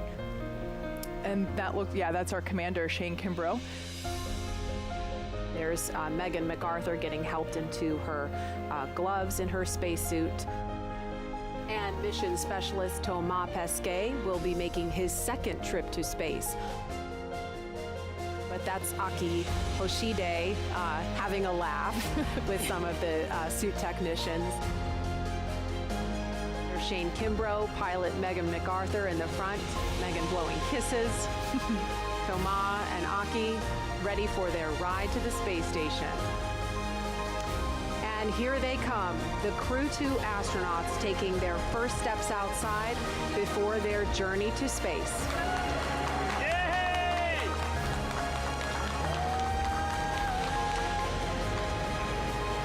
This moment, they're now going to have the opportunity to wave goodbye from a safe distance. And it looks like Bob Behnken is there with the son of he and Megan MacArthur. ONC departure on schedule. All right, so we just heard that announcement that the crew has departed the operations and checkout building on schedule. And we can see the astronauts inside the crew access arm. Commander Shane Kimbrough, here he is climbing inside Crew Dragon Endeavour. We call this process ingress. We now see suit technicians will help the crew members get buckled in. As you can see, the side hatch has just been closed. 5, 4, 3, 2, 1, 0. Mission and liftoff. Godspeed, Endeavour and Crew-2. Copy, 1 Alpha. Endeavour launches once again. 4 astronauts from 3 countries on Crew-2, now making their way to the one and only International Space Station. The vehicle is pitching downrange, 9 Merlin engines on the first stage providing 1.7 billion pounds of thrust.